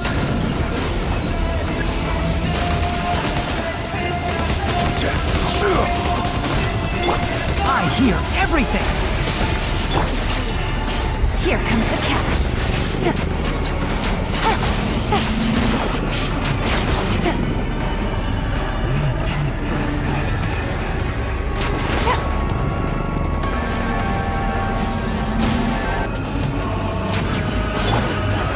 Can't see?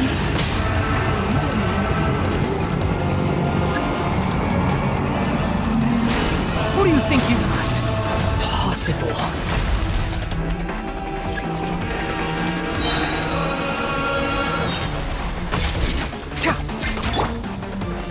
everything! Make yourselves at home! Ta! Things are about to get dicey. Shine down! Now you shall perish!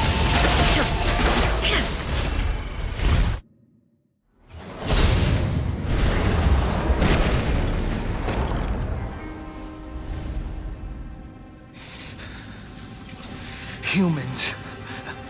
Filthy humans.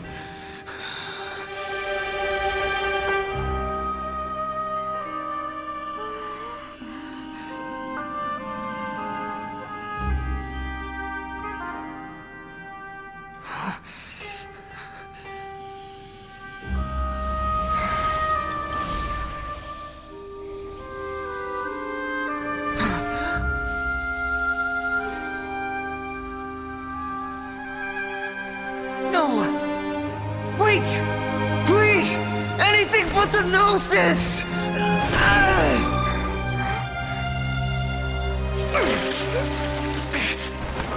That's mine! Don't even try! I'll never go back!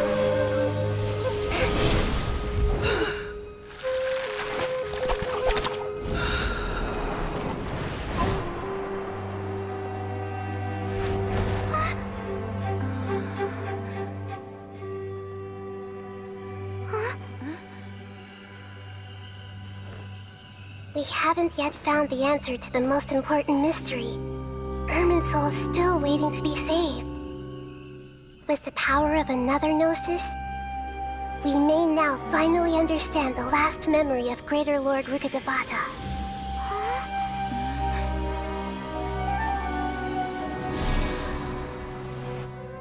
This is...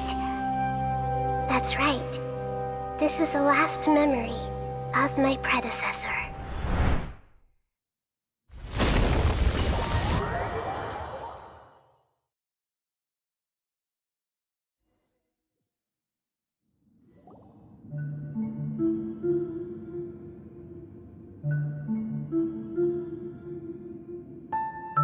Huh. This sure seems very different from what Paimon imagined.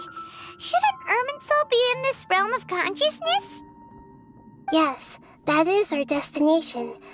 But I didn't expect the remaining consciousness of Greater Lord Rukkhadevata to be as polluted as this.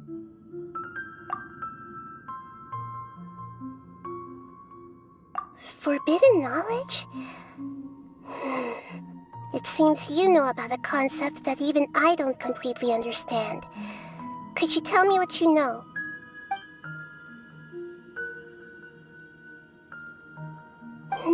Your inference seems logical enough. Forbidden knowledge once polluted the desert thousands of years ago, but was successfully repelled thanks to King Deshret's self-sacrifice, and Greater Lord Rukkhadevata nearly exhausting her power. Then, a second instance of forbidden knowledge pollution occurred during the Conria Cataclysm 500 years ago. But I'm afraid it is much more serious this time, with Irminsul itself already in danger. So, if we're in the remaining consciousness of Greater Lord Rukkhadevata, and it's also been affected by forbidden knowledge pollution, then does that mean, in order to save us, Greater Lord Rukkhadevata? Yes. It's very possible that she sacrificed her life in the fight against forbidden knowledge. She didn't completely eradicate forbidden knowledge, but if it weren't for her actions, the pollution would have been far more rampant over these past 500 years. The way that everyone, including me, has forgotten everything about forbidden knowledge may very well be due to her restoration of Irminsul. Aww. Do you feel sad, Nahida? I'm just sharing her pain. The pollution of her consciousness here is severe. There is madness, chaos, and pain all around us. Did she fight to resist the forbidden knowledge pollution in such terrible conditions, all the way up to her last breath? She even used her last remnant of lucid consciousness to leave a clue for us to follow.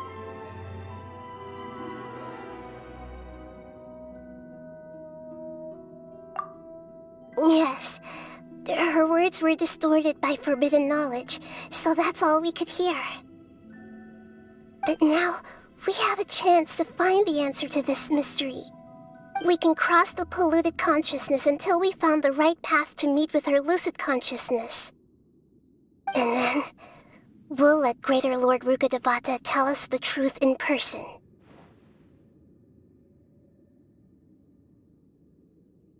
Each of us need to be mindful of the state of our own consciousness while we are here. Even with the Gnosis' protection, we must always keep a clear mind. Otherwise, we could go mad at any moment. That's so scary. Don't worry, it should be easy enough for you to keep that mind of yours clear, Paimon. Let's go.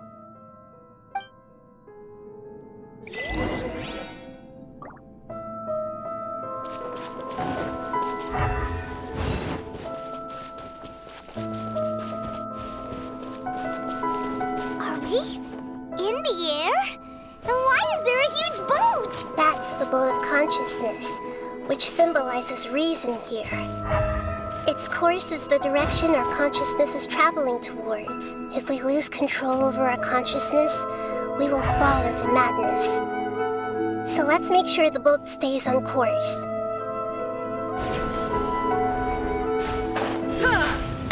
There is no escape! Wow! What are these? The monsters seem to have been affected by them.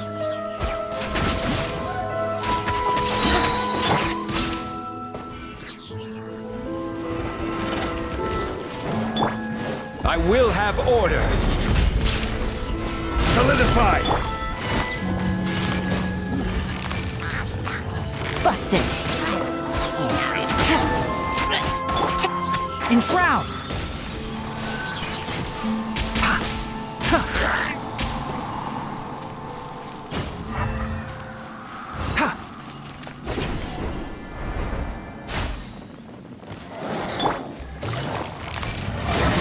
Quietly now. Game's up.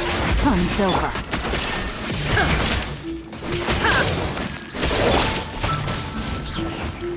Stabilize. I'll uproot you. One with the forest.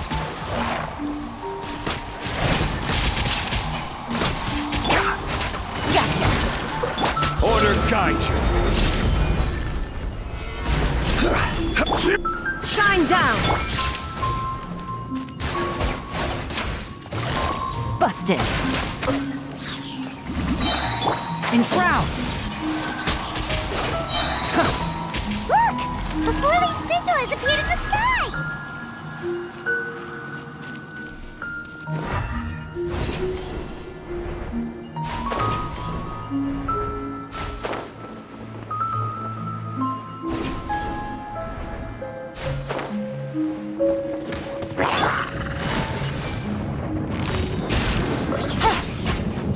One with the forest.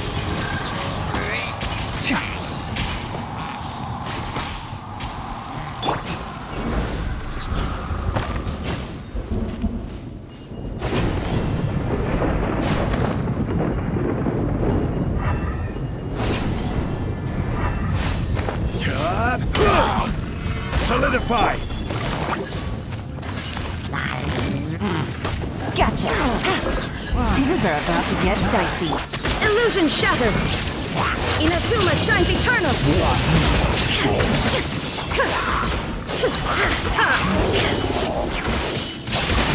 There is no escape! I will have order. Stabilize. Enshroud.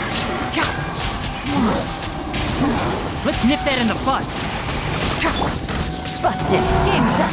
Fun's over! Shine down! To control the boat of consciousness, we need to find the helm first.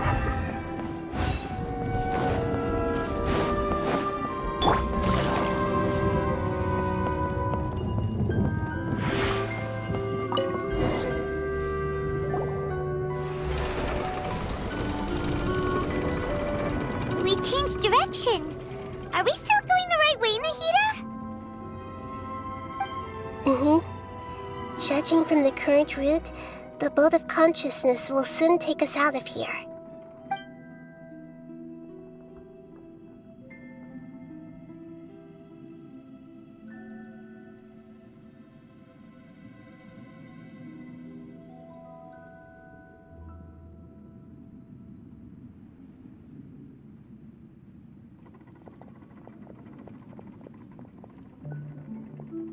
We'll be arriving at our destination soon. How are you feeling? Are your minds still intact? Huh? But everything's been completely normal for Paimon. Hopefully there won't be any more interruptions. This time, we should be able to meet Greater Lord Rukkhadevata. Are you saying you've never met Greater Lord Rukkhadevata before? No. It seems that my birth and her death took place at the same time. Otherwise, I think she would have given me a little more guidance, and I could have done a better job. Hey, you've done a great job, Nahida. Let's get out of this creepy place and go meet her.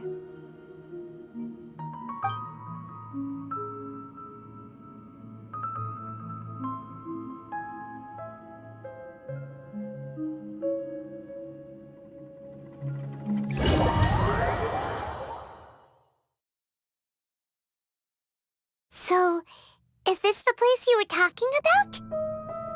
The base of Irminsul?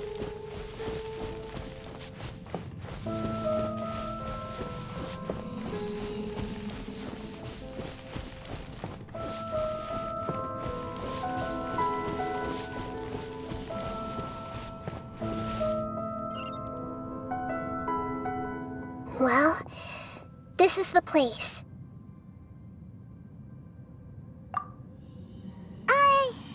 We're here to find Greater Lord Rukkhadevata, right? But the one standing over there is... Is that... me? She looks exactly like me. Are you Greater Lord Rukkhadevata? Yes, that's me. Are you surprised by my appearance? Irminsul and the surrounding lands have been reproduced here as they were years ago. But this is just a realm of consciousness. We are manifestations of the same nature. Hence why we would appear exactly the same. We're of the same nature? Why? Because you are me, and I am you. You are me in the new samsara. The new samsara? As Greater Lord Rukkhadevata, I'm the avatar of Irminsul, and you are the purest branch snapped from Irminsul. Imagine it this way. Even if a tree dies, its branches will eventually take root and grow, continuing the tree's life in another form. I'm merely the remaining consciousness of Greater Lord Rukkhadevata. The real me has presumably died a long time ago.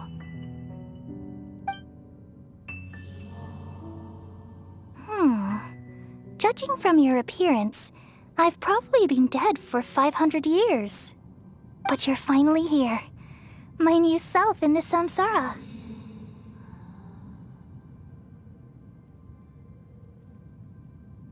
If this is true, then am I going to be a great Archon like you someday? Though we share the same nature, our fates are bound to be different. All things have their own fate. When a branch grows into a mature tree, it won't be the same as the original tree. That's why fate is the ultimate knowledge, isn't it? That's a great insight. Yes, very good. It's also precisely why you won't become like me. Really? But perhaps you may become an even greater Archon than I. I already see a determination in you that I didn't possess in my time, and the future that it leads you to will be yours alone. Along with the blessings from your past experiences. Don't worry. The growth of wisdom is like that of a plant. You only need to wait quietly for the flower to bloom. Come to think of it, the sages never had the faintest inkling of the meaning of wisdom. Thank you. Nothing makes me happier than discovering that the Archon I always admired was in fact myself in another fate. It's so nice to speak with you, Greater Lord Rukkhadevata. I've always wanted to meet you. The feeling is mutual. From the moment I snapped the branch off Irminsul and created you, I've also looked forward to talking with you. Could you tell me why you wanted to create me? And what exactly happened when you died? Ah, I see. You're here seeking answers, right? Everything that day, even the sky itself, changed into a color like this. At that time, the seven were all summoned to the nation of Conria. Except for me. I had a more important task to attend to. I had to protect Irminsul. The disaster occurred together with the pollution of forbidden knowledge. At that very moment, with my consciousness connected to Irminsul, I sensed something was wrong. The pain started to torment my mind. By the time I reached Irminsul, it was already displaying signs of corruption. Had I not repelled the pollution of forbidden knowledge with King Deshret thousands of years ago, I might have felt even more hopeless and lost. So what exactly is forbidden knowledge? It's a kind of knowledge that doesn't belong to this world, and a form of truth that can't be understood. It came from the very bottom of the abyss. Even I could never understand it. The world is constantly rejecting it, leading to all kinds of bad phenomena. If we allow forbidden knowledge to pollute Irminsul, I'm afraid the entirety of Tevat could fall apart. So, there's knowledge that even the God of Wisdom can't understand? At that time, I knew I couldn't repel the forbidden knowledge with my strength alone. Which is why I created a device that compiled human wisdom and named it the Akasha. It's truly the world's most amazing invention. Thank you. For a long time, I thought dreams were the fruit of human wisdom. Though it was selfish to do so, I borrowed people's dreams using the Akasha. Then I compiled their wisdom and all of my own power. Well, did it work? Thanks to the wisdom of the people of Sumeru, almost all the forbidden knowledge was cleared from Irminsul. But things didn't go as smoothly as I thought. I had a terrible headache, which gave me an uneasy feeling. And then I remembered that my consciousness was also connected with Irminsul. It brought me knowledge and wisdom, but vile corruption as well. From the very beginning, my existence had been polluted by the forbidden knowledge. Oh no! How could that happen? I've experienced that pain in your consciousness. It must have been a horrible experience. Yes, but my feelings weren't important. The important thing was that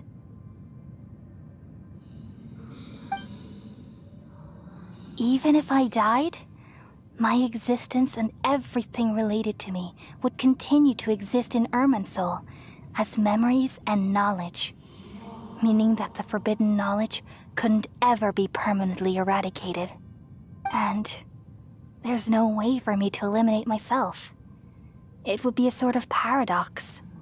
So, I took the purest branch of Irminsul as my incarnation in the next samsara, and left a trail of clues, all in hopes that you would come here and remove me and my pollution from Irminsul forever.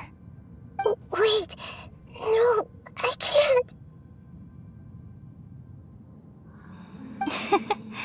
So you realize what that implies? You are very smart indeed. Irminsul has all the knowledge and memories of this world.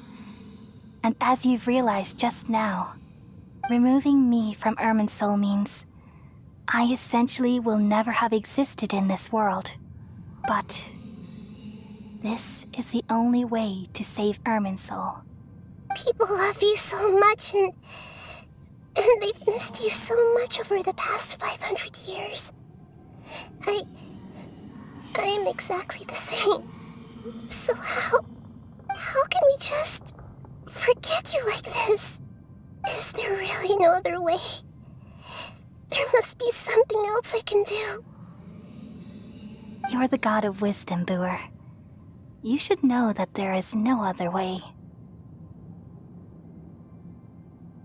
But this is so cruel.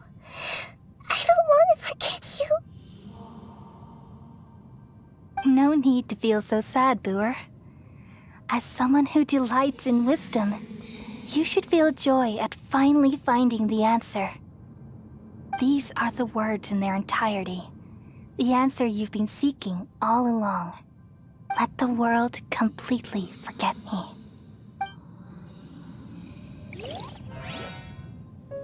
We all nestle under the great tree of wisdom, peering out to perceive the world. From the earth and from the rain, we perceive its wonders, until we become a white bird to perch atop a branch, and finally snap off the most important leaf. Once upon a time, I alone dreamed in this world. In my dreams, everybody would also dream after they fell asleep. Wild and wonderful thoughts would emerge from their minds. Some tumbled to the ground, and others floated to the sky, connecting all things in the world into one dazzling net. Among a plethora of worlds were numerous smaller worlds, all of fate, finding within the tapestry their brilliant glow. I gradually understood that these indescribable and constantly changing things are the most profound things in the world. Only they can completely repel the madness. Only dreams can awaken consciousness from the deepest darkness.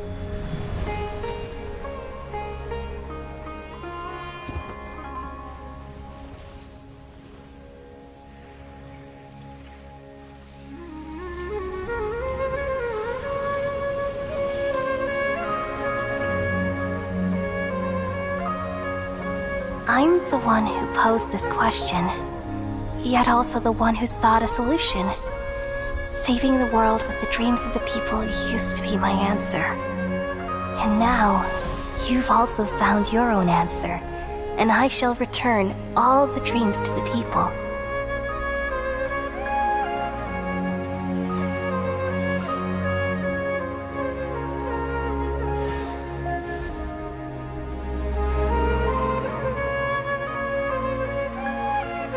Goodbye, people of Sumeru. May you be blessed tonight with the sweetest of dreams.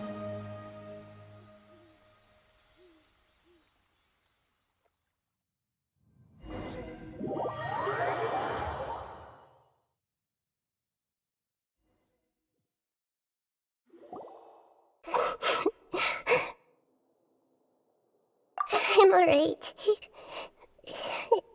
I'm just a little confused. We've just saved the world, right? So why am I crying? I don't know where this feeling inside of me is coming from, but I feel very sad.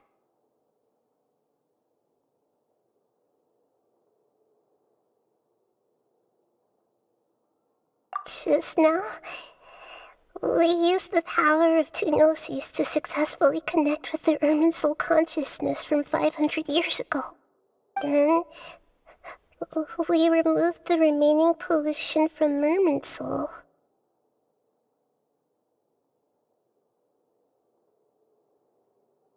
Yeah, what's wrong? Weren't you there just now?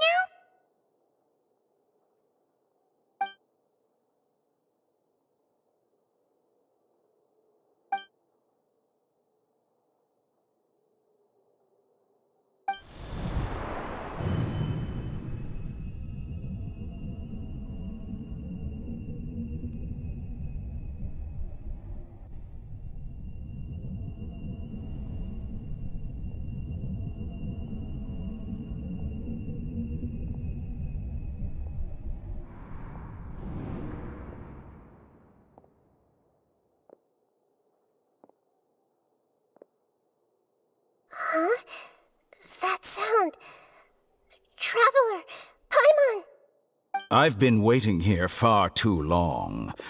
But finally I have the chance to be alone with you. All the precious time I wasted has finally paid off. The doctor!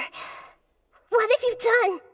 Just a type of sound wave that can quickly put defenseless people into a dream. As I expected, it doesn't have any effect on gods. This is the only thing of interest I found among the sage's research. I thought I'd take it for a little spin. Don't worry. I know you would never forgive me if I actually killed them. I'm here to negotiate with you.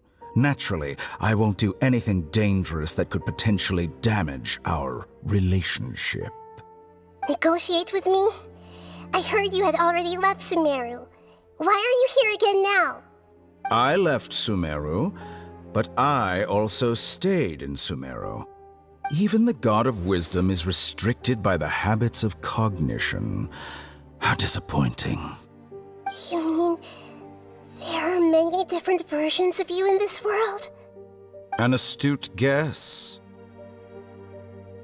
Even the same individual will have different cognitions at different ages. A long time ago, I made a major decision in hopes of preserving all my perspectives of how I observed the world. Observation is the first step of any experiment, but observing the current world doesn't satisfy me. It lacks an important dimension, that of time. So I saved segments of all my ages and made them into independent individuals. That's all there is to it. Indulge me.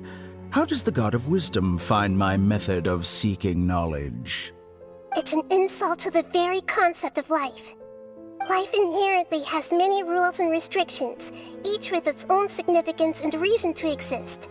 They can't be broken on a whim. Good. Amazing, even.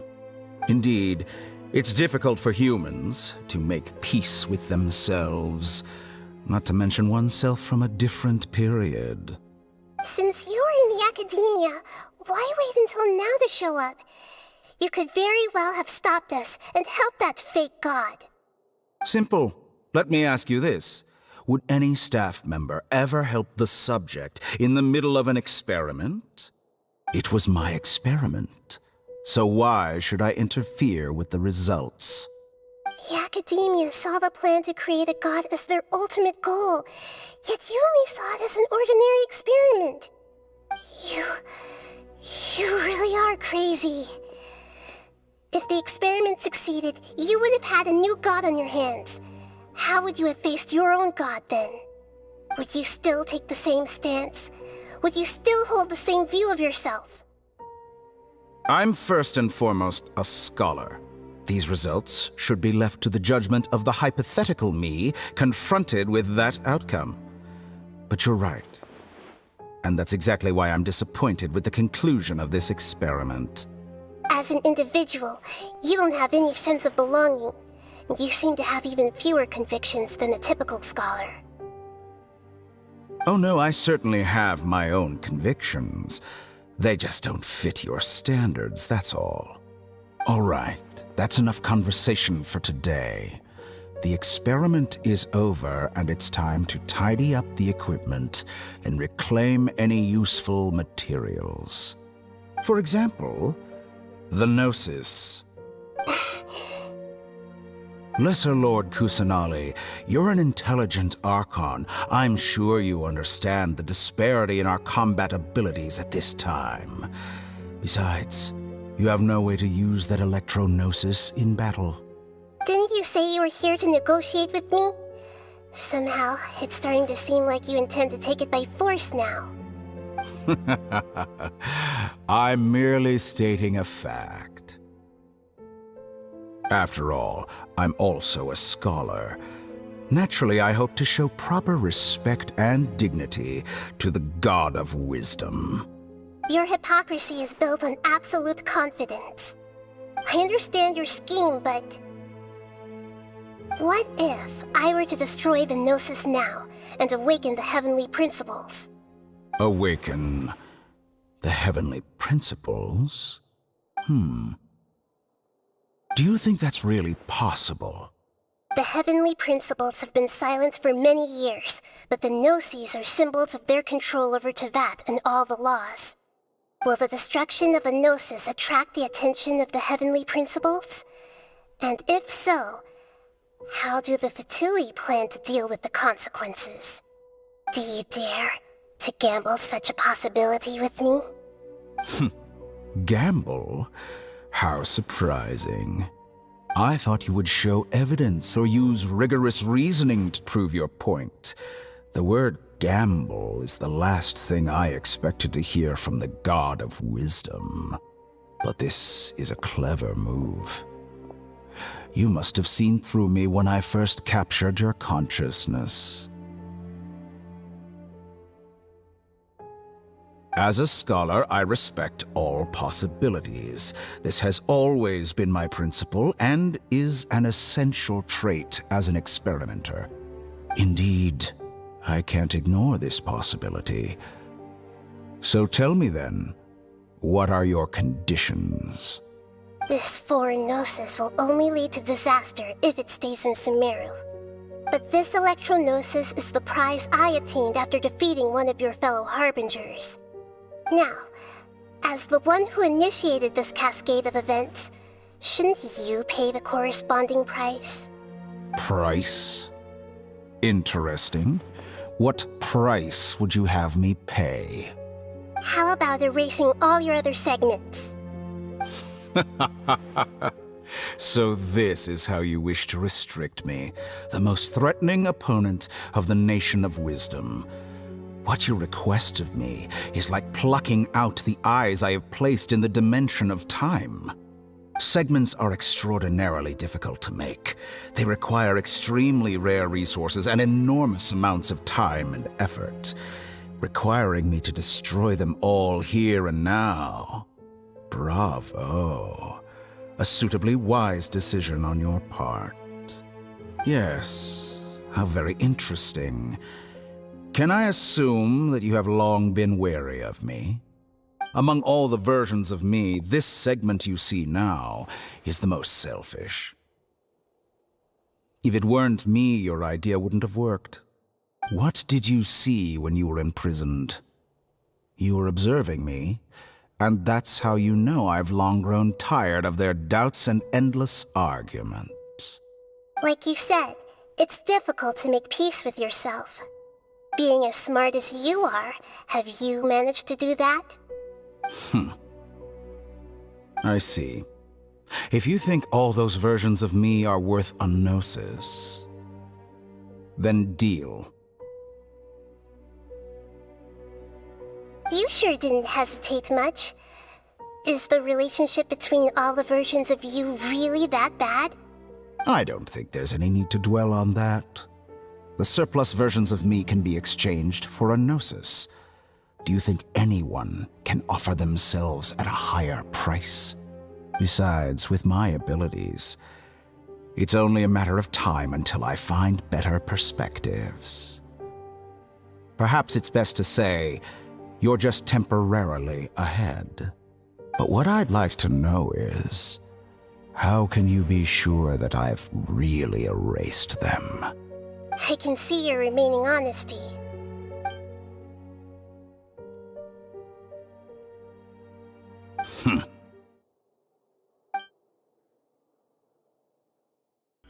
What a ridiculous decision! You can't be serious!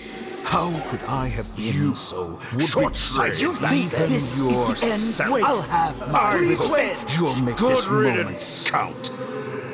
You will regret this! Well, have you confirmed that it's complete? Here, take it. The future of Sumeru City will be in my hands alone. I will shut down the Akasha and let curiosity and the thirst for knowledge drive the realm of academics once again. There won't be any further gaps for you to exploit. It truly pains me that my academic achievements have never been appreciated in my homeland. Of course, I have no interest in being rejected by this city for a third time. Another chess piece. And where is your dendronosis? Don't be greedy, Harbinger of Snezhnaya. No, this is a different transaction. If you intend to turn off the Akasha anyway, then there's no further use for the Gnosis of Sumeru, is there? Besides, isn't it the Archon's duty to deliver what's desired of the Seeker? Oh, judging from your expression, you don't seem to find the idea very agreeable. Then let's think of it this way. Since you're the god of wisdom, how about I exchange some knowledge with you? People exchanging knowledge with the god of wisdom is the stuff of legends. Yet here you wish to exchange knowledge for the god of wisdom's property. Arrogant as that is, it has piqued my interest. Let me ask you, have you in all your mighty knowledge ever heard the rumor that the skies of Tevat are fake? Huh? That's the secret hidden by Irminsul concerning the truth of this world.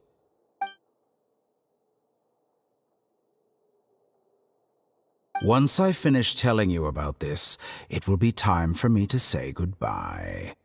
With negotiations, we've all gotten what we wanted. I'm very glad I got to meet you like this. Your arrogance may know no bounds, and convictions may mean nothing to you. But I'll still listen to what you have to say.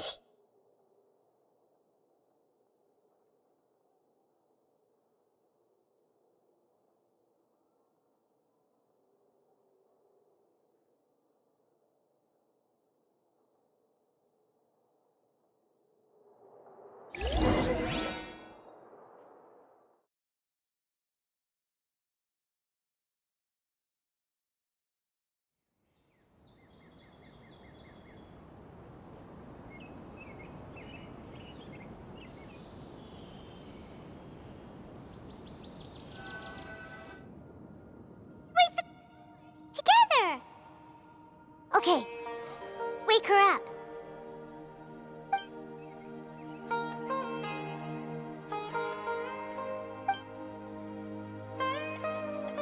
Are you awake? Kali says it's time for breakfast. Come on, get up! Good morning! How are you feeling today? Good to hear. It looks like we've recovered pretty well. Not even Tainari can stop us from going out now, right?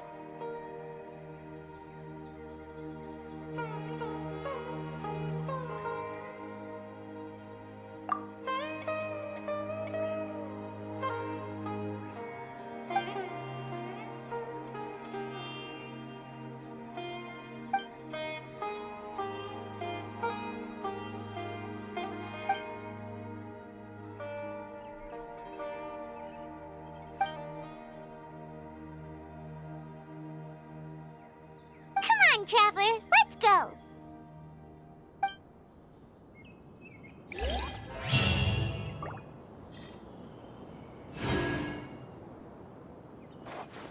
Surely that little girl.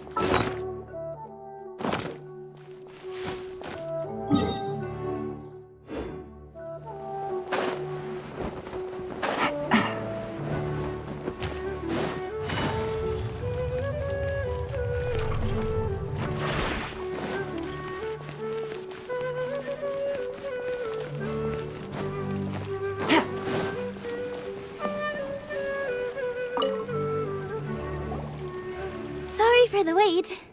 Preparations for the celebration are finally done. I'll call everyone over, and then we can start. Let us give you a hand. Thank you.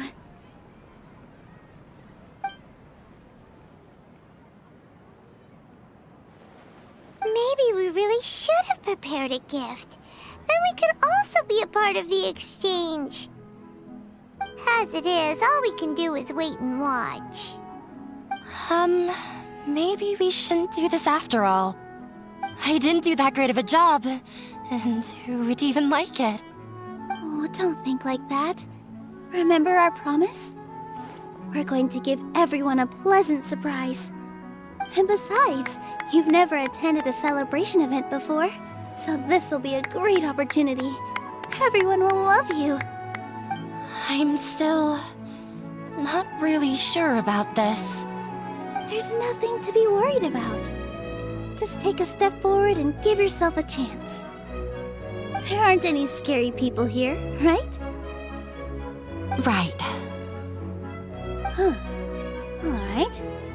Maybe this will help. Everyone, over here! Inaya has something great to tell you all! Wait!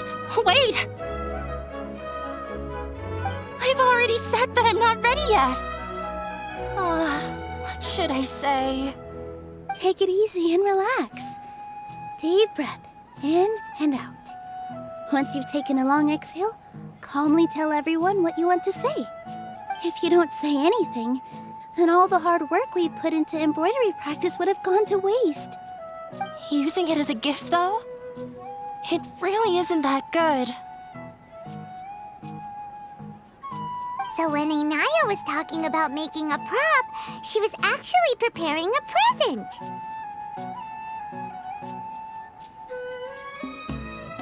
Yeah, it feels like she still doesn't really see herself as part of this community. But it looks like Nilu's trying to ease her through. Actually, Inaya had prepared a special present for everyone before the celebration kicked off.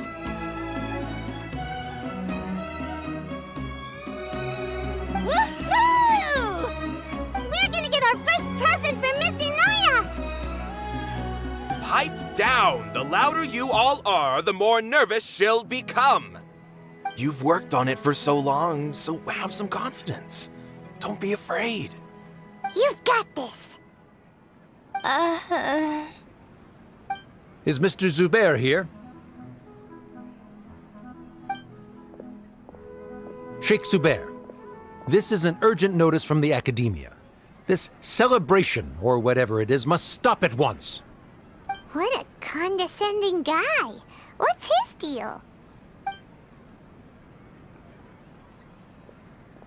Since Zubair Theater has long violated the Academia's policies and orders, we have decided to demolish it. As its manager, you must halt all operations and dismiss all staff members within 30 days, after which you will report to the Academia for further punishment. Why? Why force us to do this all of a sudden? Little girl, this is not the first time you've been issued a warning. I didn't hear anything about demolition the last time I asked, and now I suddenly only have 30 days? We have more shows planned, but it's impossible to do anything in just 30 days. How am I supposed to explain this to my customers and staff? That issue is of no concern to me, Mr. Zubair. You seem to understand the situation quite clearly. Perhaps you can reflect on the reasons why you have failed to prepare for the scenario in advance. Demolition? Why do they want to demolish this place? The Academia has never liked us, and they've never respected our work. To them, what we do is all a waste of time. This isn't the first time they've come by. They had asked us several times in the past to improve the quality of our performances by only putting on shows they consider to be sufficiently intellectual. But our audience isn't the Academia. It's the people of the Grand Bazaar. If our shows are too difficult to understand or too removed from everyday life, nobody would watch them anymore. Changing our content would not only mean turning our backs on our vision, it would also directly lead to the loss of our livelihoods. Yeah, the theater is very important to each and every one of us. The way they're doing things is so scummy. But I also don't know how we can stop them. I do not wish to explain everything again from the beginning. Time is of the essence, so you should act with haste instead of asking frivolous questions. But none of us plan to accept this. Such an abrupt notice is contrary to established policy. Ask whoever you will, the answer will remain the same. We have already given you sufficient notice. Enough! Does your audacity know no limits, Father? Huh? Father? Their family? What academia? This is all because you don't like Zubair Theater. You're just using the academia's name to threaten us. Let me tell you, even if you manage to tear down this place, nothing is going to change. You've always been awful. But even I never thought my father would sink this low. This is strictly business. It has nothing to do with where you are, what you do, or what you think. I hope you all have not been irrevocably blinded by folly. I will not waste more time on pointless arguments. Wrap everything up, and make preparations to shut down at once.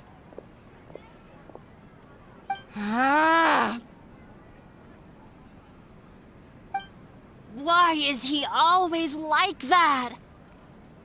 This is quite the misfortune, but there's nothing we can do. That's it for today, everyone. Let's clean up. I'll go talk to them again tomorrow.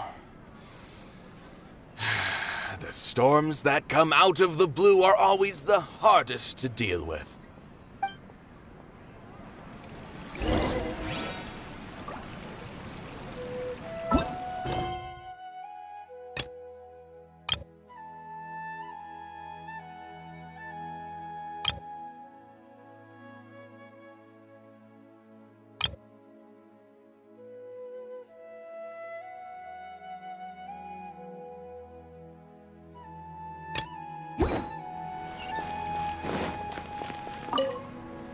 Sorry. I invited you thinking this was going to be a happy occasion. I didn't know that things would turn out like this. There's no need to apologize, Nilu. No one could have seen this coming. Oh, Paimon just wishes she could have at least gotten to the food. Is what that guy said true? The Academia has already given you many warnings? Yeah, I guess you could say that. They've always seen us as being meaningless. Knowledge is king in Sumeru, and their pursuit of it leaves no room for the arts. But if that's all it is, there's also no reason to go so far as to demolish the theater. After Inaya ran away from home, I brought her here to Zubair Theater. She rarely talks about her family. All I know is that she didn't get along with them. I never expected it to blow up like this. If you did nothing wrong, then there's no reason to listen to the Academia, right? Nahida? You mean Lesser Lord Kusanali? She'd probably help if she knew what was going on. No matter how nasty the Academia could get, surely they can't win against Lesser Lord Kusanali. No. I wasn't doubting her ability. I just feel like we shouldn't bother her with such a trivial problem. Plus, if the Dendro Archon were to intervene, then it wouldn't feel like our victory was earned. That's true. Who cares? Let's just take him in a fight. That's true. I'll try to think of something.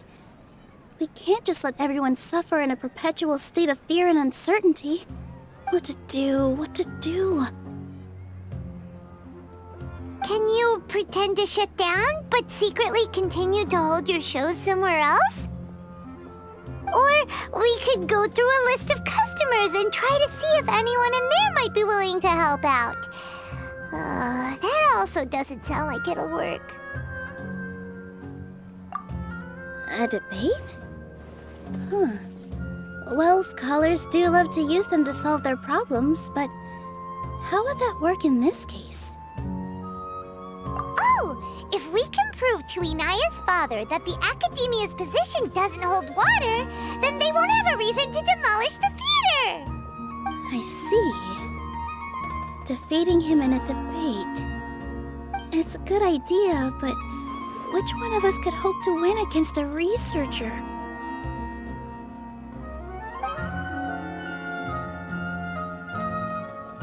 Huh? Me? No. I'm the literal worst at arguments. I can't debate. Nilu, you are only so stressed out right now because you care so much about protecting the theater. This theater holds a special meaning in all of our hearts. It's irreplaceable. But I just don't know. Can I really take on such a huge responsibility? Paimon will help too. You'll feel a lot more confident after doing some prep work. Believe in yourself. Thanks, you two. All right, I've decided. Even though I may fail, I'll do my very best for everyone's sake. That's our Nilu! We're rooting for you! Okay, let's head back and tell everyone what we came up with.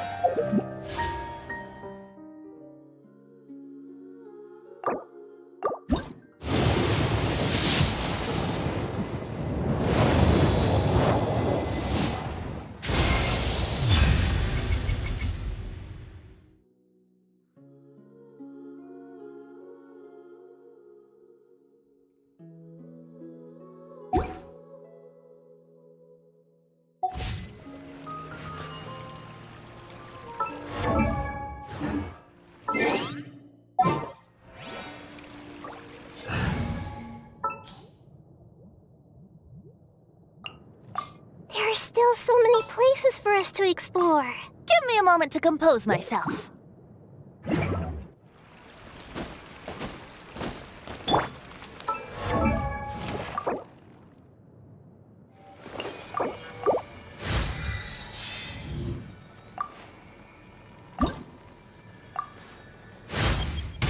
I'm getting smart.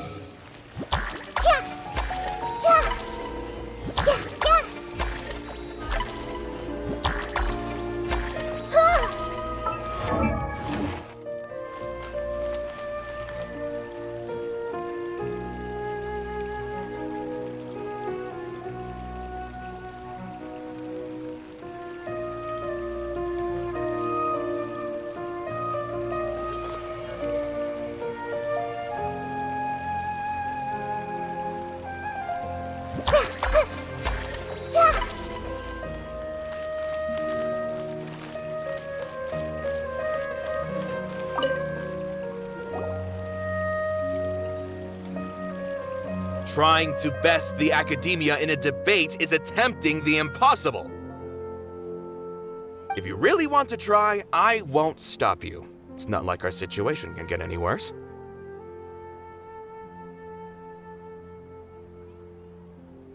I don't think it's entirely hopeless.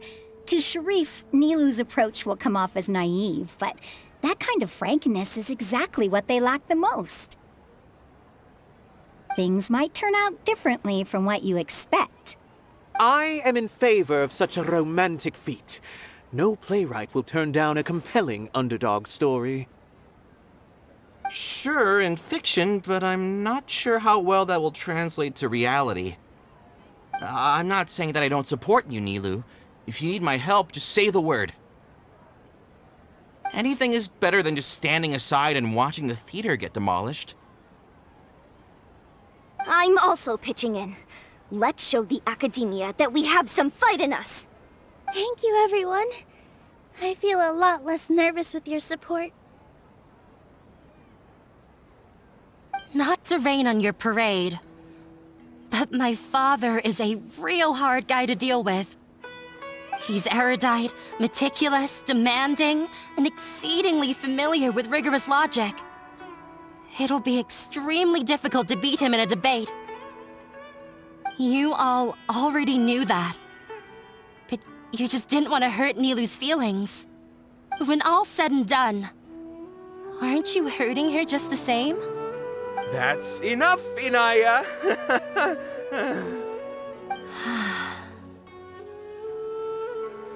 Sorry, I've ruined the mood. I just can't force myself to expect a positive outcome. Nilu shouldn't have to push herself for the sake of an impossible goal.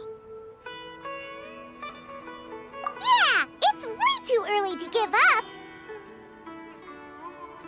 You're right, Inaya. We're up against the academia. Everyone knows that they're very powerful. Being skeptical might actually be the more normal response. But I still want to try.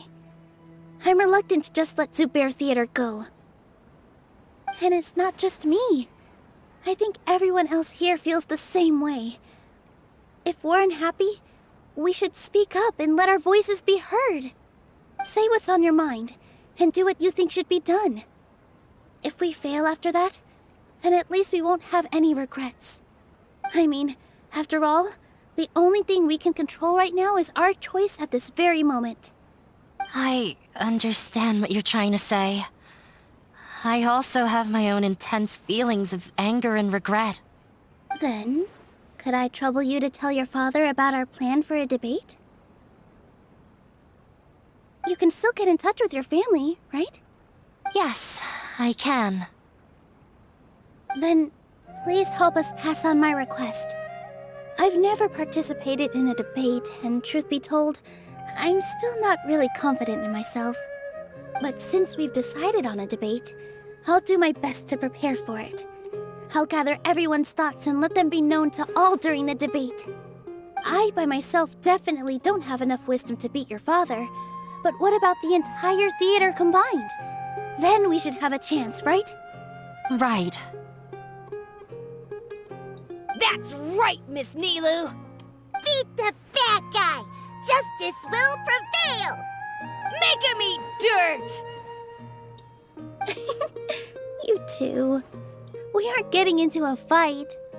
But thank you for your encouraging words. I'll do my best.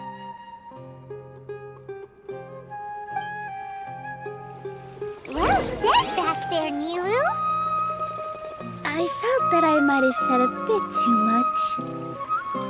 Anyway, we better start preparing now. First, let's see what everyone thinks about the situation. All right, time to pull everyone's thoughts. Let's take you on a walk.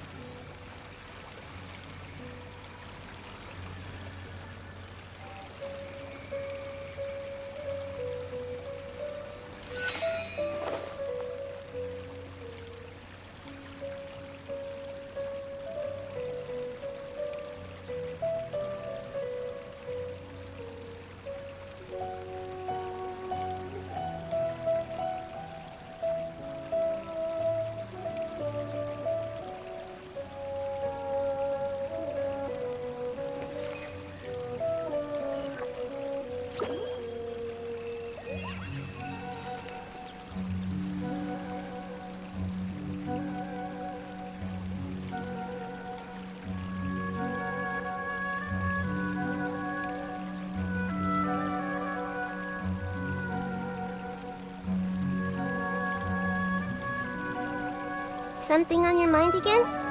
Let's work through it together. 2 heads are better than 1.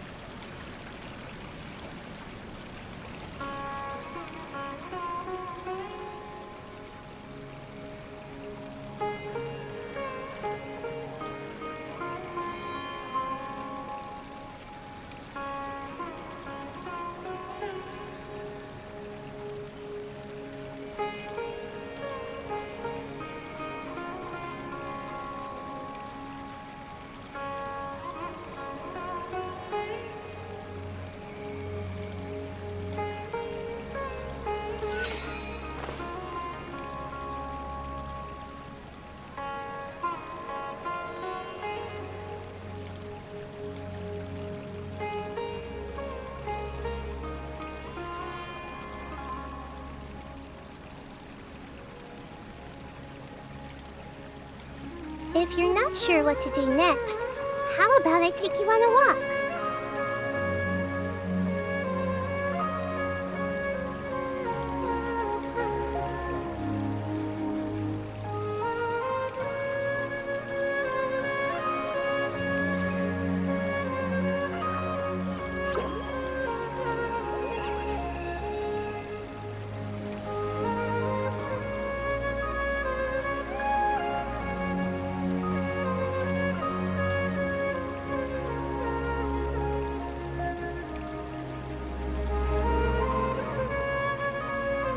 What they say is true. You have to see the world for yourself to appreciate how beautiful it is.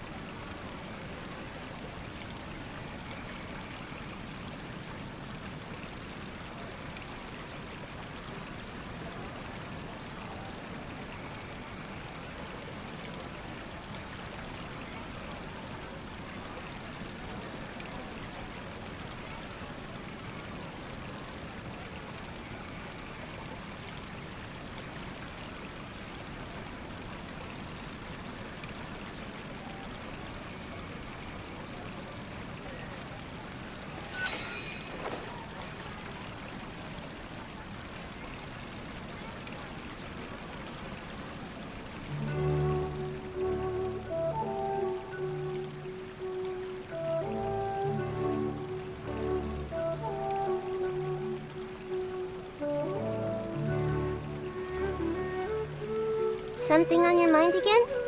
Let's work through it together. 2 heads are better than 1.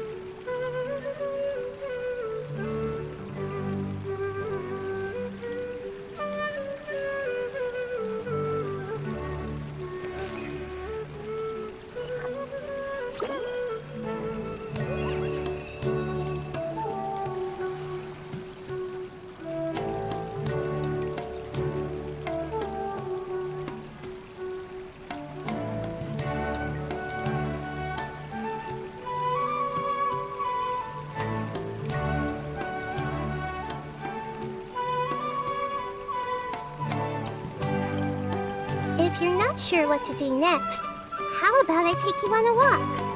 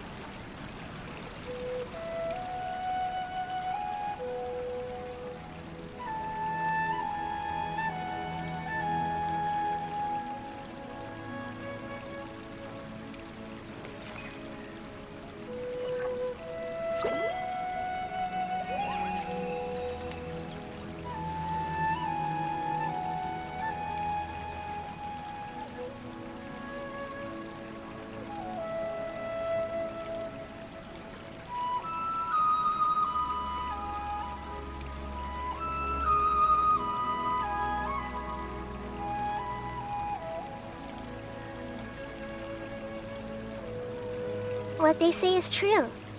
You have to see the world for yourself to appreciate how beautiful it is.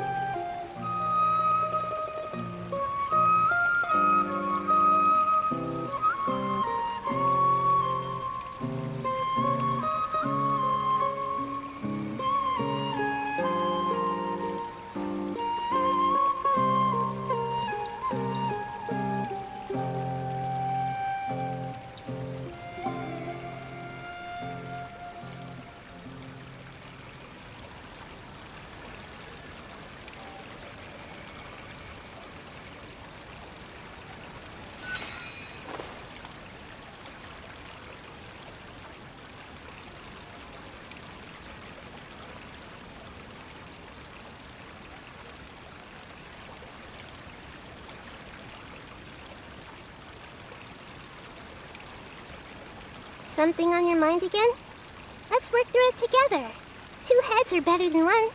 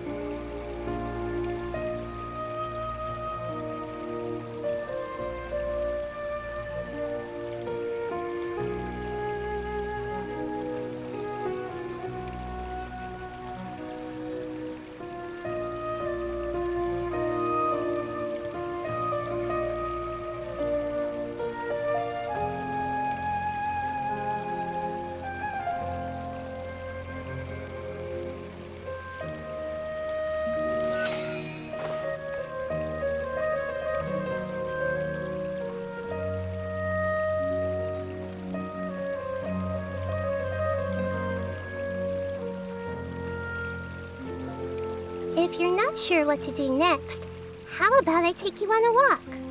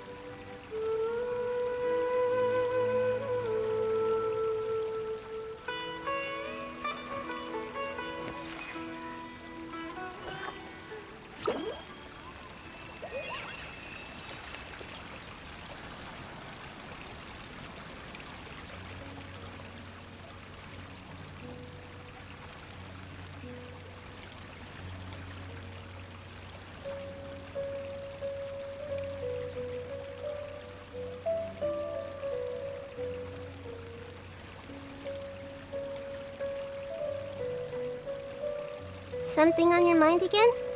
Let's work through it together. 2 heads are better than 1.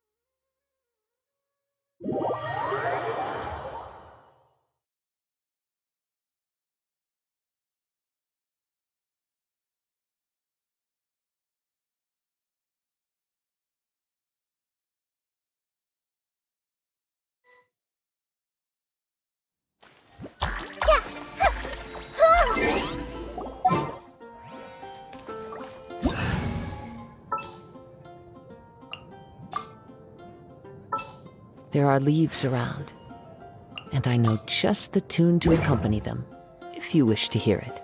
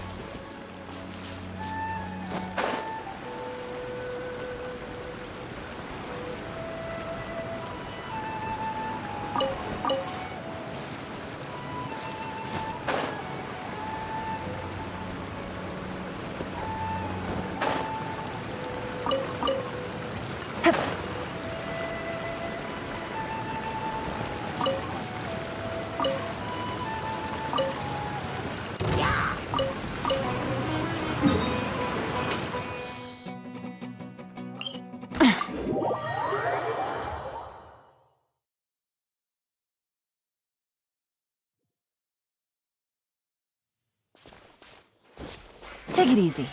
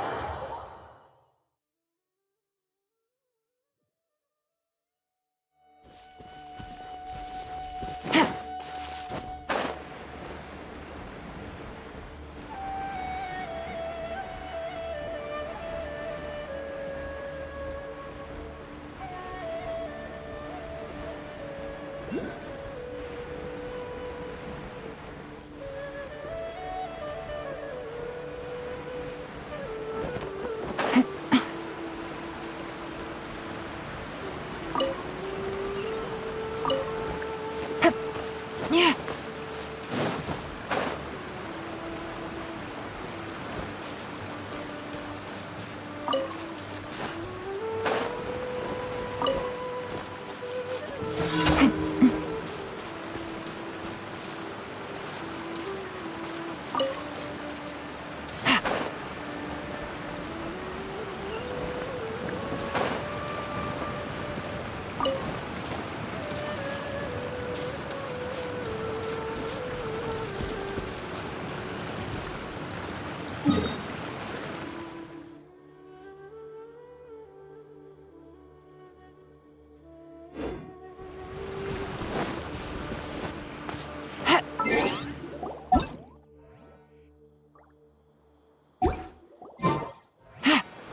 Yeah.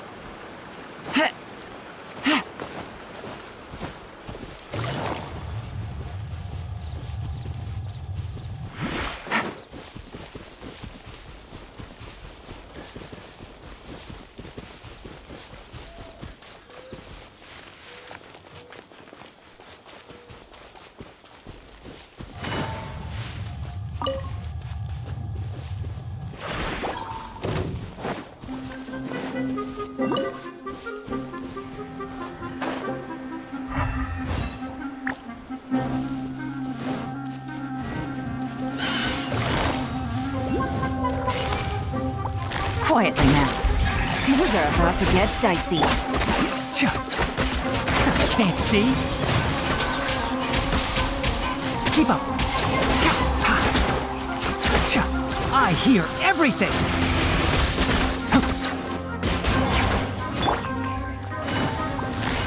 Busted. Enshroud! Ha!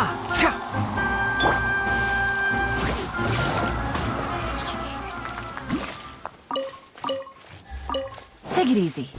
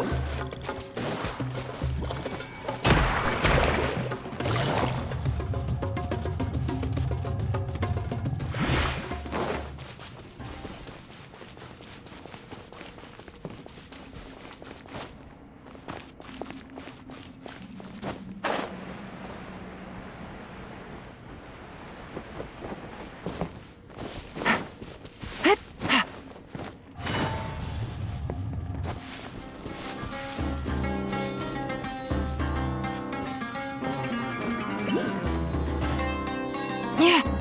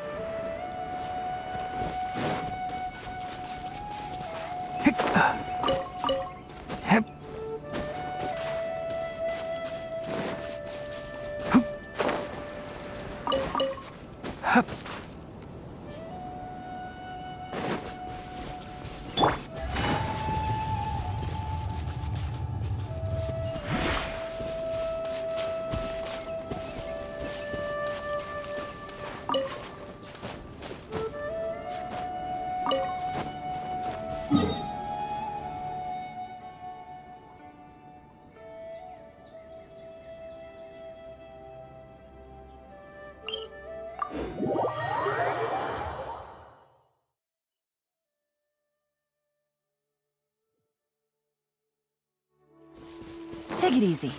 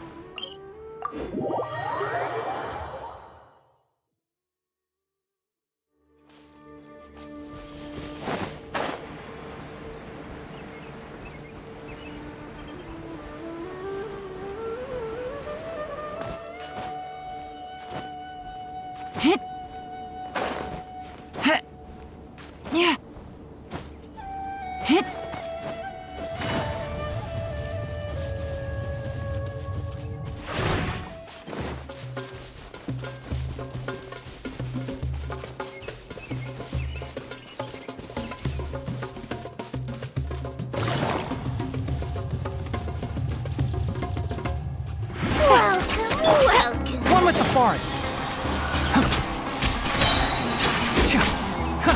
I'll uproot you. I'm getting sick of this game. Here comes the catch. I'm getting sick of this game.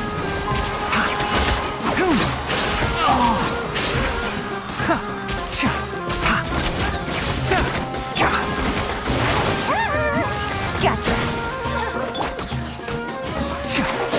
can't see. Ha!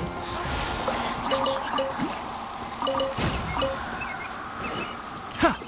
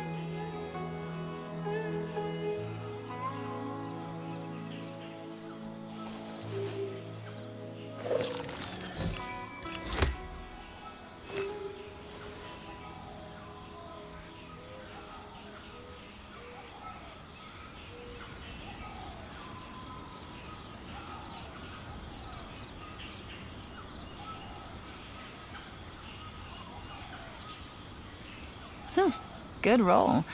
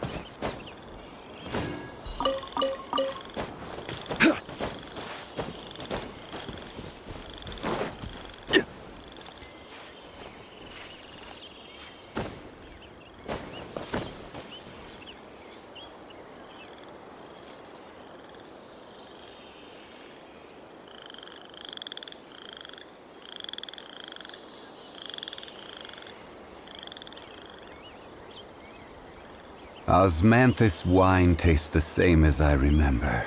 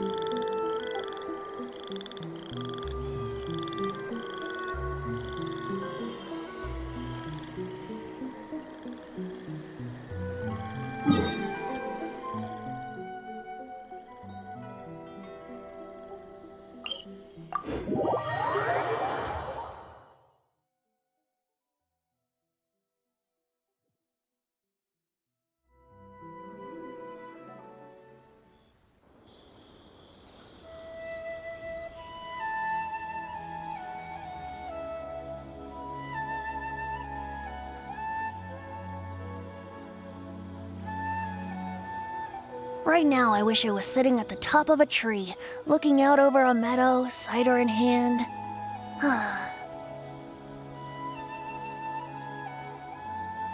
Wouldn't gliding be faster?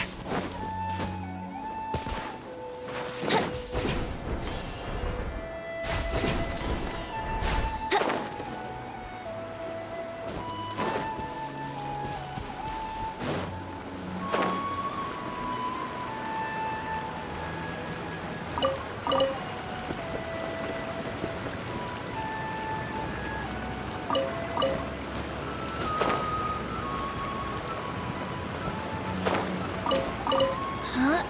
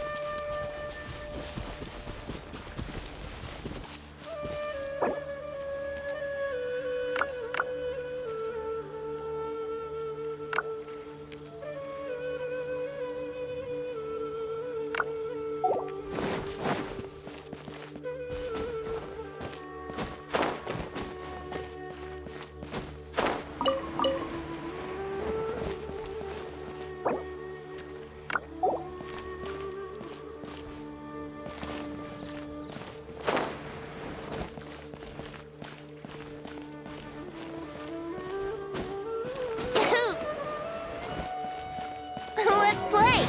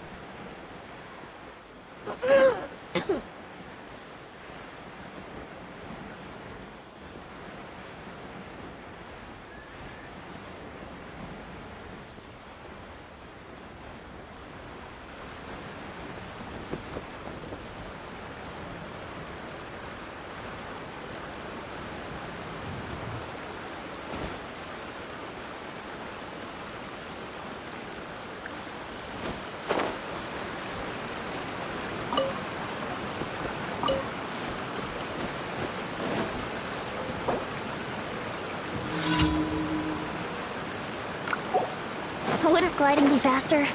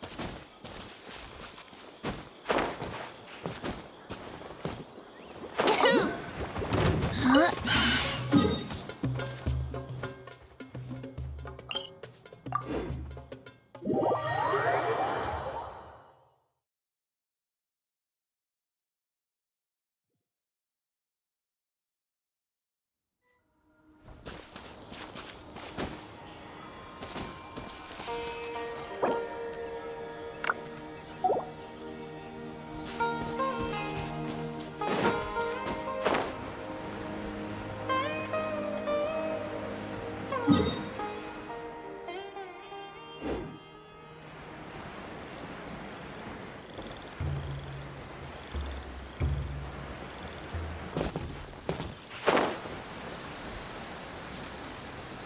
go jumping in puddles and see who can make the biggest splash.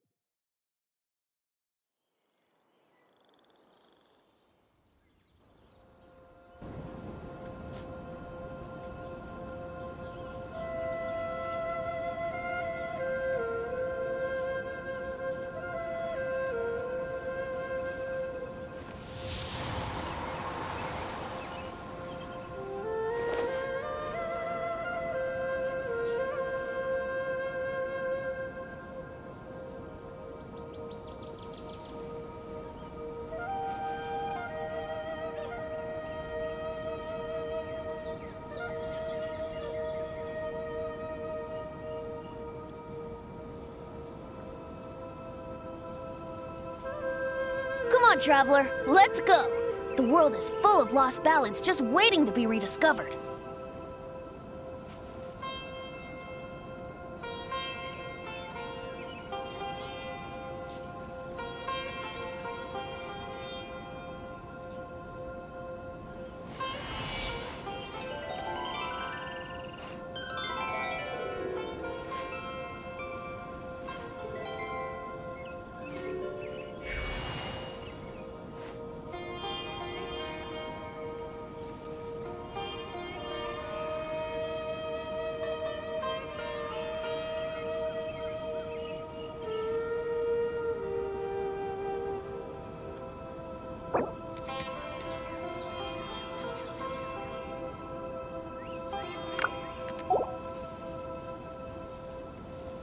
Right now, I wish I was sitting at the top of a tree, looking out over a meadow, cider in hand.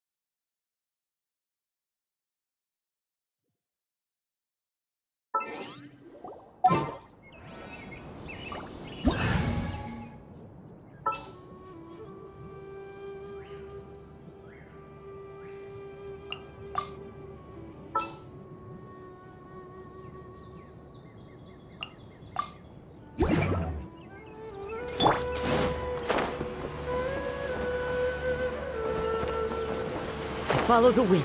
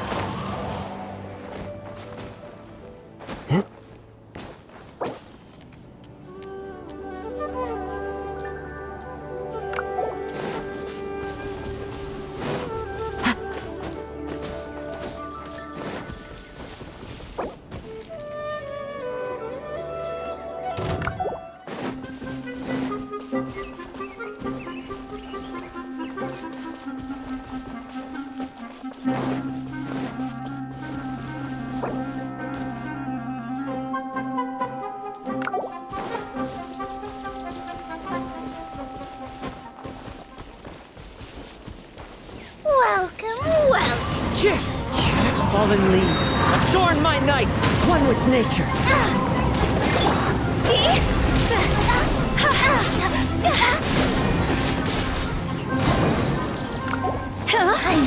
I'm getting sick. The wind knows me.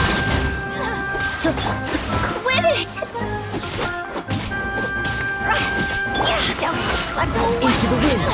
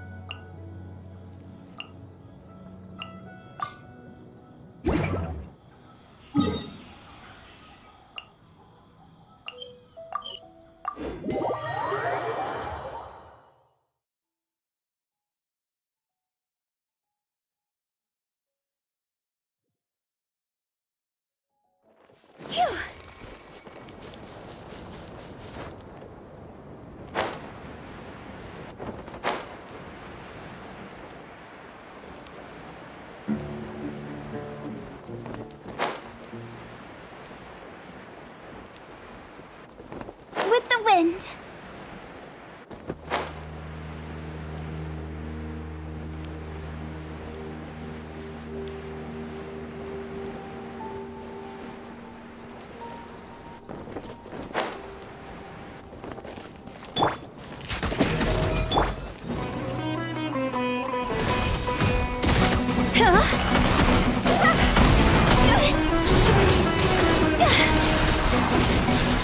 Is it my time?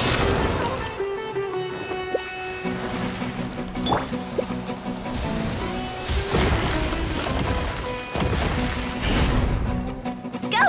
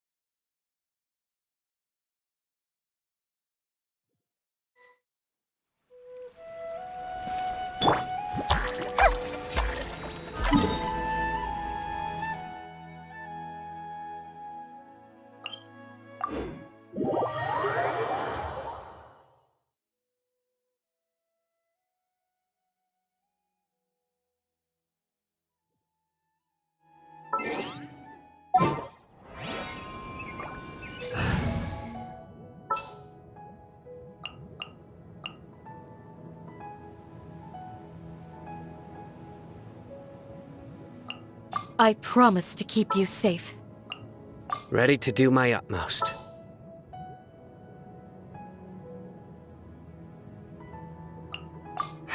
Who ate a poisonous mushroom this time?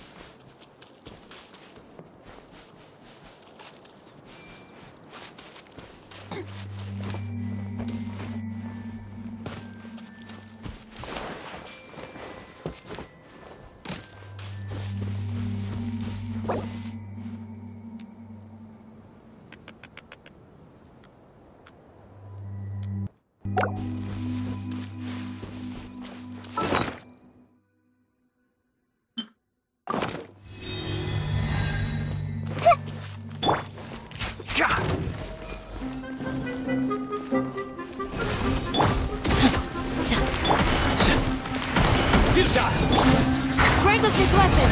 Do your worst.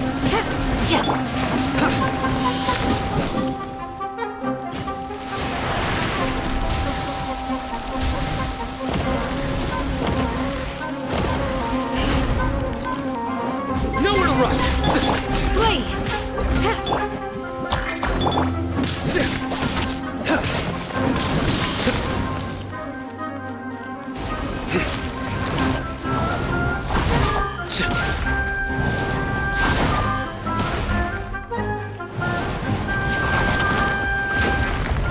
Surrender!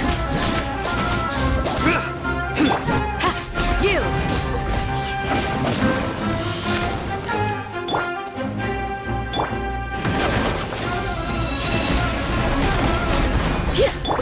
Nowhere to run! Grow! Your sins weigh upon your soul! You stand condemned!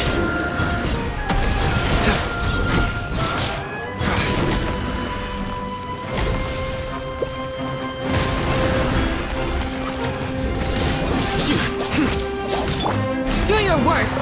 We shall prevail. Futile!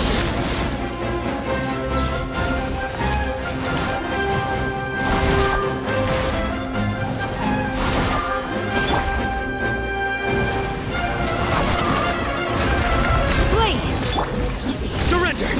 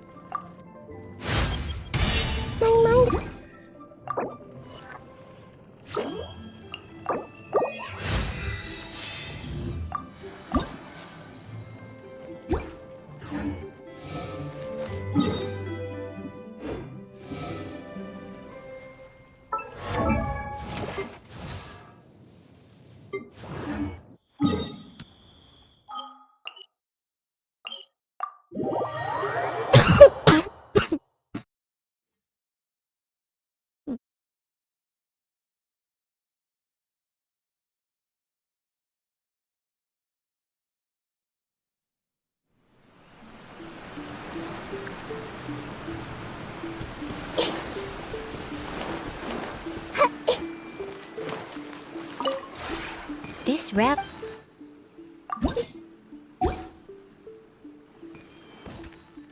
If you ever...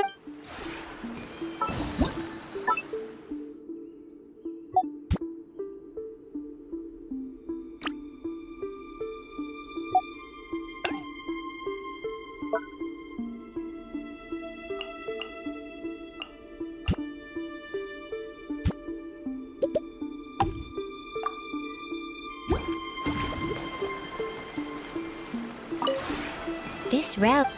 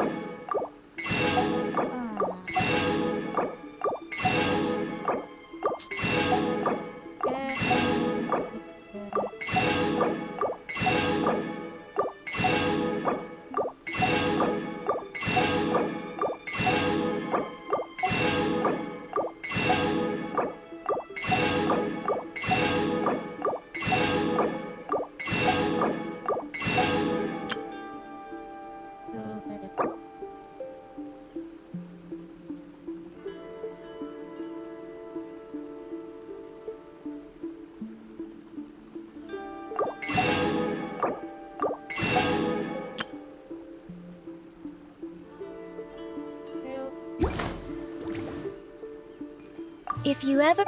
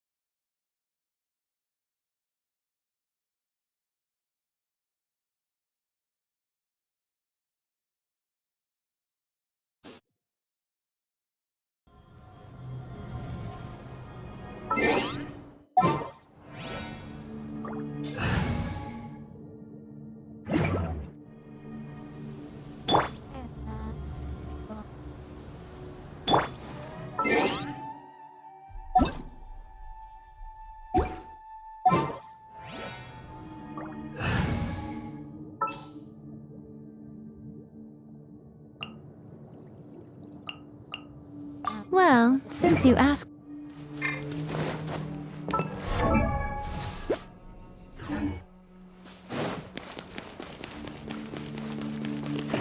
Emerge, right now, right here.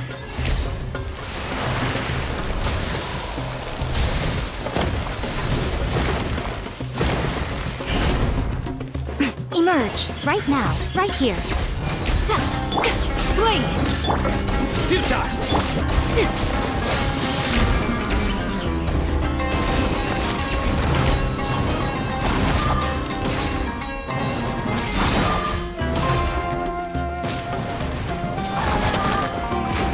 Emerge, right now, right here. Surrender! You!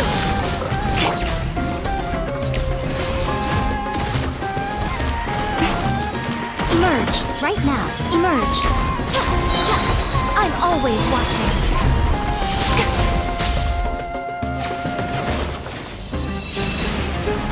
Right here, emerge, right now. Do your worst! Futile!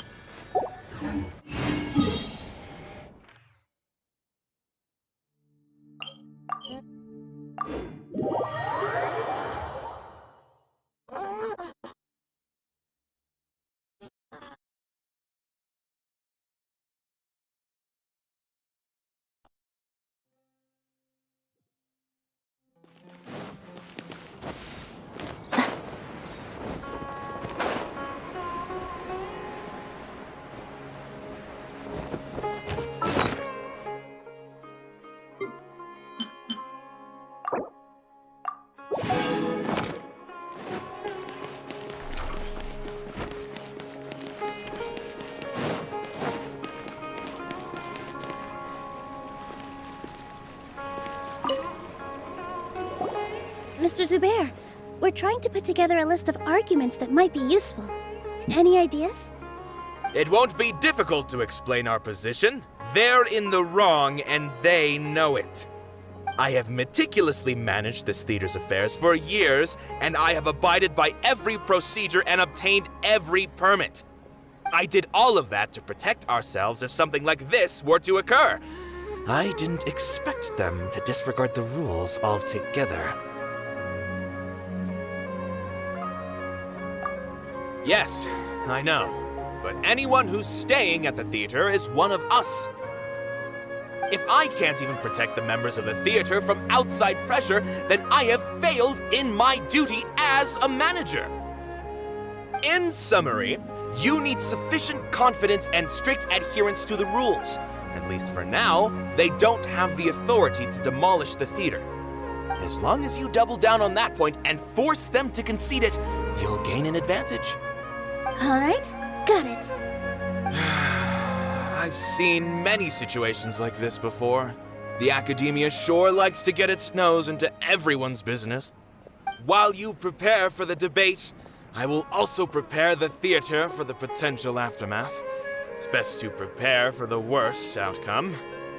Once you're done chatting, do me a favor and tell our customers that we're canceling all of our shows. Do we really have to? Right now, no one's in the right frame of mind to perform. I have to consider both our staff and our customers. This is the only way. Nilou, you are incredible. With your talent and youth, you had the least to lose out of all of us. And yet you were still the first to take a stand.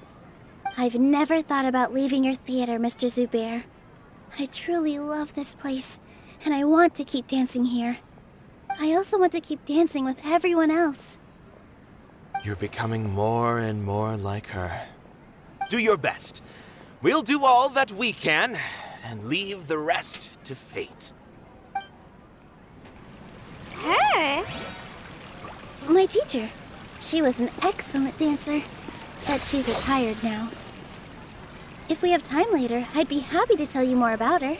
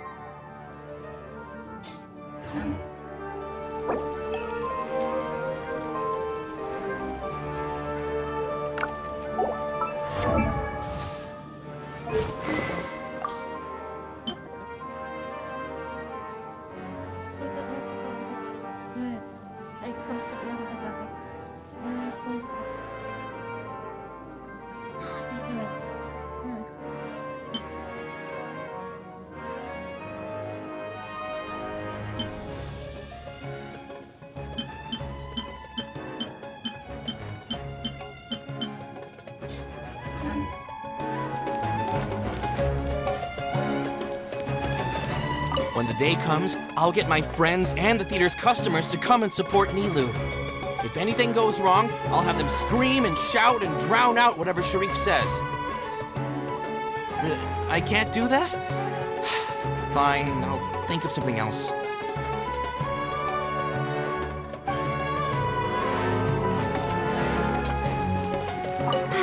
I've gained a whole new level of respect for you. Inaya was right. It's true that I couldn't bear to bring down Nilou. It wasn't out of pity or anything, though. I just felt like I didn't have the right to say anything. After all, Nilou was the one who bravely stepped up and proposed to fight back. I didn't have that kind of courage or initiative. I'd be a terrible person if I spoke badly of Nilou without doing anything to help. She knows better than any of us how difficult this path will be.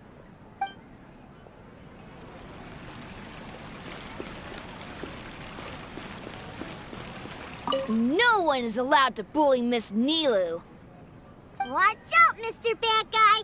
Pow! Bam!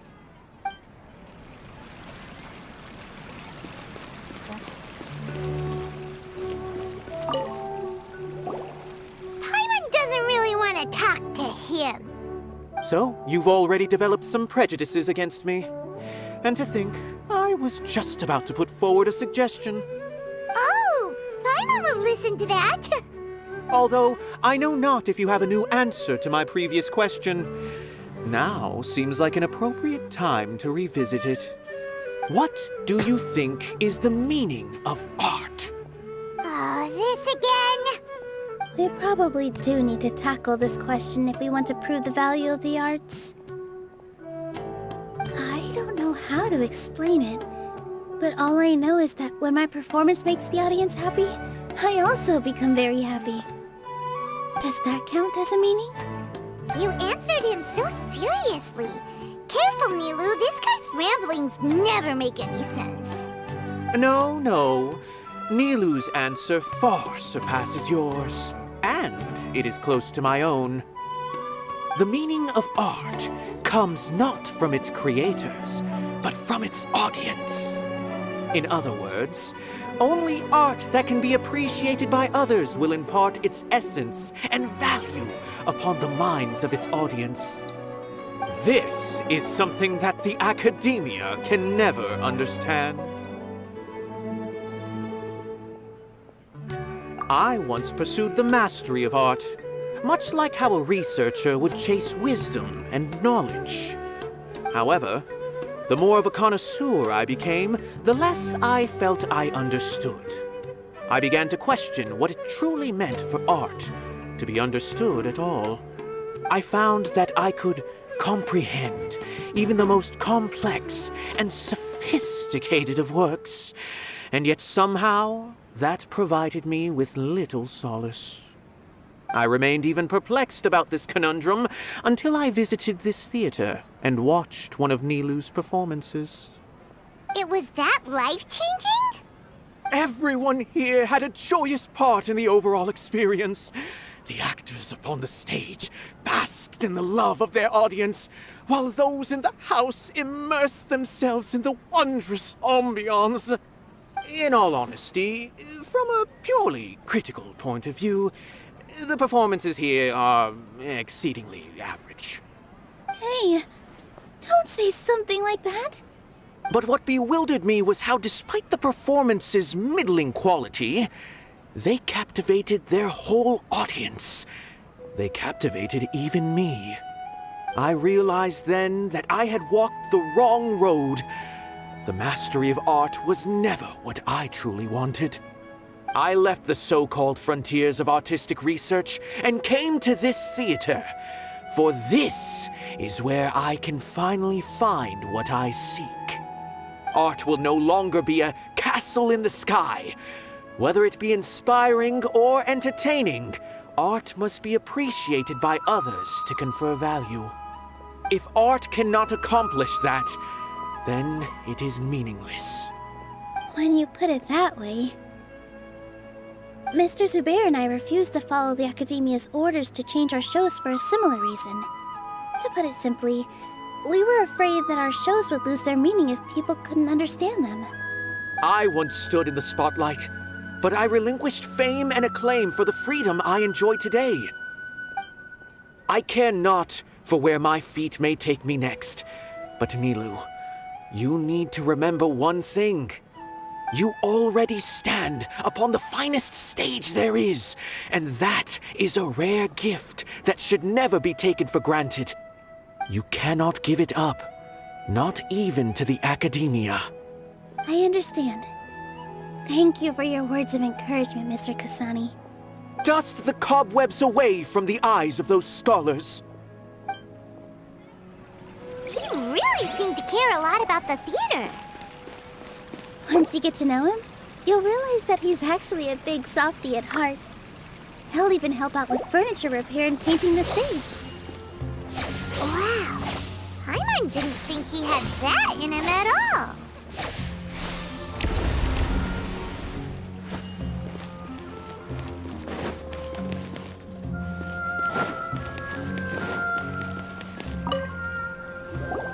I didn't expect you all to challenge the Academia. That reminded me of my younger years.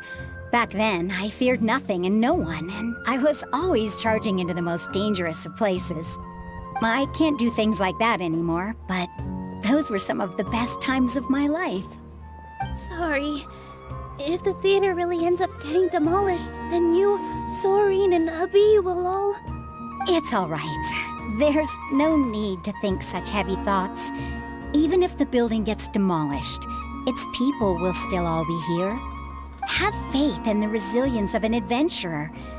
We can always figure something out. But won't you have regrets if things just come to an abrupt end? It'd be like when you were forced to stop adventuring. Ah, so that's what you were worrying about.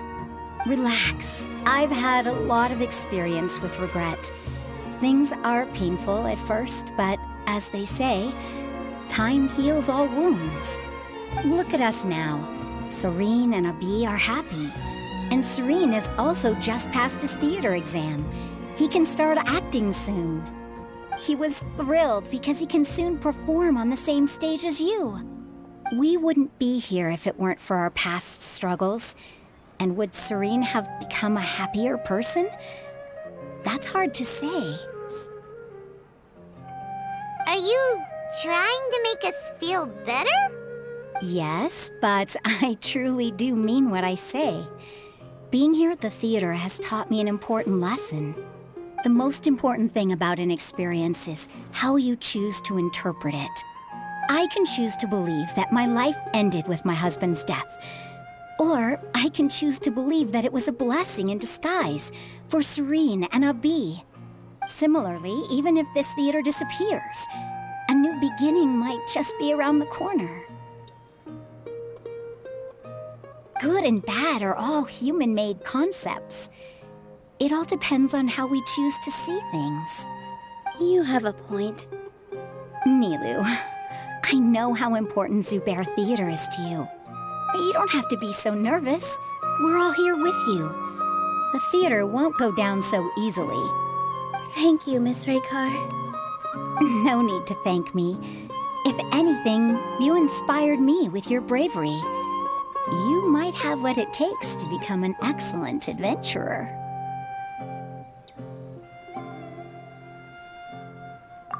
You're too kind.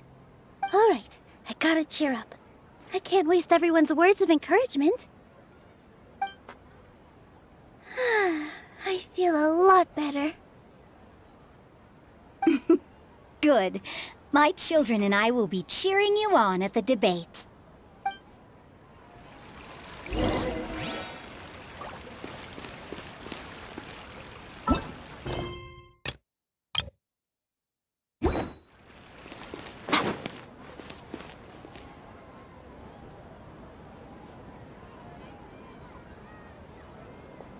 You're here.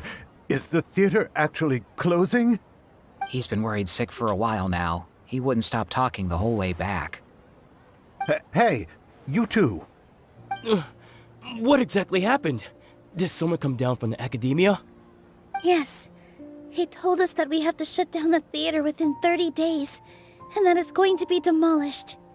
What the heck? That came with no warning. They're messing with us again. Don't tell me you'll have to listen to him. Come on. You know the answer to that. Yeah, it is a direct order from the academia. There's no need to worry, though. I'm preparing for a public debate with the academia. If I win, we might be able to overturn things and change their minds. Really? That's terrific. You have my full support, no doubt about that. Mine too. So what was their excuse anyway? They still not a fan of the theater's programs? Yeah, something like that. Good thing they have the power to make rash decisions about things they don't even understand, huh? Yeah, they need to touch more grass, not books.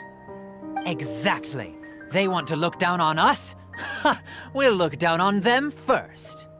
Don't worry. Everyone here has your back. The academia's recklessness won't get them any praise. Right. They might think that some forms of knowledge are more valuable than others, but everyone can equally appreciate art. If they don't believe that, send them my way. I got them beat on this subject. Maybe you can prepare some questions on the details of dance performance to make things harder for them at the debate. Sounds like a good idea.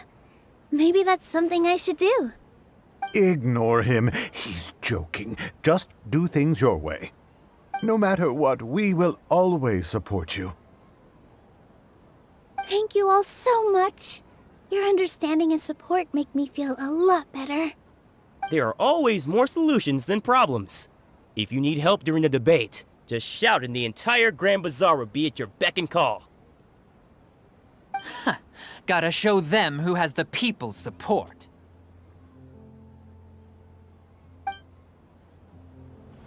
I feel like the pieces are starting to fall into place.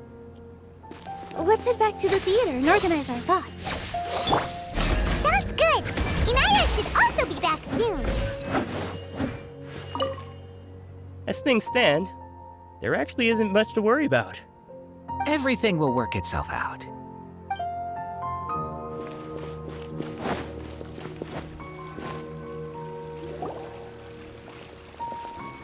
Abi?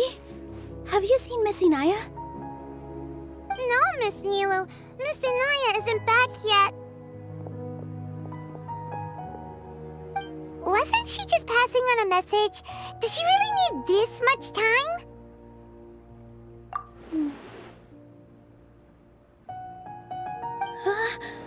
Oh no. Traveler, Paimon, I think I messed up big time.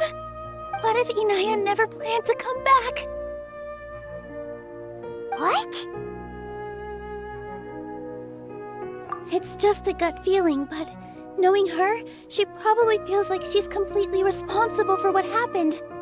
She probably thinks that all of this happened because she was staying here. Oh, right. As soon as her father showed up, she said that her father was targeting her. So she's felt like that this whole time. She has a long-standing conflict with her father. That's why she ran away from home. She doesn't think that we can win the debate, and she doesn't want to implicate us, so she thought leaving was the best thing to do. And then she just quietly left afterward. Exactly. She's being too pessimistic. How will you know if you don't try? Anyway, first things first. We have to get her back. But where should we start? Sumeru is huge! I think I might know. Let's start by looking outside the city. Before I brought her to Zubair Theater, she was staying at a remote campsite. She got a fever from drinking unclean water, so I carried her back. If she has nowhere else to go after leaving the theater, she might go back and strike out on her own again. Then let's go take a look. Yes, let's hurry.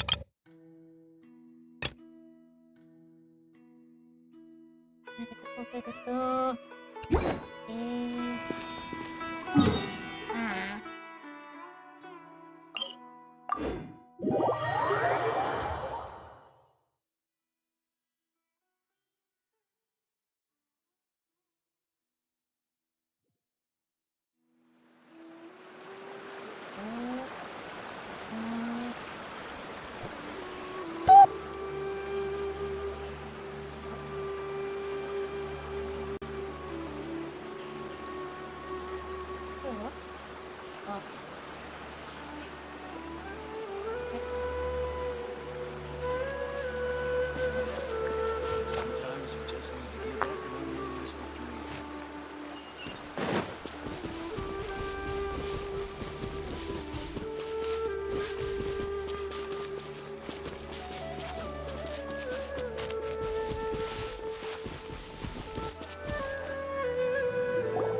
There are signs that someone had stayed here very recently.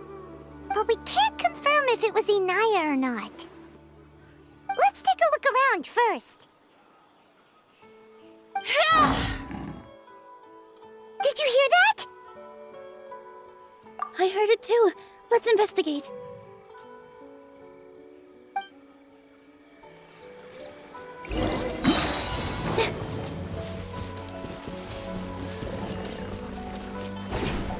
It sounds like we're getting closer. The voice is coming from over there. Yes, we're almost there. Stay back! It's Inaya! She's being attacked by wild animals! Inaya, don't be scared! We're coming to help!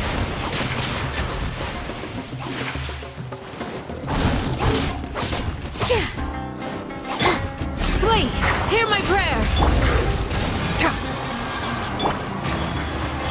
Emerge. Dip all my strength.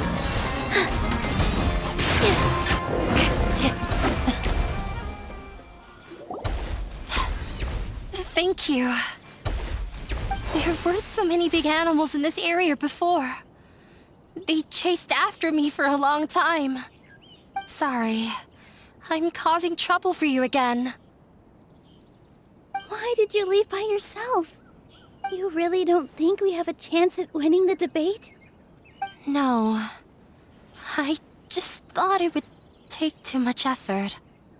Everything happened because of me. If I'm gone, then the situation will resolve itself. Yeah! Everyone's working together towards a happier one should be singled out for blame. It's all right if it's me. As long as the theater won't get demolished. You guys are the kindest people I've ever met. You shouldn't suffer so much because of me. Listen to me, Inaya. Even if you were the reason that all of this happened, no one would blame you. Mr. Zubair said that you're one of us, so that means we will protect you. No matter what happens, we'll stand as one. Nilou, there will always be a victim. Whether it's me or the theater. You can't eat your cake and have it too. You can't win a debate against the academia. Especially since your opponent will be my father. My father is an extremely demanding man. He's always wanted me to become an exceptional researcher and his academic successor. I tried my best to meet his expectations and did everything I could. But he still wasn't satisfied. Or rather, he had just never been satisfied with me. I'm no genius. But whenever he berated me, it was always as if he was asking me, "Why aren't you a genius?" Yeah, like I'd know. So that's why you ran away from home? At first, I thought the father would slowly come to terms with reality. But he just wouldn't stop berating me. For one exam, I earned the 3rd highest score. I thought that all my hard work had finally paid off, and that I could finally make father feel some modicum of joy. I even used the embroidery skills I learned at school to make a commemorative gift for him. I thought, even this daughter can make her father happy sometimes. Right? I see. When we were embroidering your gift before, I didn't feel like you were new at it. Yeah. Sorry for not bringing it up. These are not pleasant memories for me. I was tired of him yelling at me every day. All I wanted was to see him smile at me. But he was more angry than ever before once I'd given him my embroidery and told him my score. He flung my present to the side. You think you should be proud of 3rd place? Reflect on why you weren't first. I forgot how long I'd cried for. I only remember my parents arguing. My mother also thought he went overboard. They argued for such a long time. My father eventually stormed out and slammed the door behind him. I didn't get a single sentence of apology or any words of comfort. I've completely given up. We're destined to never understand each other. How horrible! I don't think you can beat him in a debate. Because he doesn't even understand what kind of place a theater is. He can never understand the relationship performers have with their audience. His life is devoid of camaraderie or friendship. He just wants everything to happen according to his wishes, as if the world revolves around him. What we cherish, our little place in this world, means nothing to him. It sounds like your past has had a huge impact on you. I understand now, Inaya. But when we were preparing for the debate, I heard something quite wise. Maybe it'll help you.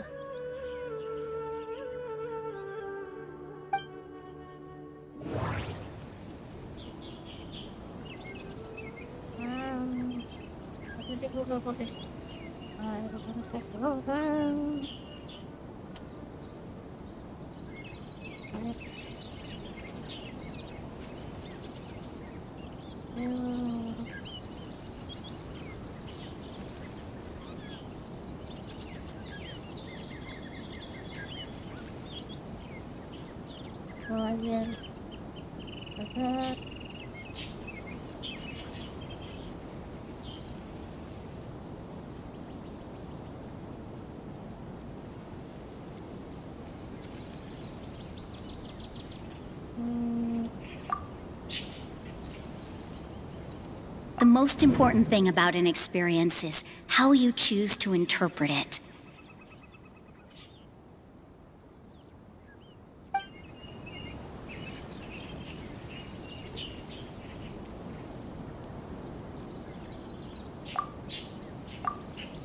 Miss Raykar has gone through a lot in her life, but she told us that she's very happy to live at the theater now. Although she ran into misfortune, it led her down a new path in life. She sees that as a blessing. She told me that the most important thing about an experience is how you choose to interpret it. Interpret it?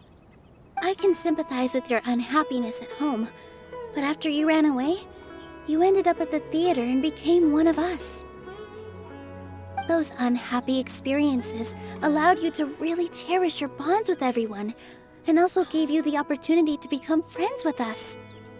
Don't let your past suffering keep you from the new life that you've worked so hard to find. Oh. Let the past stay in the past. When I ran away from home, I swore that I would leave my family conflicts behind. But you're right. All I'm doing now is falling right back into it. Maybe you'll disappoint him, but that doesn't matter. You have a new future waiting for you. Don't let go of the answer you've worked so hard to find. That's right. If we put our heads together, there's bound to be a way. You're right. There's nothing to be afraid of. I'm not trying to meet his expectations. So why should I give up because of him? I can't afford to lose anything more. We have to win. The debate will not only protect Zubair Theater, but also allow me to settle things with Father. That's the spirit! Let's go. I'll tell my father about the debate. I know him very well. Even if he looks down on us, I know how to make him accept. All right, let's go.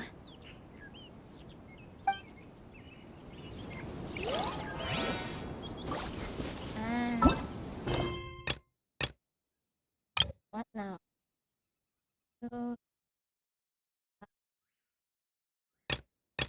Are you?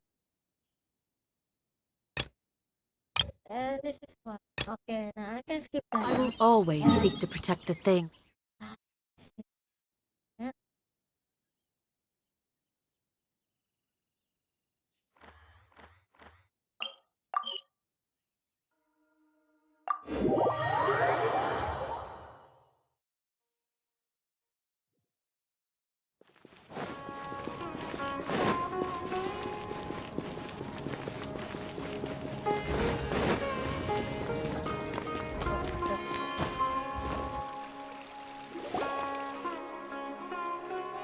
Wait, you two!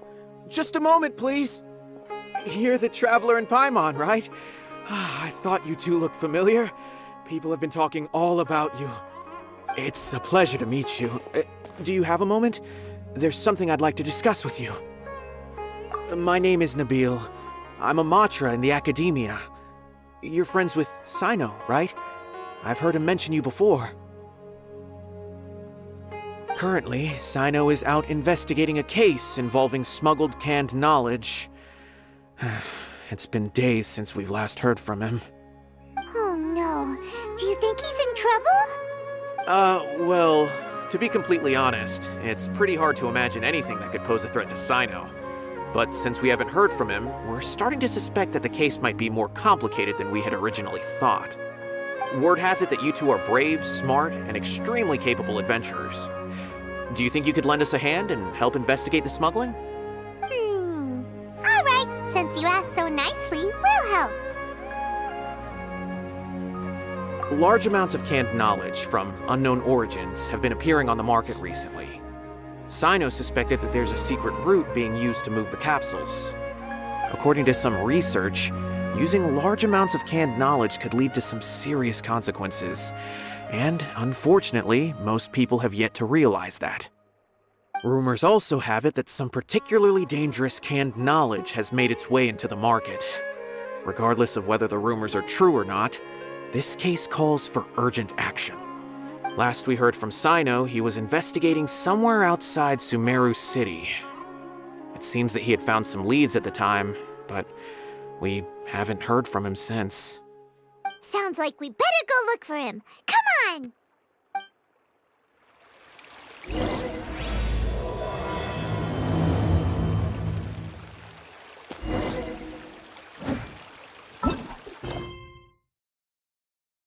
Yes. How's the case coming? Any progress?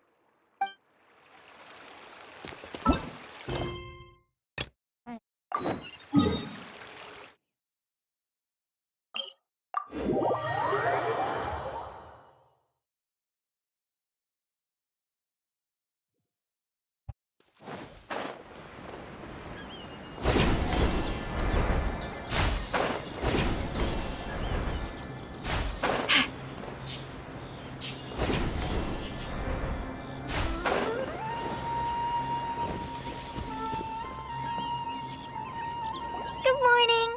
Looks like you're awake. Yep, yep. I prepared some breakfast today.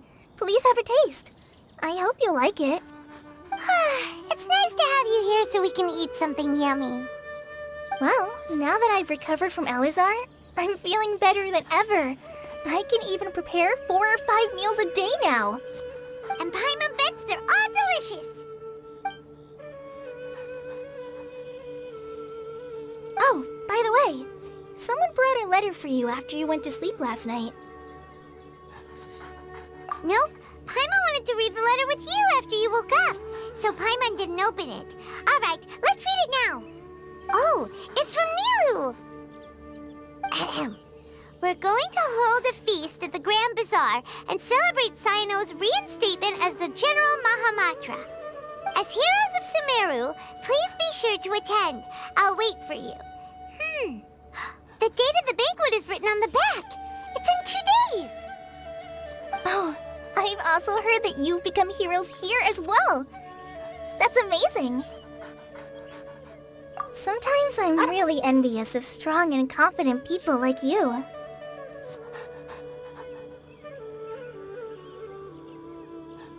Oh, you're embarrassing me. Anyway, let's go to the Grand Bazaar to have a look. Oh, before you leave, be sure to inform Master Tainari.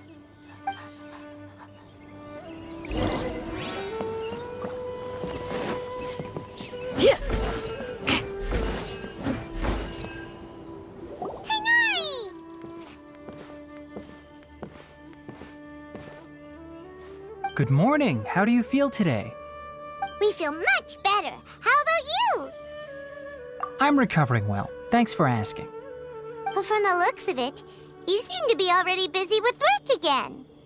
It's fine. I'm not that busy, really. The Elazar patients have recovered, as well as Hypatia. For now, I only need to tend to my Forest Watcher duties. It seems once Irminsul started getting better, everything else started to recover too. Yes, but there are still some residual effects. The withering is one example. Though it won't spread anymore, the existing zones won't just disappear. We forest rangers will still need to do the work. By the way, we have some good news. Sino got his position back. This news is hardly new. He had already mentioned it to me before. Huh? You mean he was already here? Why didn't he come to say hi to us? He visited once, but he was afraid of disturbing you while you were resting. He just asked me a few questions and left. Then you probably already know all about the celebration feast. Celebration feast? No, I haven't heard anything about that. Huh? But didn't Nilu say in her letter that they would celebrate Sino? He didn't tell you?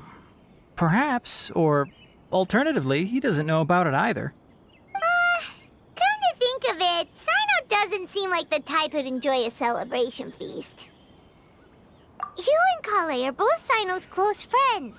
Why don't you come to the feast with us? Kala has taken over some of my tasks these days. I don't think she'll have time for it. Not to mention me.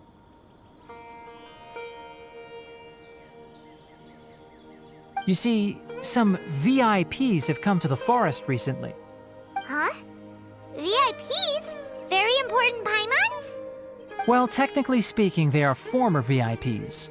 The sages involved in recent incidents have begun their training in the Avidya forest, and the people they had previously imprisoned have all been released. Huh? Yes, he's a little weak, but he isn't injured and his condition is stable. Lesser Lord Kusanali, in her boundless mercy, has decided to spare Azar and the other wrongdoers. Supposedly, they were ashamed of their shallow ideologies and have decided to dedicate the rest of their lives to cultivating wisdom in the Avidya forest. When they learned that Lesser Lord Kusanali had defeated the Balladeer and saved Irminsul, they were shocked at first, but also became happy, feeling that the sacred light guiding them on the path of discovering wisdom had begun to shine once again. As a result, work has increased for the forest rangers. That sounds really exhausting.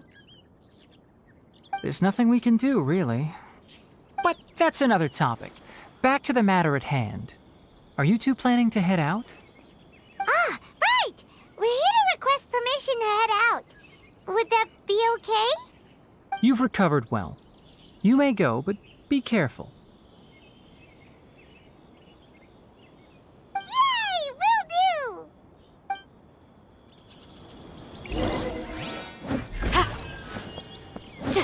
Do your worst! Is there anything else you'd like to ask about? Ah, yes. Thanks for remembering her. She continued her training in the forest after she recovered. As a scholar, she never slacks off. A lot has happened lately. Kale and I have been busy, but don't worry, we'll take care of ourselves. As for Sino's reinstatement, the more I think about it, the more I suspect that he just doesn't have a single clue about this feast. But this does remind me that Kale and I should find an opportunity to celebrate him as well. He has helped me a lot during this time. And you as well. Thank you. Take care. Please, find me if you need anything.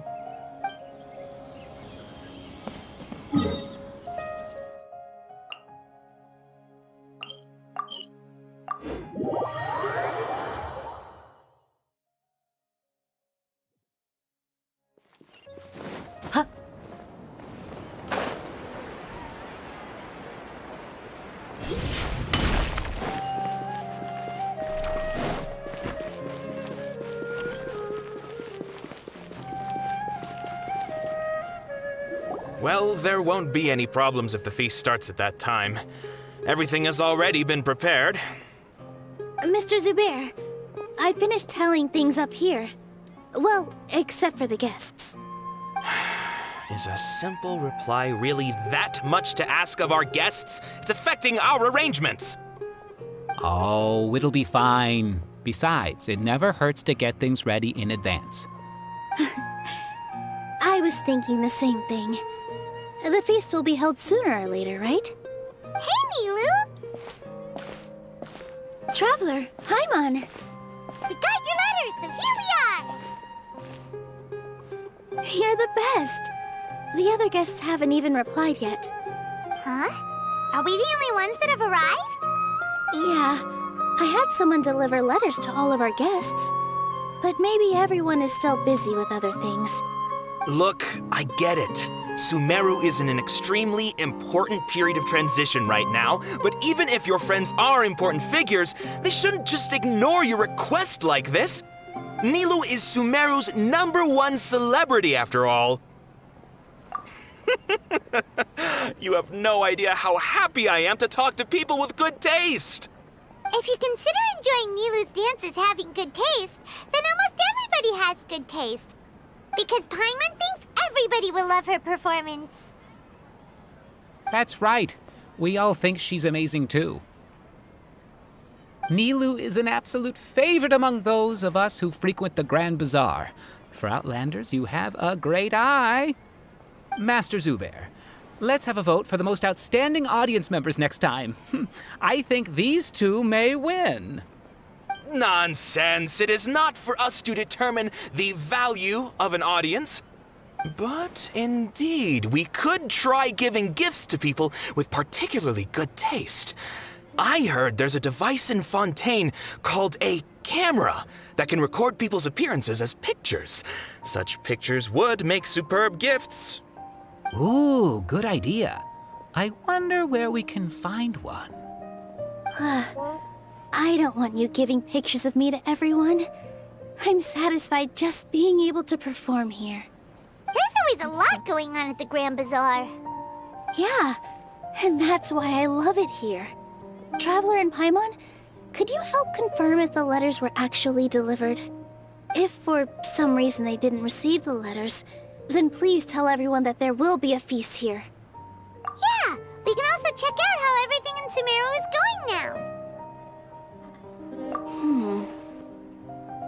When I wrote the letters, I heard that Dia was in Port Ormos, and Alhaitham was at the Academia. As for Sino, we've only heard that he appears at the Academia from time to time. I'm not too sure about Ramon's whereabouts. My guess is that he's with Dia. As for Dunyarzad, I just hope she's feeling better. I sent her a letter, but I was afraid of disturbing her. If you have time, please ask about her for me. Okay, got it. Let's go, Traveler.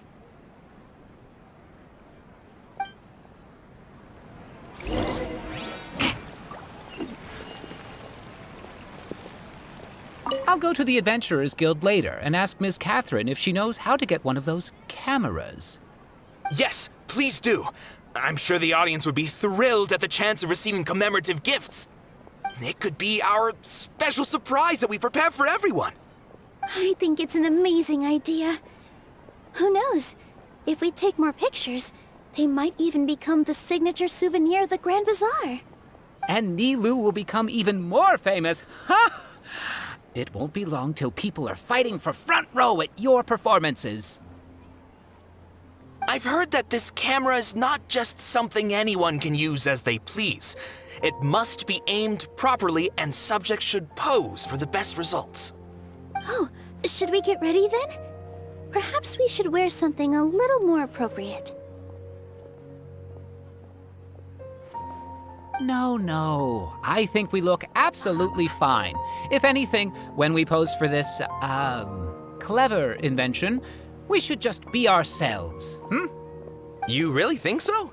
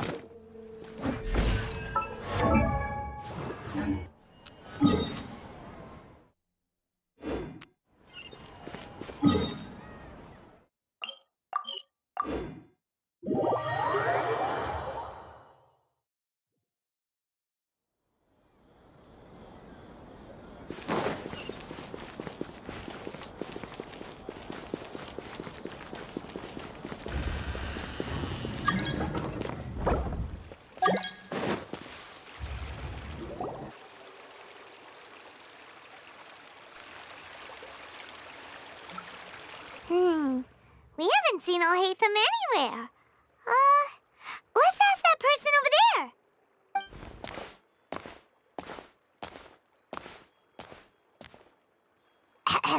Hey there, have you seen Alhaitham around? Yes, it seems Scribe Alhaitham has gone to the House of Dana. You should be able to find him there. But you're already the second group of people I've seen looking for him today. He must be quite the busy man. Oh? Who else was looking for him? Mr. Cavey was just here asking about him. You wouldn't believe how terrible their relationship is. And now you two are here. Don't tell me everyone's here looking for gossip about the sages. No way! We're strictly here on business. Ah, I see. Sorry, I thought maybe everyone's as interested in rumors about the sages as I am.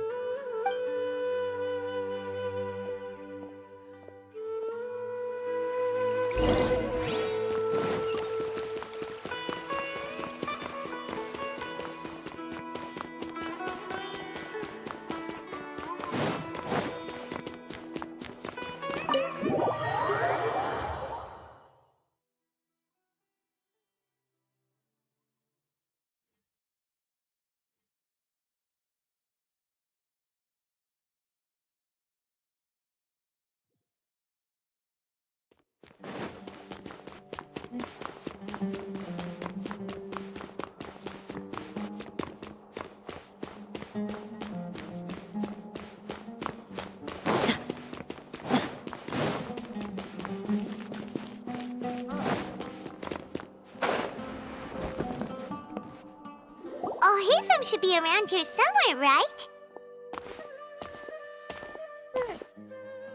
Oh, he's over there! But it looks like he might not have time for us. Just put down that worthless book and tell me what happened in the academia. This is not just some worthless book. Do you have any idea how difficult it is to find a physical book like this in Sumeru? It doesn't matter. It's probably just another thing that you used your authority to get your hands on anyway. Just put it aside. Listen, I came back today only to hear that the sages have disappeared. Oh? You sound surprised. I thought you would already know the inside story. Would I be here asking you if I knew? You're the scribe, not me. So just tell me what you know already. Well, I almost became a sage. Huh? Oh, don't sound too surprised now. You're the renowned Kaveh, light of the Ksharawar. Besides, as a master builder and craftsman, chances are you'll be appointed as a sage too. Why do I feel like you don't really mean it? Huh. What makes you say that? Why would you question my heartfelt sincerity? Maybe it's because you've never said anything good about me before. Yeah, well, I share a similar sentiment, and anyone who knows you as well as I do would surely do the same. Ugh, you... See? This is why I hate discussing anything with you. Your ridiculous and arrogant attitude always gets in the way. It seems that you really can't stand my personality. Ha! What was your first clue? Well, then you might as well move out of my house. Are you threatening me? Stooping to a new low, I see. Ugh, and don't change the subject. You, a sage? What a joke. The academia might as well just close tomorrow. Are they having a fight? Forget what's going on with the academia. Haven't you been busy with your construction project? Tell me, when are you going to build yourself a mansion? Don't get me started. I get angry just thinking about it. So, what great building did our master architect work on this time? Like I need to tell you. Keep your nose out of my business. No, I think we deserve to know. Where were you when Sumeru needed you most? I was in the desert for a large project, but considering Haravatat's utter ignorance of architectural and aesthetic matters, you probably wouldn't understand. Which is truly unfortunate. I can only pity the man who doesn't understand the first thing about beauty and romance. Unlike a true... hold on, wait a second. What do you mean by when Sumeru needed me most? Well, While you were out fiddling around in the desert, many people came together to save Sumeru from a crisis. Ha! And you think I'd believe that? Look, all you really need to know is that Azar and all his accomplices have all been overthrown. Huh? What nonsense are you talking about? It's no skin off my nose if you don't believe me. It's not like my Darshan was the one trying to apply for funding from the Grand Sage. Yours, though, on the other hand... You know what? I'll ask around. I'm sure someone knows what's going on here. You're dead if I find out you're lying to me.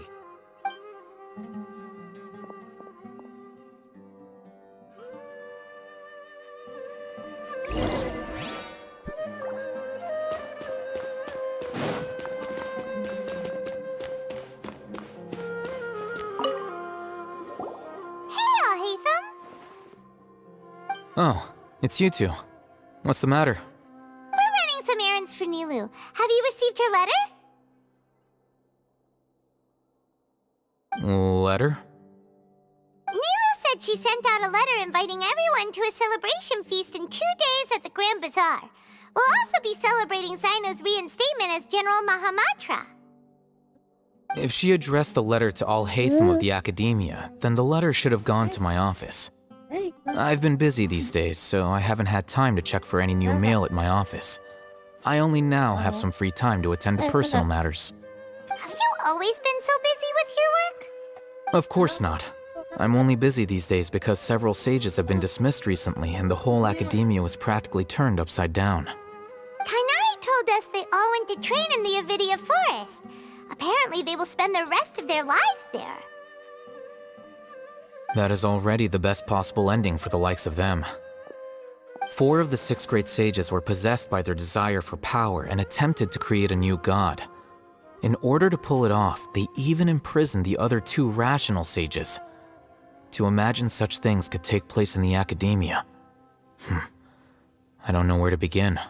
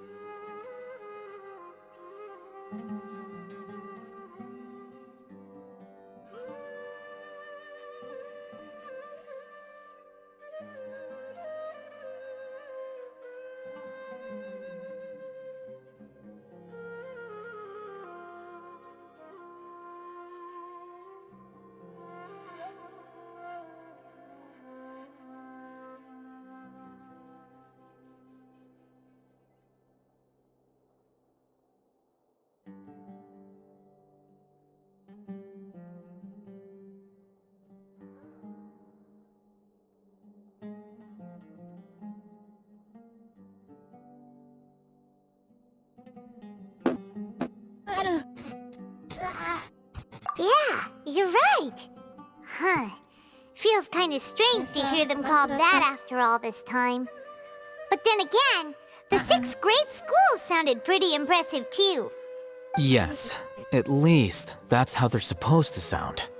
It's said that when the Academia was first founded, the Dendro Archon herself established the 6th grade schools, each representing one of the 6 different types of wisdom. Numerous Darshans have sprung up and faded. Only the 6 Darshans attaching themselves to the 6th grade schools have stood the test of time and obtained permanent seats in the Academia. Now, the 6 Darshans are nearly synonymous with the 6th grade schools, and the leaders selected for the schools are the 6th grade sages. Among the 6th grade sages, there is one central leader, the Grand Sage. Unfortunately, only the sages from Vahumana and Amorta remain now. They were imprisoned for opposing Azar and were only rescued after Azar's downfall. So who's managing things in the other 4 schools now? Do they need to find someone new? Yes. Normally, new sages are selected based on a strict set of criteria. Oh, didn't you just say something about becoming a sage? If they pick you, then we'd have a huge connection in Sumeru. Yes, about that. You didn't let me finish my sentence. The person in charge of personnel affairs nominated me to be the Grand Sage in place of Azar and help Lesser Lord Kusanali manage the Academia. But I refused. Huh? But why? Ugh, can't you be a little more ambitious? I'm not even interested in being one of the 6th grade sages. Like I said before, I don't like being a leader. Oh, all right. So are you busy these days trying to find others to take the job? That's not my job either. I'm only responsible for handling important affairs within the Academia before the new sages take office. And the first thing I'll do is reject Kasharawar's application for funding. By the way, who was that other person just now? Is he your friend? Do we look like friends? Paimon doesn't know. That's why Paimon's asking. His name is Kaveh, my roommate. You could say he's the representative for Ksharawar scholars. Which is exactly why he always has so many problems. So everything that's happened recently must be a huge change for the people of Sumeru. Such is the work of the Academia Scribe. Well, anyway, no matter how busy you are, since you are our planner, remember to attend the celebration feast in 2 days. All right, I'll see you there.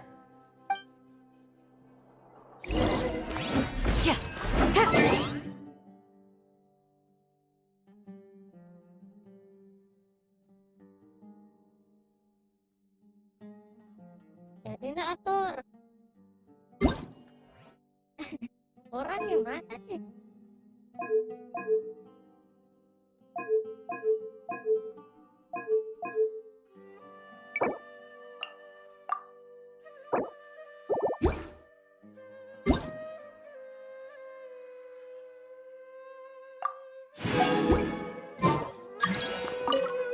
The House of Dana is the last quiet place in the whole Academia now.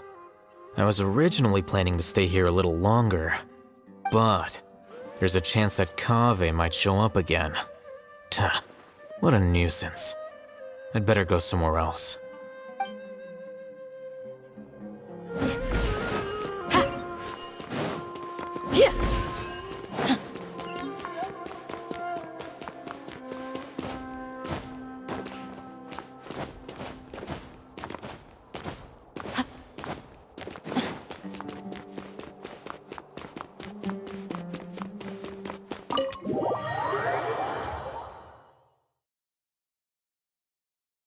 Kalkulator di buff loh.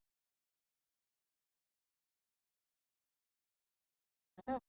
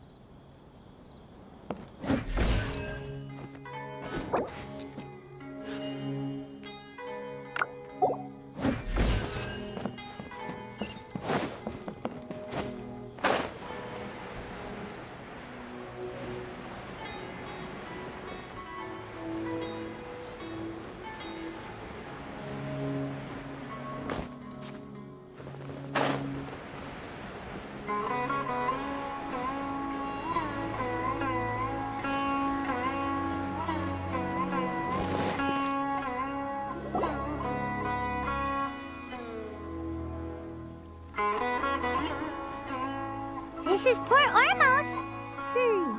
Now where could... Is that Paimon I hear? Huh? Oh, it's been a while. How are you doing? Dunyarzad! It's been so long since we've seen you! I'm doing well. I can go as far as saying I have never been happier in my entire life. I don't know if you've heard, but Elazar has completely disappeared, and all the patients have recovered. You kidding? Knowing them and the connections they've got, I'm sure they've heard about it. Yeah! That's right. My lady is feeling better now, so I'm accompanying her for a walk. Why do you still call me that, Dia? You've already informed my father of your resignation. I guess I'm just used to calling you my lady. Old habits die hard. Resignation? You mean you're quitting? Yeah, I might start losing my edge if I keep being a bodyguard for the Homayanis. You know that my parents and I are fond of you, and that we appreciate you very much. It wouldn't be a problem if you wish to continue to be our bodyguard. I'm not a woman that's easily persuaded. You should know that by now, my lady.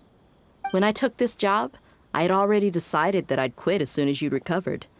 It's time for me to get back out there and chase that horizon.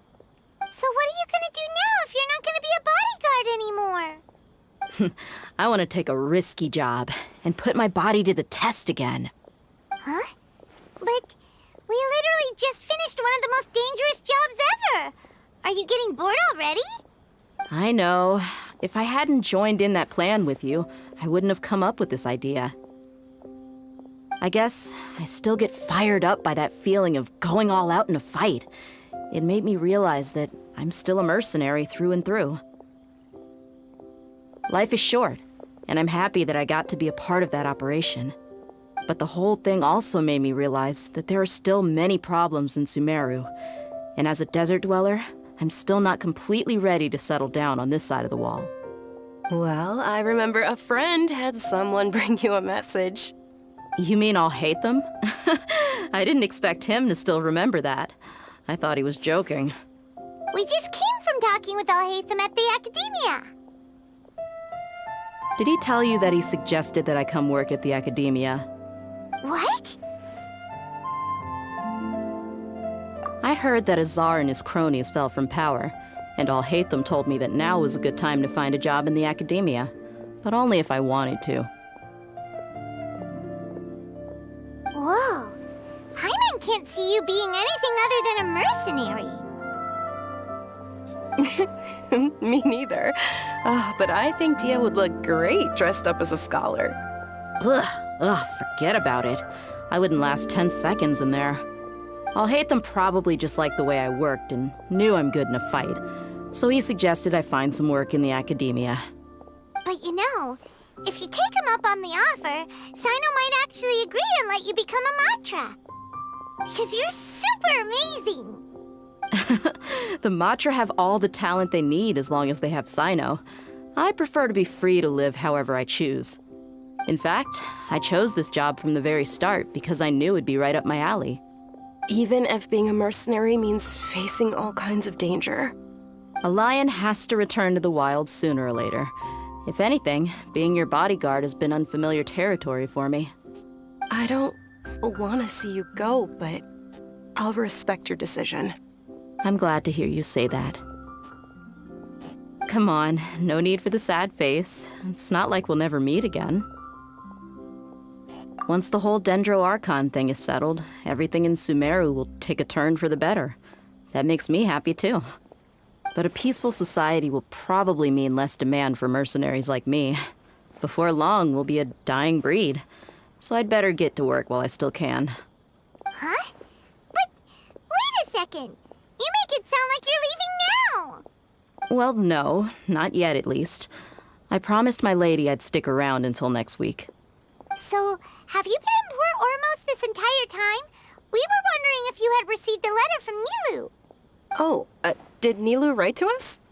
She heard that you were seen in Port Ormos, so she sent the letter here. Huh. It was probably sent to the inn that we're staying at. My lady has been very energetic lately and keeps taking me on hikes, staying out even into the night. By the time we get back, the receptionist is usually off napping on the job. Right, and we tend to leave quite early in the morning, so the old man on duty is also usually dozing off. So what it really sounds like is that the person on duty is always asleep. I bet the letter's at the reception desk. I'll go check later. No wonder there wasn't a reply. You never received the letter. Good thing Nilu asked us to come and check on that. Sorry to make you two come all the way out here. It must be something important for Nilu to specifically write to us like that. Yes, she said they were preparing a victory feast in the Grand Bazaar, and will also be celebrating Sino's reinstatement as General Mahamatra. She was hoping you could come. Great! I'll be sure to attend. Count me in too. But is there some sort of dress code or anything for the feast? Can I just show up looking like this? Since it's being organized by Nilu, I don't think she'll be too picky about that. If anything, I think she wants to see us as our most natural selves. All right, then this is how I'll show up. The feast will be held in 2 days, so don't forget. Sure. Thank you so much for letting us know. We'll see you there. Oh, by the way, do you happen to know where Sino and Raman are? The General Mahamatra always comes and goes without a trace.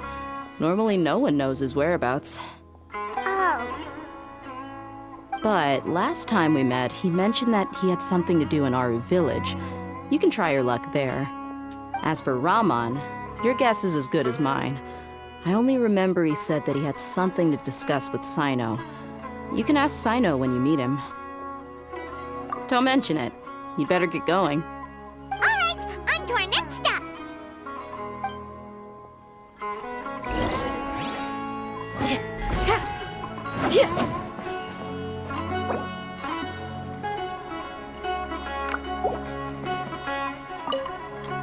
After recovering from Elazar, everything seems so different to me. When I look at the scenery I've visited before, it has a completely different feeling. Yeah. You need to be stronger than an ox to take life by the horns. I think I've heard you say something like that before. But today, I finally understand what you mean. Is there any place you'd like to go? I can accompany you.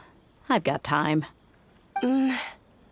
What if I tell you that I want to go to the desert? Fine by me. If we go to the desert, I can introduce you to my friends there. But we should prepare and get everything we need before setting off. Let's go! I'll go pack my luggage now. After we're done with the feast in 2 days, we can go have fun in the desert. You can count me in.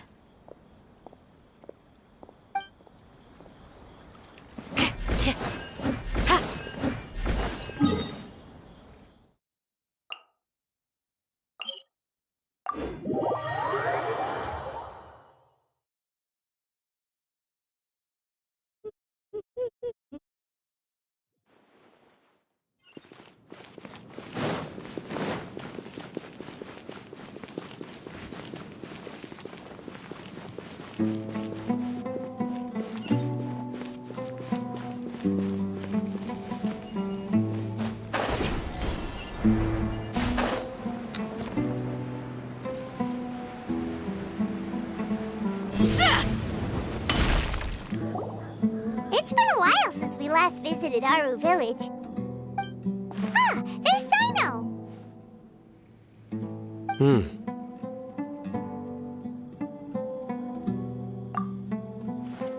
What brings you here? We recovered well, and Tanari agreed to let us leave, so now we're out and about again. It seems Gandharvaville's medical treatment is still as good as ever. And Tanari is recovering well, too. That's good to hear. Yeah, you're the one who brought us to him when we lost consciousness, right? Thanks for that. You're welcome. Tainari has excellent medical skills, and Kale is quite attentive. It was the best place for you. But why are you just standing here like a dead tree? I'm meeting some people. Oh, you mean Candace? I've already talked with Candace and the village chief. They're still at the usual place. You can go there if you'd like to see them. But you know one of the people I'm meeting as well. Oh, by King Deshret's blessing, my friend suddenly appears in the desert. Don't tell me you've run into trouble and need us to help now. Ramon! And... huh? Sataria? Oh, you know me? Oh, well, you're pretty famous in the academia. Don't worry, these are our friends. No need to be so guarded. I see. I'm doing well. Many good things have happened recently. Same here. Really, I feel that my whole life has started to shine after suddenly finding a new direction. Oh, tell us everything. Yeah, you go ahead. Alright, well, I suppose I should start by saying I've decided to leave the academia. What? It's not that I've given up on being a scholar. Instead, you could say I've found a new identity. I will no longer pursue research like a typical scholar, but I have not completely given up on my relationship to knowledge either. I can see what you're saying now. What do you mean? I plan to leave the academia and return to teach here in the desert. Wow, so you want to become a teacher? Sataria will return to support education here and teach people from the desert. She can't teach everyone on her own, but there are many of us Eremites all over Sumeru. She came to discuss a collaboration with me and hoped that I could bring her ideas to the Eremites. Yes, it's my hope that the Eremites can help me select a group of smart people with the best aptitude for teaching. I'll teach them, and after they've finished learning from me, they can go educate more people. That is the true meaning of education and the spreading of knowledge. The people of King Deshret suffer from sandstorms, exile, and ignorance. Miss Sataria is more than welcome to come teach here. Her arrival is like a star shining in the desert night. The stars have always guided caravans, thieves, soldiers, and travelers who get lost in the night. They lead those in the dark out of trouble and back to safety. Oh, please. Where's all of this coming from? I'm starting to feel a little embarrassed. You deserve these compliments. Mercenaries are accustomed to danger and don't fear death, which is why we recognize extraordinary actions that common people would easily overlook. Sataria's idea will bring much good to many people. At first, I feared it was destined to fail. Everyone knows that the academia doesn't allow scholars to teach in the desert without permission. As you know, all knowledge is under their surveillance and control, and very few desert dwellers are as lucky as me. But what I heard at that time has been haunting my heart, as if there were lightning bolts constantly bombarding my soul. Sataria, you tread a treacherous path, and the longer you ignore it, the tighter the academia's grasp on you will become.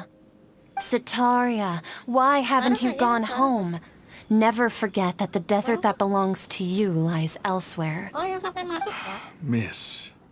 These words sparked something in me, and I knew that I had to bring something back to my people after going home.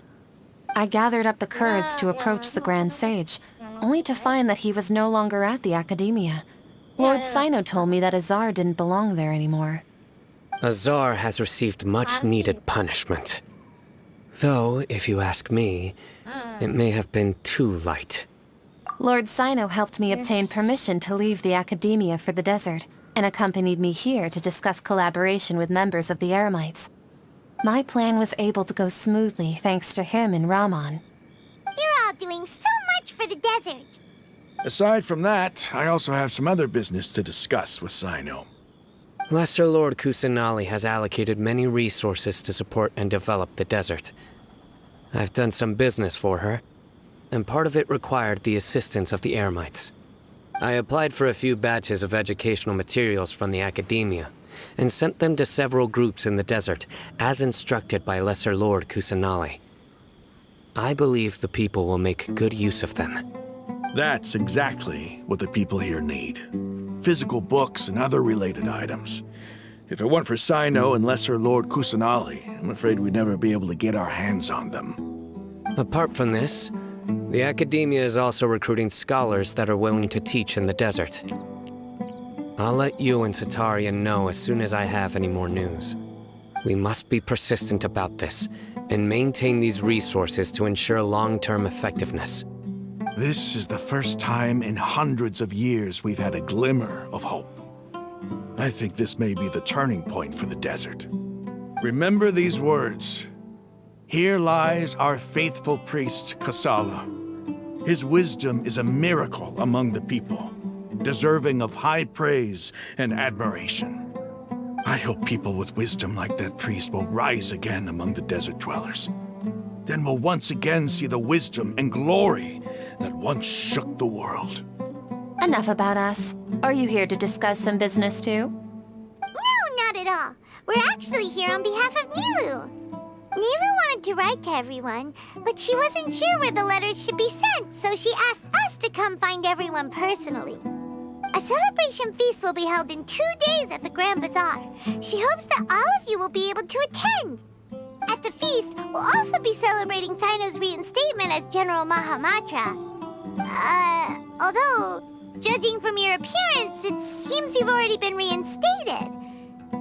Paimon thought you would only start working for the Academia after the feast. Celebration? Feast? It's the first I've heard of it. Tighnari was right. He really didn't know. This feast is for you, Sino. Sounds to me like you'll have to be there. It's rare to see that kind of expression from Lord Sino. You must not like feasts very much. No, not really. But I'll go. Well, I still have a lot to handle here. Besides, I need to look after Miss Sataria in the desert, so I'll have to pass. I'm afraid I won't be able to join you. Although, if you'd be so kind, please give a message to Miss Nilou for me. The message is, I'm sorry for how I treated you before, but now I understand the beauty of your dance. It's like a light shining in the sky. You and the art you symbolize are not only beautiful, but also lively and powerful, so much so that it was prohibited. Please keep dancing, and someday I'll be able to appreciate your art in person. Okay, we've got all that down. Our job here is complete as well. Oh, Sino, remember, party's in 2 days. Make sure you're there. Got it.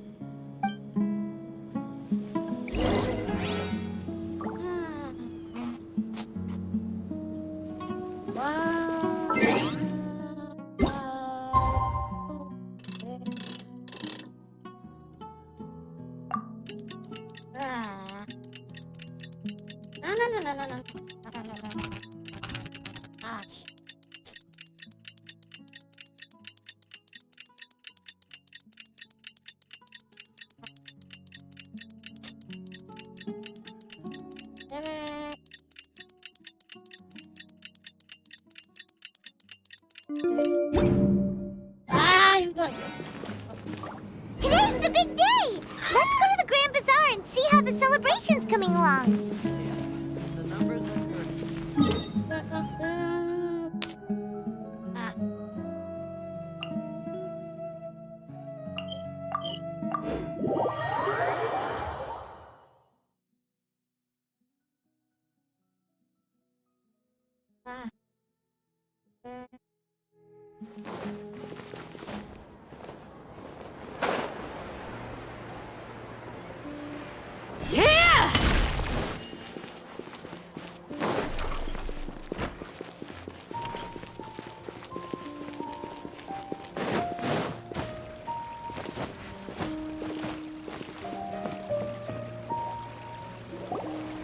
Everybody's already here.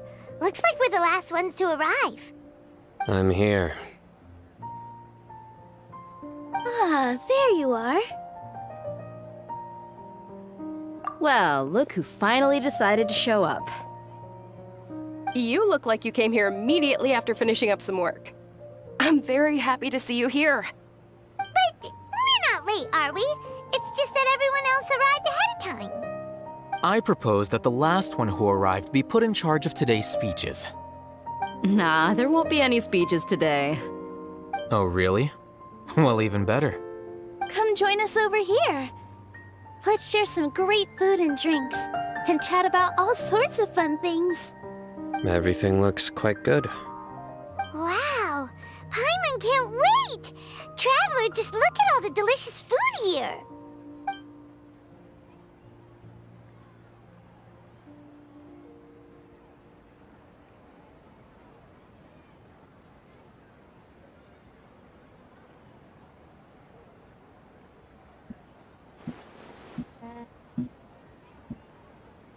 Whoa!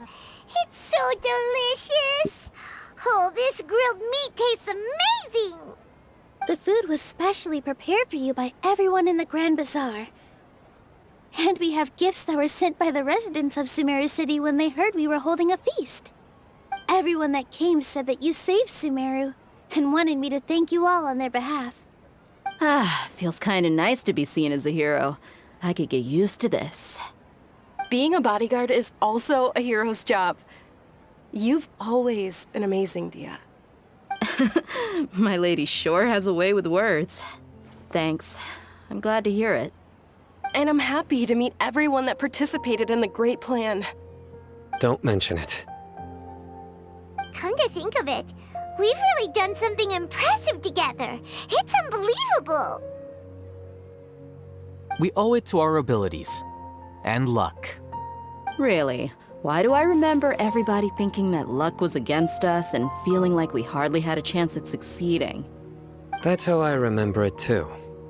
It's luck that brought us together, and it was luck that let us form a team.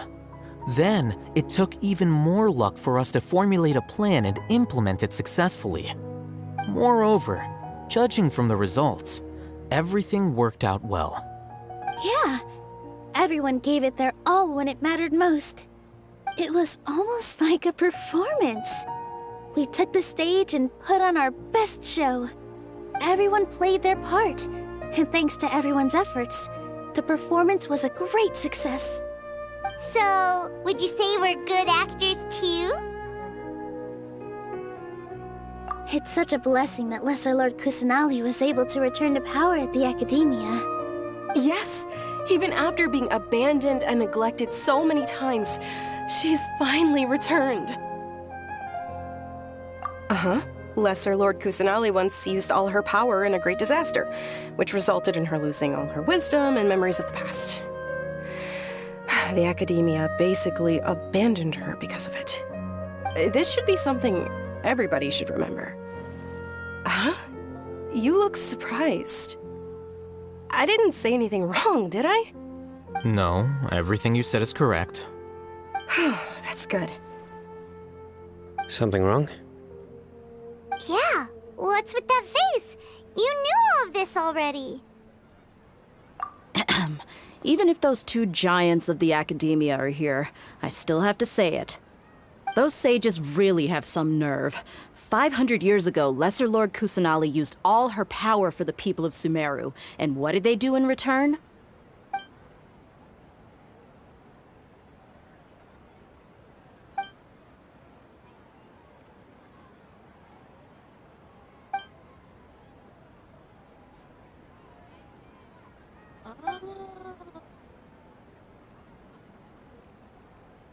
If you bite the hand that feeds you, don't act surprised when it turns into a knuckle sandwich, right, Sino? Perhaps I shouldn't say this, but their treatment of Lesser Lord Kusanali calls for a more severe punishment. You could simply tell Lesser Lord Kusanali that you wish to have Azar and his accomplices severely punished. I respect our deity's decision, and won't interfere in any way.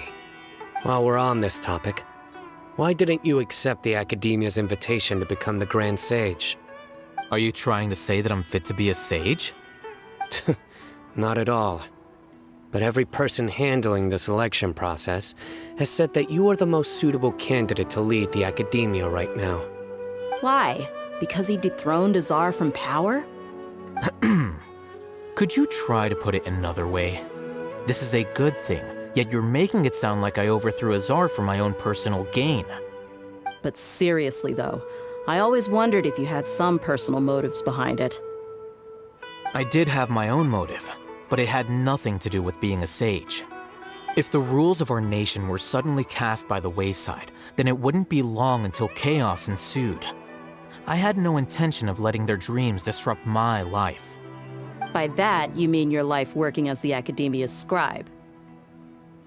Precisely. Wait, is that all? So, that's the only reason why you joined us and came up with all those plans? It's reason enough. You've certainly got quite the personality. You flatter me. All right then. How about you? You've already resumed work as the General Mahamatra, right? That's right. Will you be happy with that life? It's not about being happy. There are merely a lot of things that I must do. Even so, keep your spirits up and try to be happy, okay? And try to smile more every day, just like I'm doing now. Thank you. I'll keep that in mind.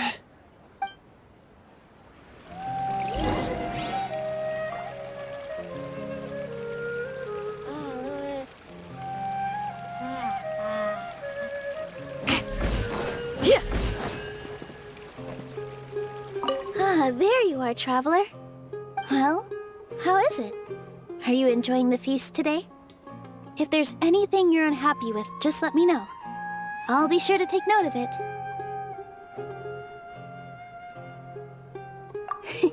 That's good. It's the first time I've ever invited so many exceptional people to one place. I was a little nervous myself. You see, every guest here is quite extraordinary. It's unbelievable that we've got everyone together here. Almost like a fairy tale.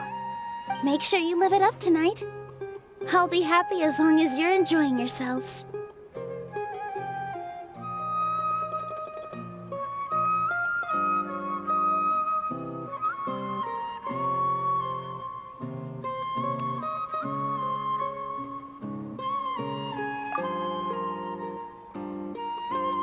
I'm honored to have her think of me this way.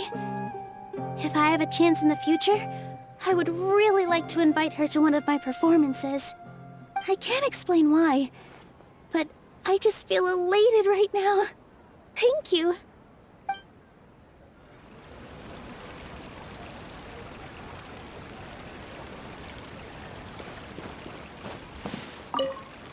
The atmosphere here is good, and everything is delicious.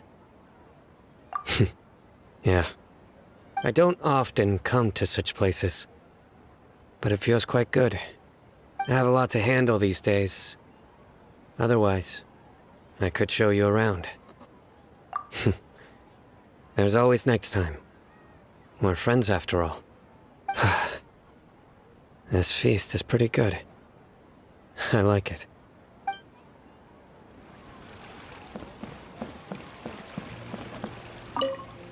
My lady, the grilled meat over there is delicious. Have you tried it?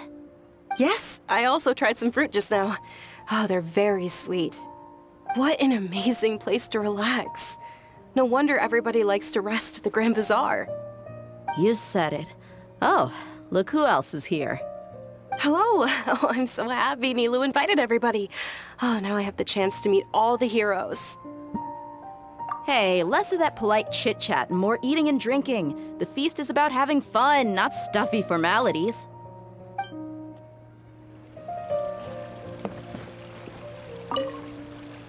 I seldom participate in such lively gatherings, but the atmosphere here is quite good.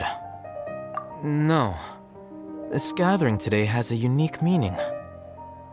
The Grand Bazaar is lively because the people here feel happiness from the bottom of their hearts, unlike the farces at the Academia. That happiness is an emotion that'll be forever alien to those bookworms who have driven themselves insane by studying. I seem to have taken both keys when I left the house. Oh well.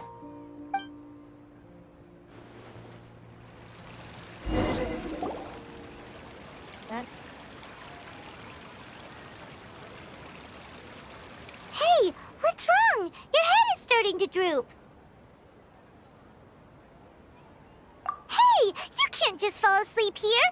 Paimon will go find something delicious for you to eat. You'll wake up once you've put something yummy in your tummy. Of course, just wait here for Paimon.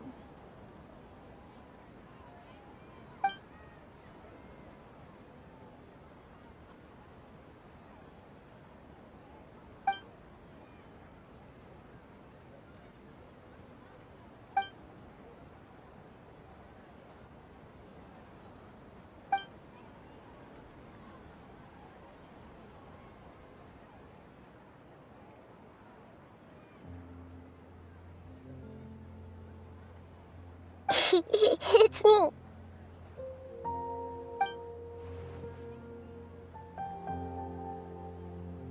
You may blame me for being a bit too self-indulgent.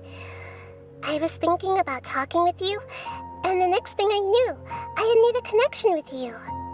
The connection between us is amazing. It's like flora and the fence it grows upon.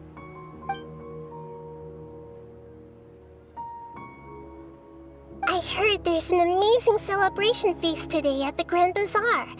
I wanted to have a look for myself, so I snuck in. Lately, I've been so busy dealing with all the fallout from recent events, so I really haven't had any free time. Although you've already helped me with a lot, there's still one more thing I hope you can help me with.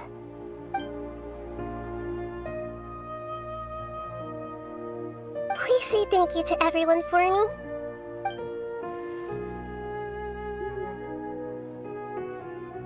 Oh, is it not convenient for you to do that for me?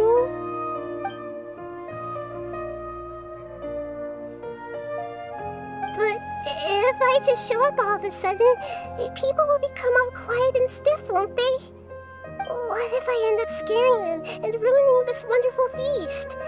That'd be the last thing I want.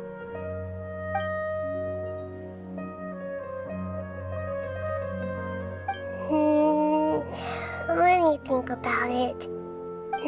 Okay.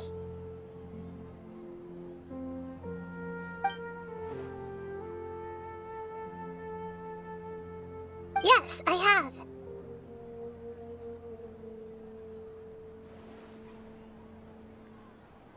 You said I should go thank everyone as myself, right? So... I've decided to borrow your body for the time being. Please don't blame me. The flora also climbs up to the fence to get closer to the sky.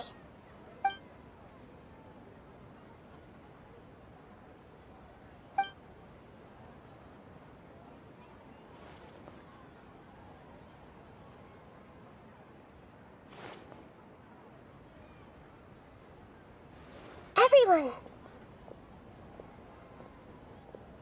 Are you awake now? Paimon was just about to bring you the food.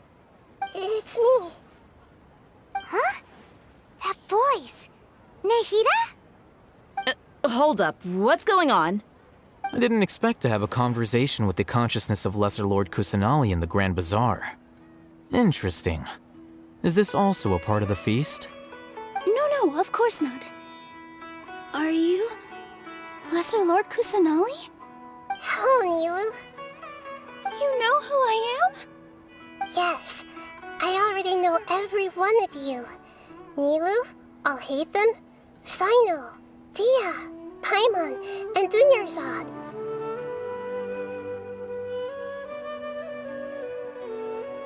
Lesser Lord Kusanali? I took the liberty of occupying the Traveler's body so that I could thank all of you in person.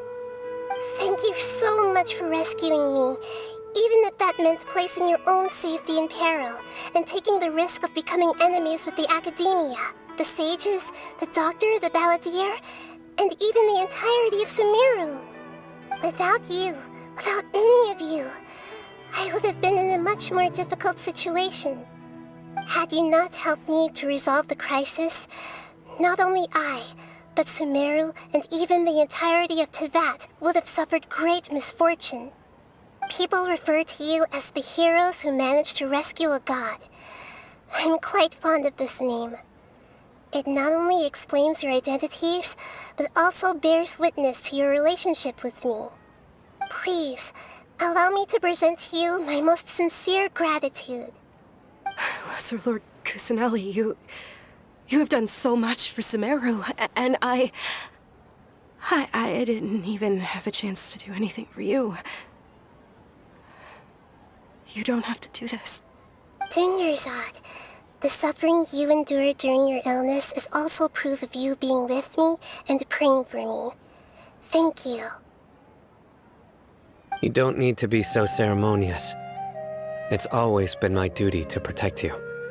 This is how the relationship between the Academia and Dendro Archon should be. We just did what was necessary and set things back on the right path. You're an Archon, but you act so humble. You really don't need to be so polite with us. I'm honored to have been able to take part in this plan. I hoped you liked the dance I dedicated to you. Thank you, all of you. Thank you so much.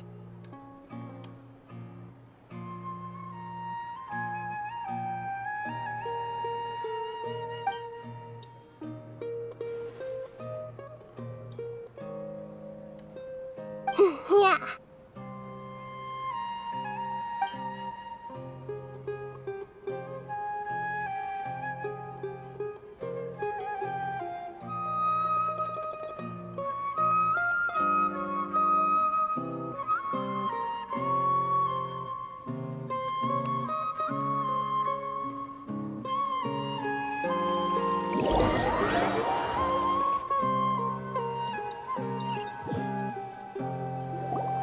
Are you awake? Did you rest well? After Nahida left, you ate a lot of food. You've become a glutton. That just means you still have a lot to learn from Master Paimon, the Sage of Gluttony! Alright, since you're awake now, should we go and have a chat with Nahida? She should be in the Academia right about now. If you have any questions, now's your chance to ask.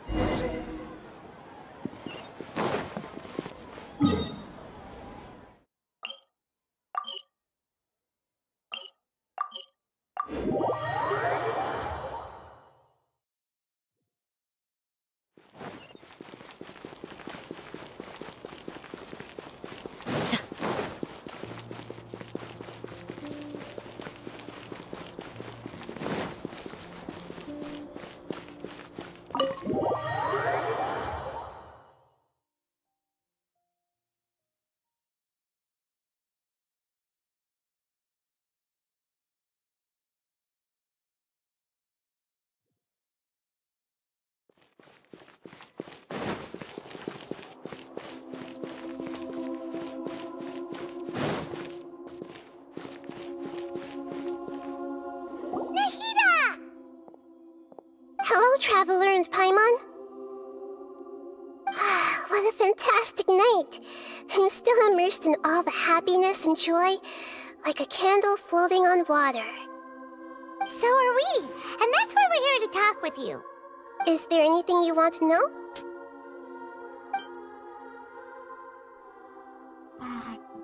After recent events, the Akasha can no longer function as it used to. I've given it some thought, and have decided to shut it down permanently. But this is definitely not a bad thing. Even from the beginning, I've been planning to shut it down. The Akasha's centralized administration of knowledge has always restrained people's curiosity and curtailed the number of paths available to them. I don't think this is good for Sumeru. Although people may initially feel a little uncomfortable with the loss of the Akasha, they will soon understand that this life is more suitable for them. And as for the future of Sumeru, I'm preparing to regain control of the Academia. The former sages have received their punishment, but the new sages have yet to be selected. I will oversee the process personally. I hope that the new 6 great sages will be more focused on academics. Sumeru needs such leaders more than ever. The other big issue is the people of King Deshret. All the residents of the desert, in fact. They have been mistreated for far too long. I've already taken some measures to address this. It will take some time to rebuild everything, but no matter if it's culture, friendship, or trust, we will rebuild it. You mean, what happened after the doctor put you to sleep? Not exactly. The top-ranked Fatui Harbingers, up to number 3, possess power comparable to that of gods. I was no match for him in that kind of situation. However, in spite of the bad situation, I still managed to make a fair deal with the doctor. I'm sure you remember the entity that changed your fate, the Heavenly Principles. In fact, the Heavenly Principles has been quiet since the Conria disaster 500 years ago. I used this point as leverage against the doctor. I told him that the Heavenly Principles may be awakened if I destroy the Gnosis. Although it's just a bluff, he still fell for it. I assumed that the Heavenly Principles wouldn't just stand by and let such extensive damage to its laws take place. And as for what I exchanged for the Gnosis, the exchange served as both punishment for the doctor, as well as a boon of new knowledge that I couldn't refuse as the God of Wisdom. He's still in a coma. I've hidden him like how one would hide a feather. I know you have many misgivings about him, but as someone who had become a god, he has retained a number of very useful features.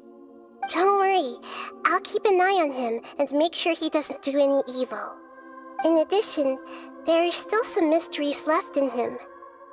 Some things may be very clear from my perspective, but he is still yet to understand them himself. His future will be determined by fate. Oh no way. Oh, one thing. Is that where you're headed next? Fontaine, the Nation of Justice? As far as I know, that nation operates in a judicial system. Does their Archon personally judge people? No, there's a Chief Justice in Fontaine. Generally speaking, the Hydra Archon, Focalor, won't preside over individual trials. However, even then, Focalor will still make herself present at just about every trial. It seems that she just likes to immerse herself in that sort of atmosphere. As Archon, she still reserves the right to influence the final verdict. Anyway, let's just say she's got, a very unique personality.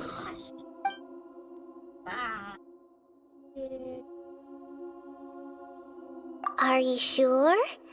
Isn't there something else you haven't asked about yet? Huh? You mean... About your brother. While you were resting at Gandharvaville, I took some time to perform an Irminsul search for information on your brother.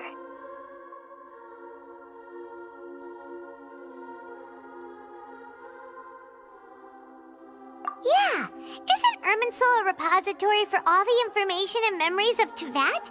So there shouldn't be anything on her or her brother. This is true in your case.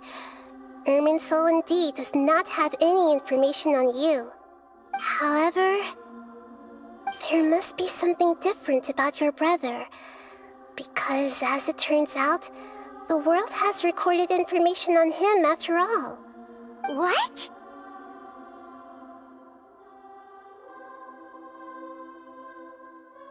There's only one possible explanation. He belongs to this world.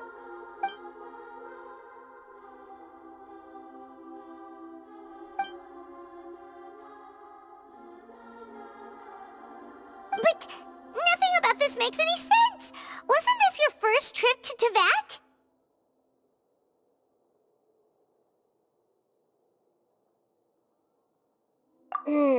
According to the records I was able to access, your sibling suddenly appeared in Conria. After the Conria disaster, he began his journey through the 7 nations of Tevat. But just as his journey was about to reach its conclusion, the Irminsul records on him suddenly become fuzzy. What do you mean, fuzzy? Did something happen to him? All I know for sure is that somebody, for reasons only they can know, is deliberately obfuscating his fate. And whoever it is, if they can do that, who knows what else they're capable of.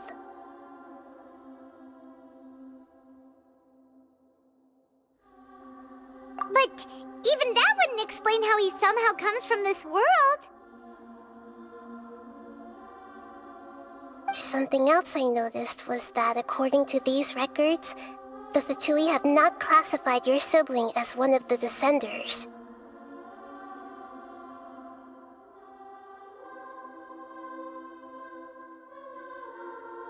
What's a Descender? Paimon's never heard of it. Look, I'm sure you must be curious about the information I received from the Fatui in return for my gnosis, right? A very important part of the intel was about this world's Descenders. External beings, ones that don't belong to this world. Traveler, you are Tevat's 4th Descender. Huh?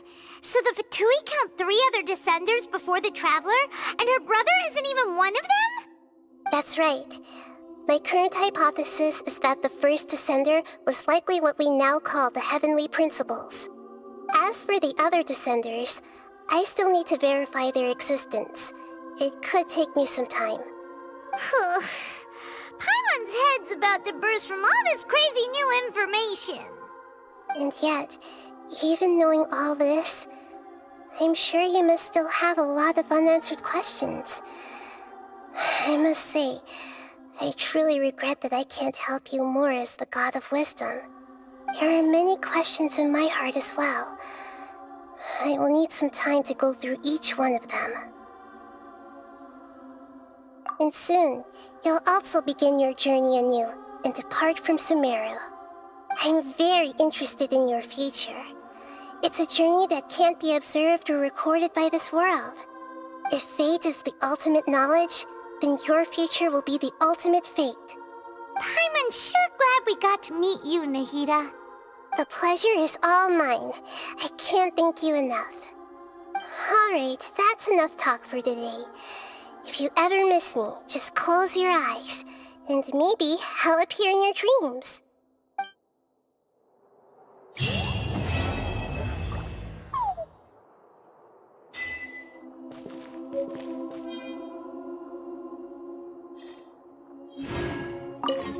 Is there anything you want to know?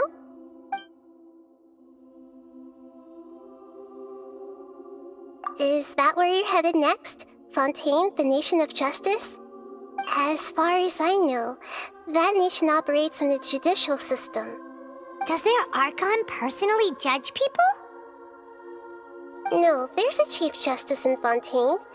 Generally speaking, the Hydra Archon, Focalor, won't preside over individual trials.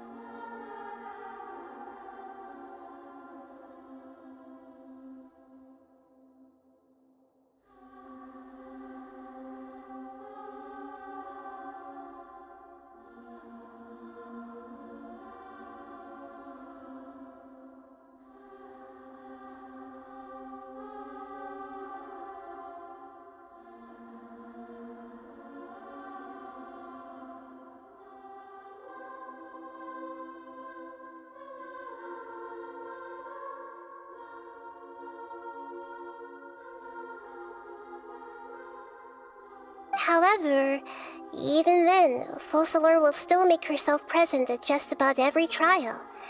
It seems that she just likes to immerse herself in that sort of atmosphere.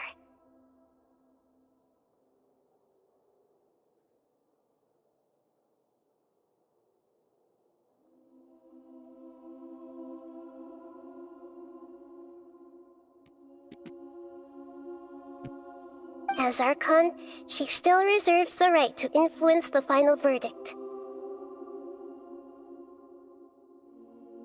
Anyway, let's just say she's got, A very unique personality.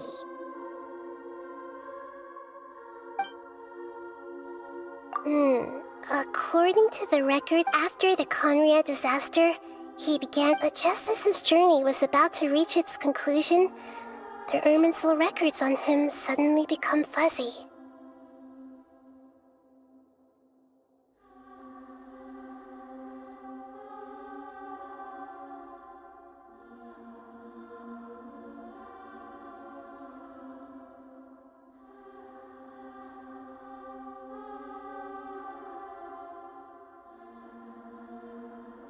What do you mean, fuzzy? All I know for sure is that somebody, for reasons only they can know, and whoever it is, if they can do that, who knows what else they're capable of. But even that wouldn't explain how he somehow comes from this world. Something else I noticed was that according to these records, the Fatui have not classified your sibling as one of the What's a descender?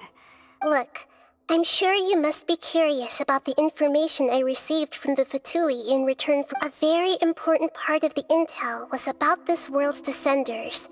External beings, ones that don't belong to this world. Traveler, you are to that. Huh? So the Fatui count 3 other descenders before the Traveler, and her brother isn't even one of them?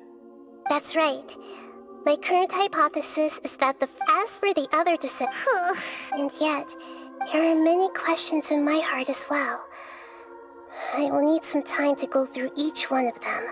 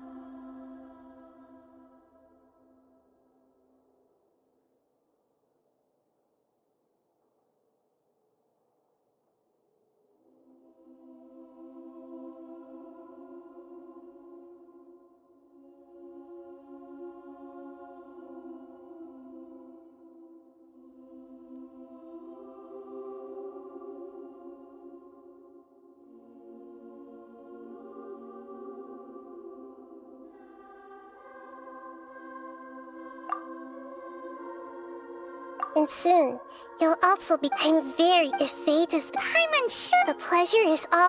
Alright, that.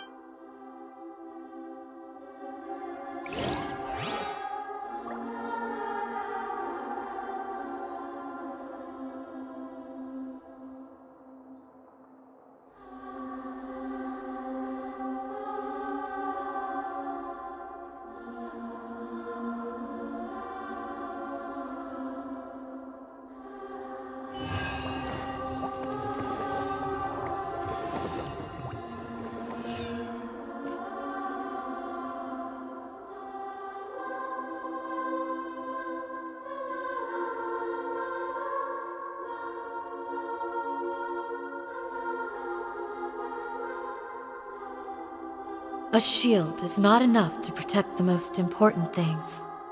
That's why I must also wield a spear.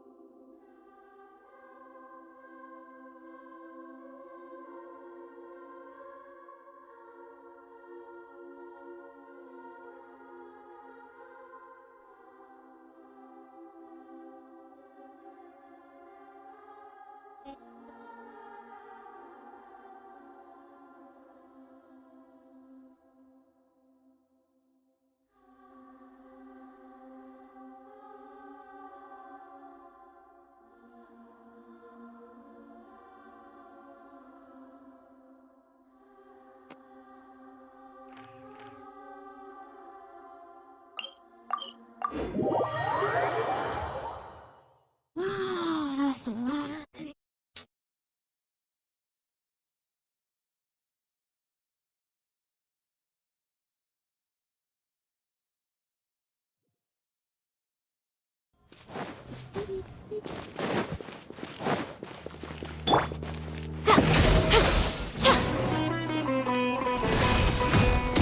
Right now, right here, right now.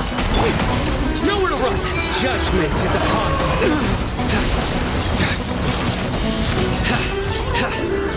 You stand condemned!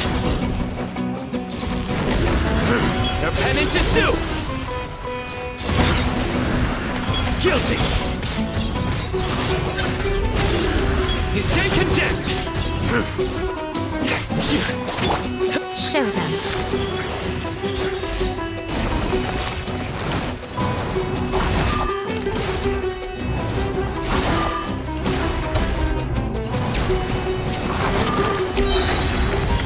Emerge. Nothing lasts forever. Ha! Right now, emerge.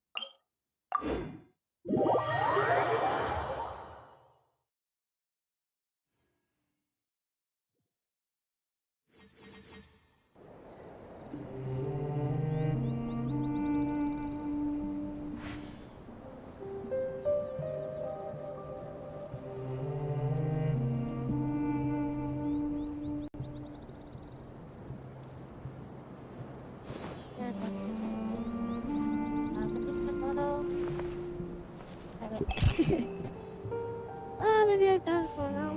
Oh, how long is streaming? Almost 9 hours. Maybe I can follow me now. Just too long for all the quests of next day. And I'm gonna have to try to rest again and then. Thanks for watching, everyone. I know everything almost ready and just get at you.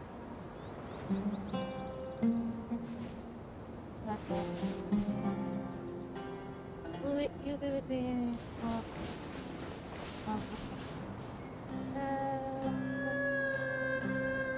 okay, have a good day.